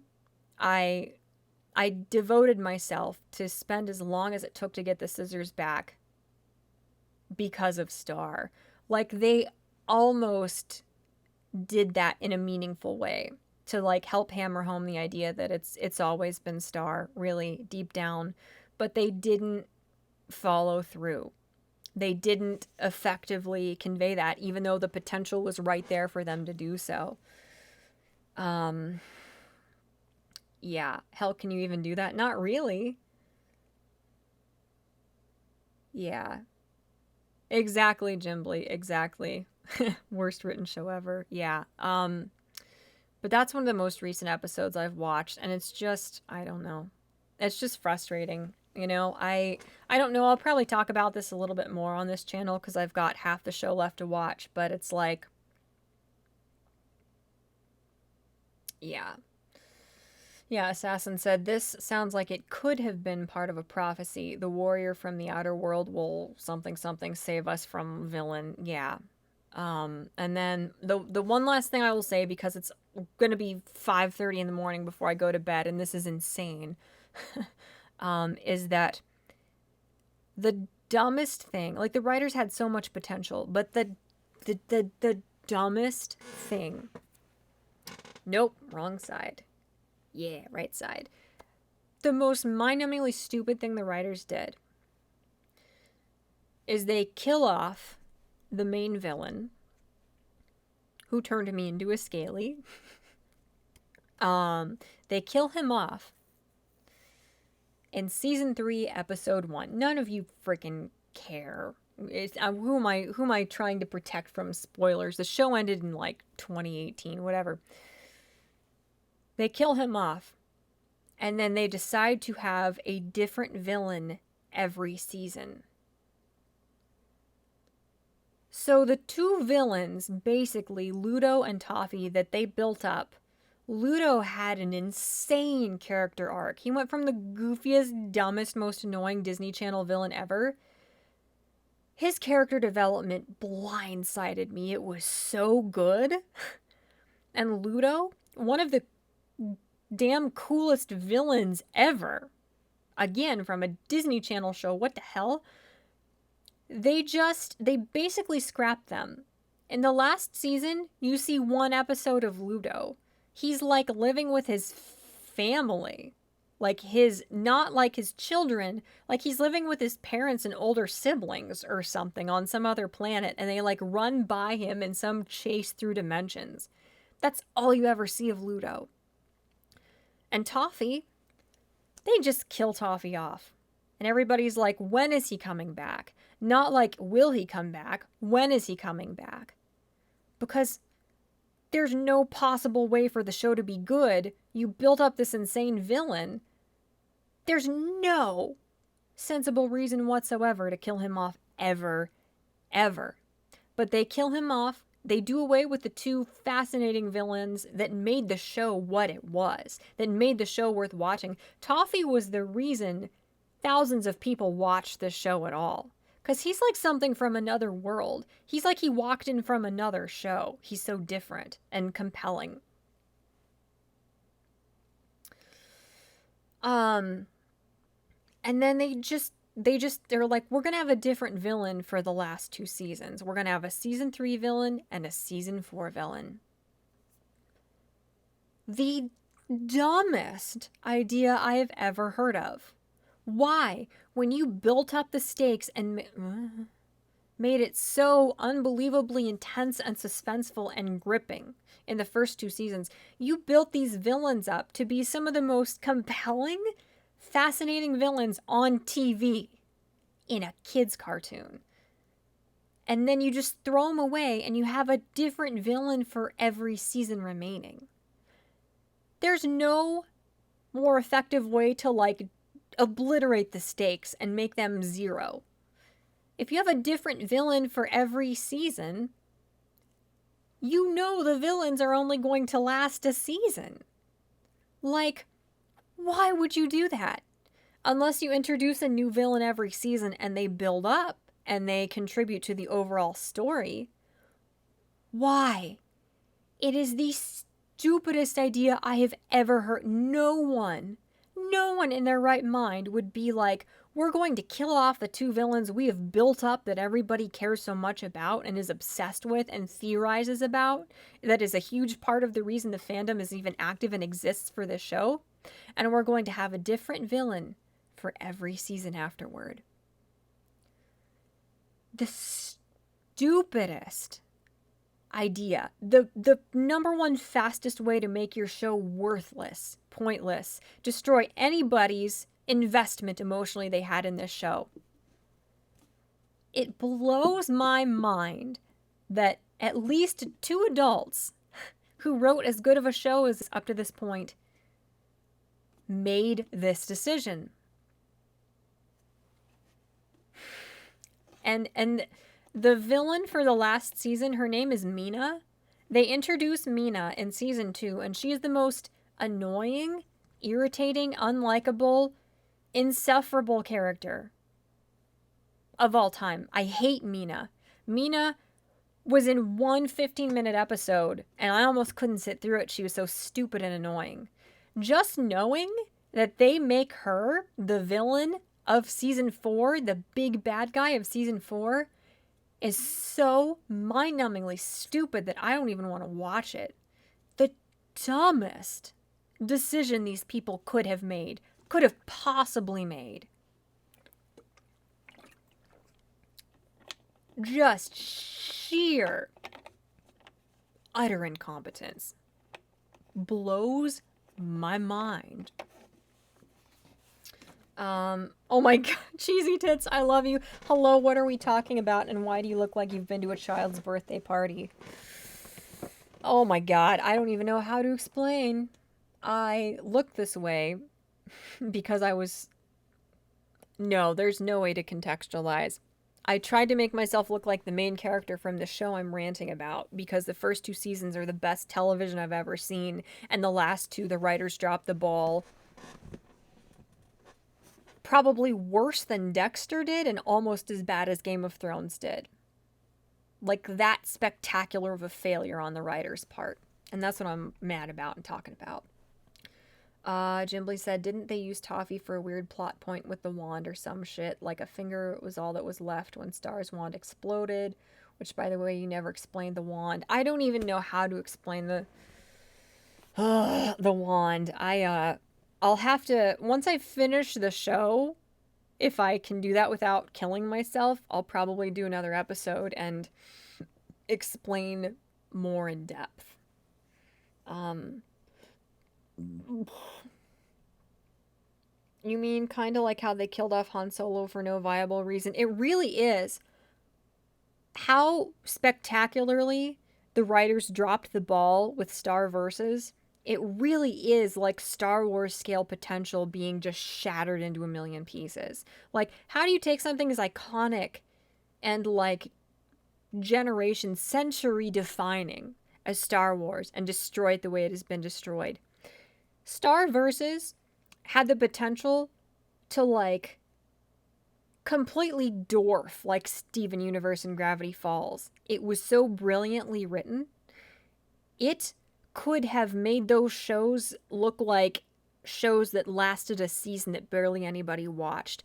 It had the potential to be the most massive show. And the writers, like, you should win an award for being that. Like, destroying a show as spectacularly and thoroughly as the writers of Star Versus did, the same way like the morons who ruined Game of Thrones did, there should be an award. Because it takes a dazzling amount of stupidity to take that phenomenal of a story, that phenomenal of character development, and completely dash it into worthlessness. Like, that takes something that most people don't have.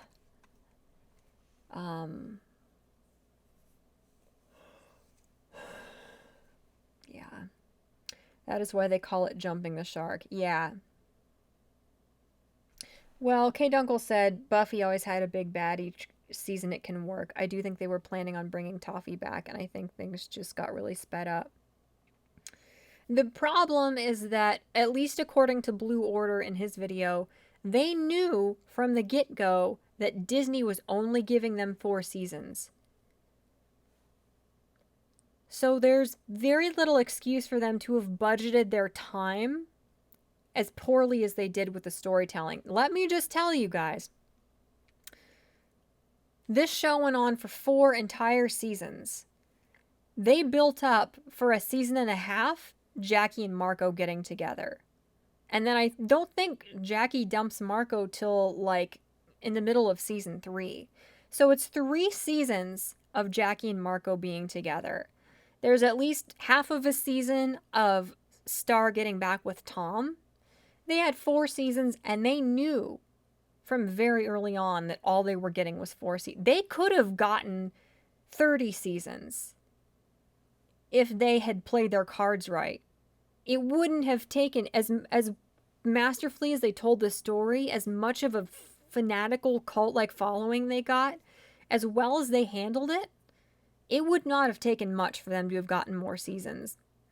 But they destroyed this show. They destroyed any chance of the show ever being rebooted, anything. So they spent like 3 9/10 seasons dicking around and having Star and Marco get with all different characters, not getting together, liking each other, but never like really even starting a relationship. And then over the span of 2 days, the end of the series takes place. And in those 2 days, Star and Marco start like dating and get together. The day before, Star was dating Tom, by the way. And then the very next day, she and Marco get together.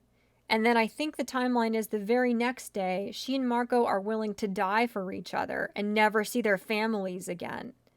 And be like trapped together in some like hellish dimension forever. You had 4 seasons to get these characters together. And you don't even get them together until the day before the show ends. What were you doing? Why did you spend 2.5 seasons getting Jackie and Marco together? Why did you waste so much time on having Star get back together with Tom? Why did you have Marco date Kelly? Why did you have any of this shit happen when you knew you had a finite amount of time to tell the story and tell it believably? Like I said, like 18 fucking times, even the people who shipped Star and Marco were not happy with this ending. Because it made no sense. It was not satisfying. It was as hollow and meaningless and made you feel as dead inside and alienated as like Jamie and Brienne, how that was handled. Like, that was how coherently and satisfyingly it was when Star and Marco got together at the end of the show. Meaning nobody felt anything. Because it's like you don't even know these characters. It's like when everybody died and shit at the end of Game of Thrones, I didn't feel anything. I wasn't mad. I wasn't frustrated. I wasn't sorry. I wasn't upset with the characters for behaving the way they did. Because it was like, I don't know these people. These are not the people I have followed and gotten invested with. So I don't care what happens to them. They're wearing the same skin. They have the same voices as the characters I loved. But I don't know who these people are. Why would I care what happens to them? That's how the fandom felt at the end of Star versus the Forces of Evil. Because they had to break Star and Marco's characters. They had to turn them from these charming, reasonably likable kids. Marco was an incredibly endearing, charming character. I love that kid to death. They had to turn them into these self-centered, deceptive, obsessive, dysfunctional stalkers to break the plot and force them together because there was no authentic way to do it. It really sucks. It really sucks. There's so many parallels with how Butch Hartman, because he was so obsessed with getting Danny and Sam together,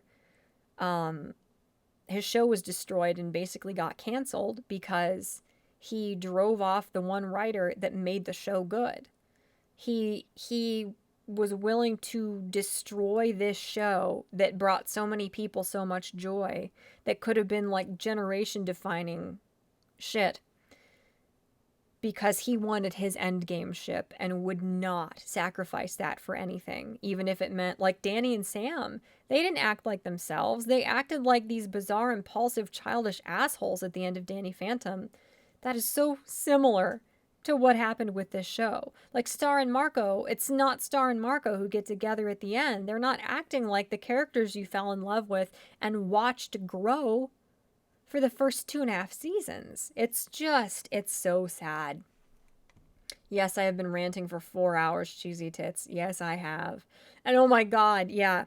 Yep, Jimbly embarrassed me harder than I've never been that flustered before, ever. Even when I was like talking to my heroes and they like peer pressured me to let me on their live stream.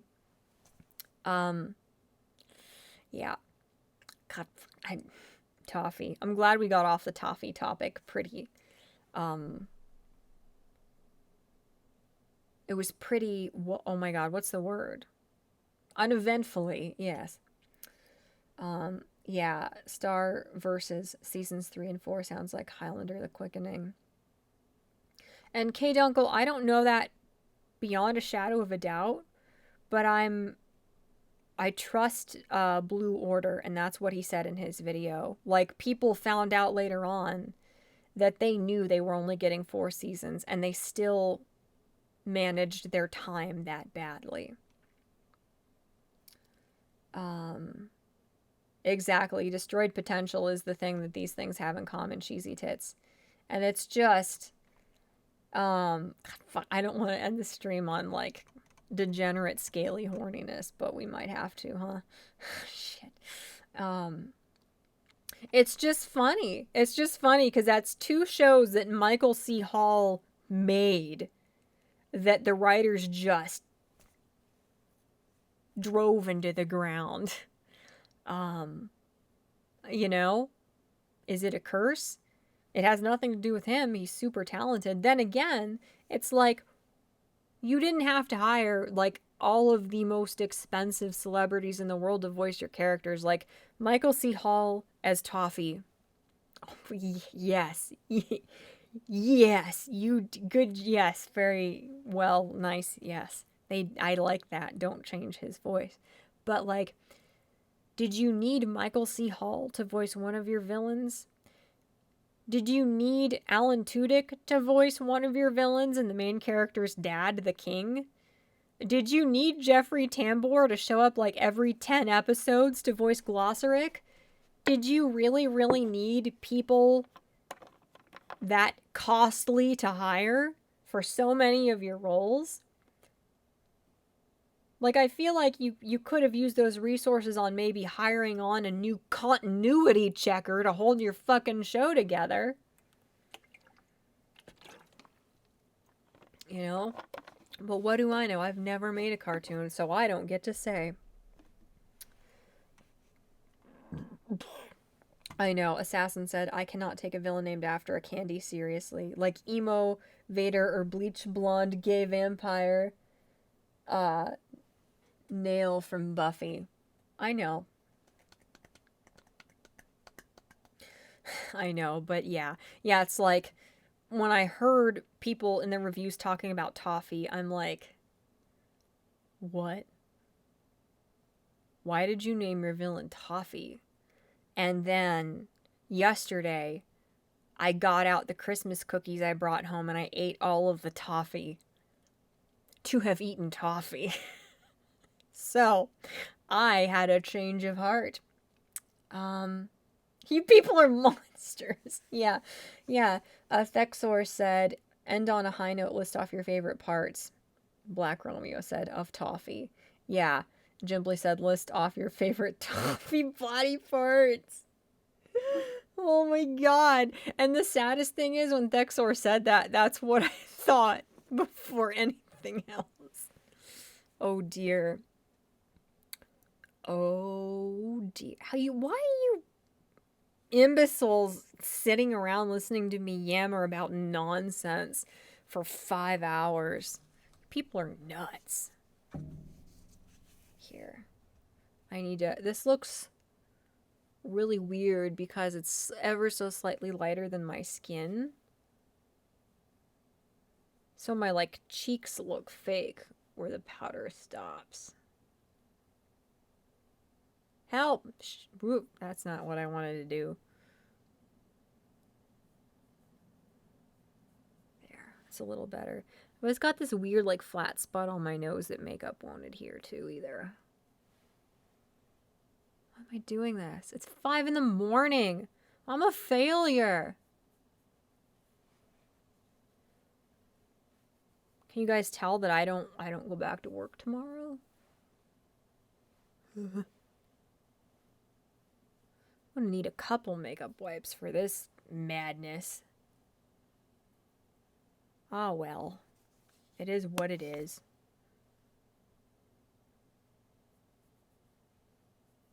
There. I have the theme song in my head. Star Versus has the most catchy theme song of, like, anything I've ever watched. And the same guy who did the Gravity Falls. Is that what the show is called? My brain is... I'm sleepy time. The person who did the Gravity Falls theme did the Star Versus theme song, and that's why it's so catchy. It is so... It's so good. It's very good. You people are monsters. You people are absolutely monsters. Screw you guys, dude. Oh my god. Do not write fan fiction about me and Toffee. Why? Why? Why would Toffee ever have any interest in me? Look at me. I'm an imbecile. Oh my god. You people are monsters. I hate you. I hate you just so fucking much, dudes. Oh my god. Monsters. Cheesy Tits said, I just miss you, Lamau. I don't have twatters anymore. I know. Cheesy Tits, you need to use Discord more often. We can at least talk on Discord, or you can scream at the idiots in my Discord about all this. That would be something. I know it's not Twitter, but... Oh boy, love you, failure. You have 20 people staying up all night watching you put hearts on your cheeks, and you call that a failure? Alright. That's true. You guys are the best. Literally just finished Star, and I decided to look up YouTube content on it, and there you were. Thanks for being up and talking. You are so welcome. What a weird coincidence. Like, the show isn't that old, but it's just old enough that it's kind of, you know, it's interesting to come across people who just finished it too. I know the song and I don't even watch it that much. It is so catchy, and I do like the 8-bit theme to the music in the show. It's really cute. Yeah, assassin. Oh, hi, Viable Ninja. What's up, dude?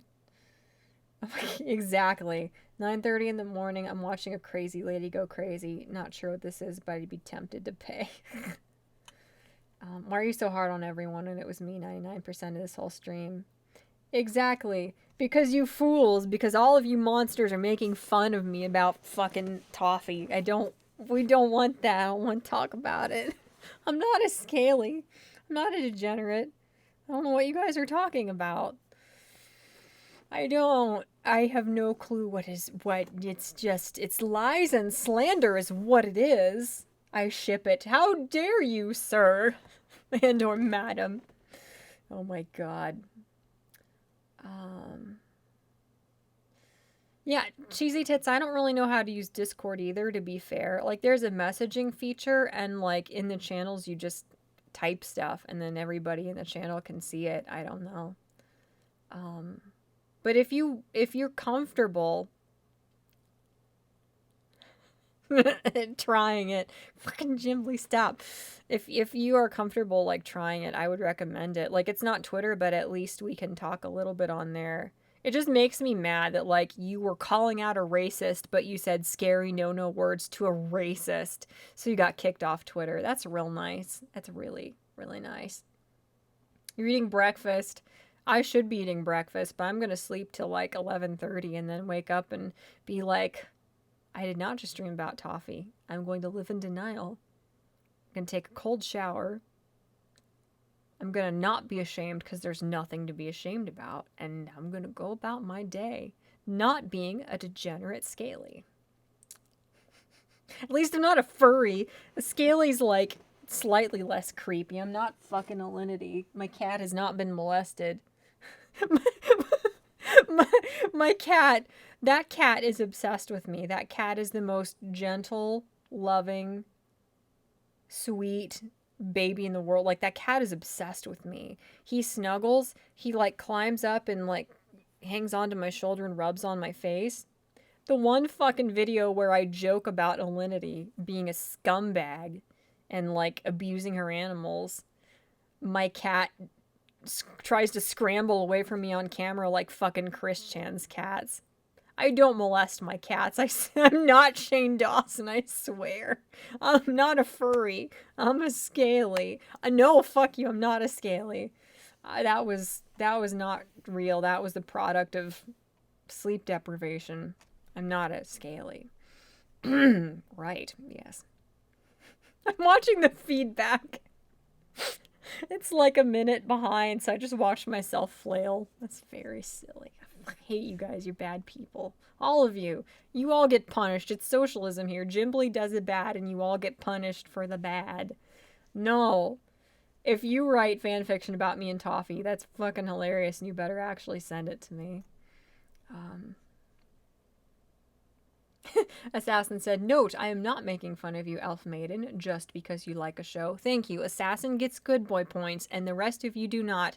He's seen Iraqis molest donkeys. He deserves a break. My God. Oh, you did tell them you hope their kids get AIDS? That's just a hope. I hope I'm a millionaire someday and become friends with the... I hope that someday I'll be in a sleepy cabin podcast. That doesn't mean it's gonna happen, obviously. Like, that's not over the line. You can have all the Toffee. I don't know. Dude, no! Jim, please stop! You fucking sound like Psychic Pebbles. Shame on you. What is wrong with being a scaly? Nothing. I'm just not one. At all. There, that's my fanfic. Toffee becomes your pet and you start molesting him over the course of the story. Oh my God. Thanks for this TED Talk. You're welcome. Exactly. Featuring the worst chat moderator ever. Yes, we don't judge here. Wait, Assassin gets good boy points and I don't get good boy points. That is so not fair. Spinal Tap, you kept your mischief pretty minimal this time. I appreciate that. No, I'm not a scaly. Shut up. Oh, you're gross and stupid. Oh my God. Oh boy. Yeah, at the beginning of the stream, Jimbly he just fucking... What is this, the phrase in the show? He dipped down. He just fucking dipped right the fuck down. No easing into it. No joking about it. He was just like, let's talk about... No. Yes, Cheesy Tits, you get good boy points. You absolutely get good boy points. You also get my chair making a farting sound that it will never fucking replicate no matter how hard I try. I love when chairs... Don't you just love when chairs make a farty sound and then it was the chair, but you can never make it make the same sound to prove to your friends it was the chair? That's my favorite. Is there a Toffee body pillow? Can you have body pillows custom made? Oh boy. If I just look up Toffee body pillow, there aren't body pillows of the squishy, like, kind of hard candy, right? Oh no! Oh no, it auto-completed. Oh no. Uh-oh. I might be making a purchase later. Oh no, it's just the candy. Wow. Well, the internet's weirder than me for once. Whatever. There is a store on Etsy. Well, I'm like 99% sure custom body pillows are a thing. Well, you can absolutely get custom made. Don't ask me how I know. I would not last long in your Discord. Yeah. I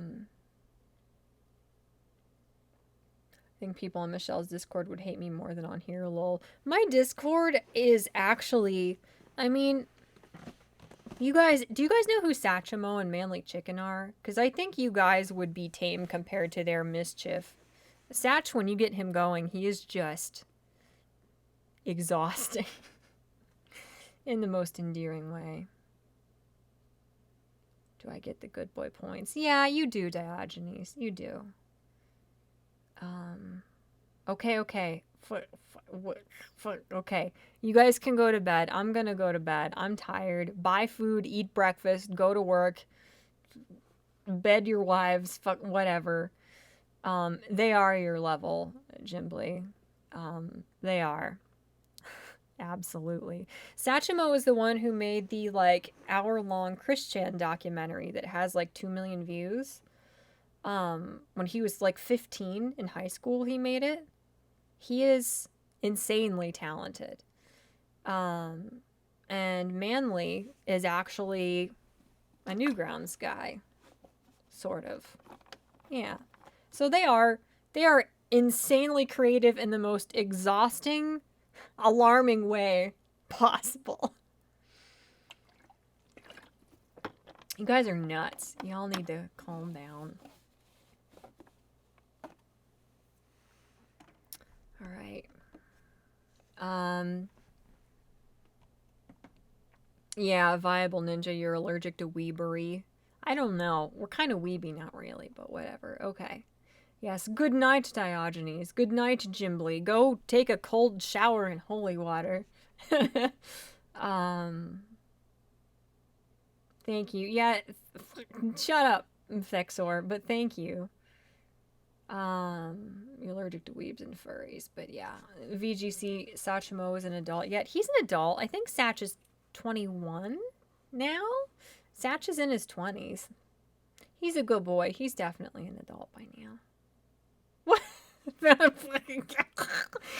Black Romeo said, found a picture of Toffee wearing biker leathers and a mesh vest. Yeah, that one's on my hard drive already. And on that note, I think I'm gonna go fucking away now.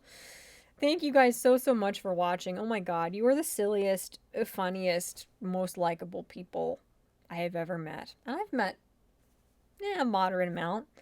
Thank you guys. I genuinely do appreciate you guys listening to my ranting about this show. This kids show that, holy shit, blindsided me by how intense and good it is. No, it was a lot of fun. Thank you guys so much. I really appreciate it. Do I need to do this spiel or whatever? Like, comment, and subscribe if you feel so compelled, and don't share my stuff. Ain't nobody need to see this. You guys didn't need to see this. I put my arms up and my... Oh, I like the way the color changes on my webcam when I put my arms up. That's much nicer. I'll have to have arms up streams sometimes. I'm distracted. But anyway, thank you guys so much for your support. I really appreciate it. This was an incredibly nonsensical, absurd stream, and you guys still were patient enough to humor me. It's Starverse is a phenomenal show. Like, I want everybody to watch it and shit, so everybody else is as depressed as I am. But yeah, it blew me away how good this kid show is. So, I don't know. Thank you guys so much for being silly shit and humoring me, but I fucking scratched a hole in the wall with my nails. Thank you guys for everything. I love you very much. Shut up about Toffee, monsters. I'm gonna take my poor little cat that, like, slept the whole night in the pile of stuff behind my backdrop here. And I will see you guys again soon. And shit, whatever. I don't know. Bye bye. I'm gonna hit end stream now. Farewell. Oh boy. Are you sure you want your stream to end? Not yet or end.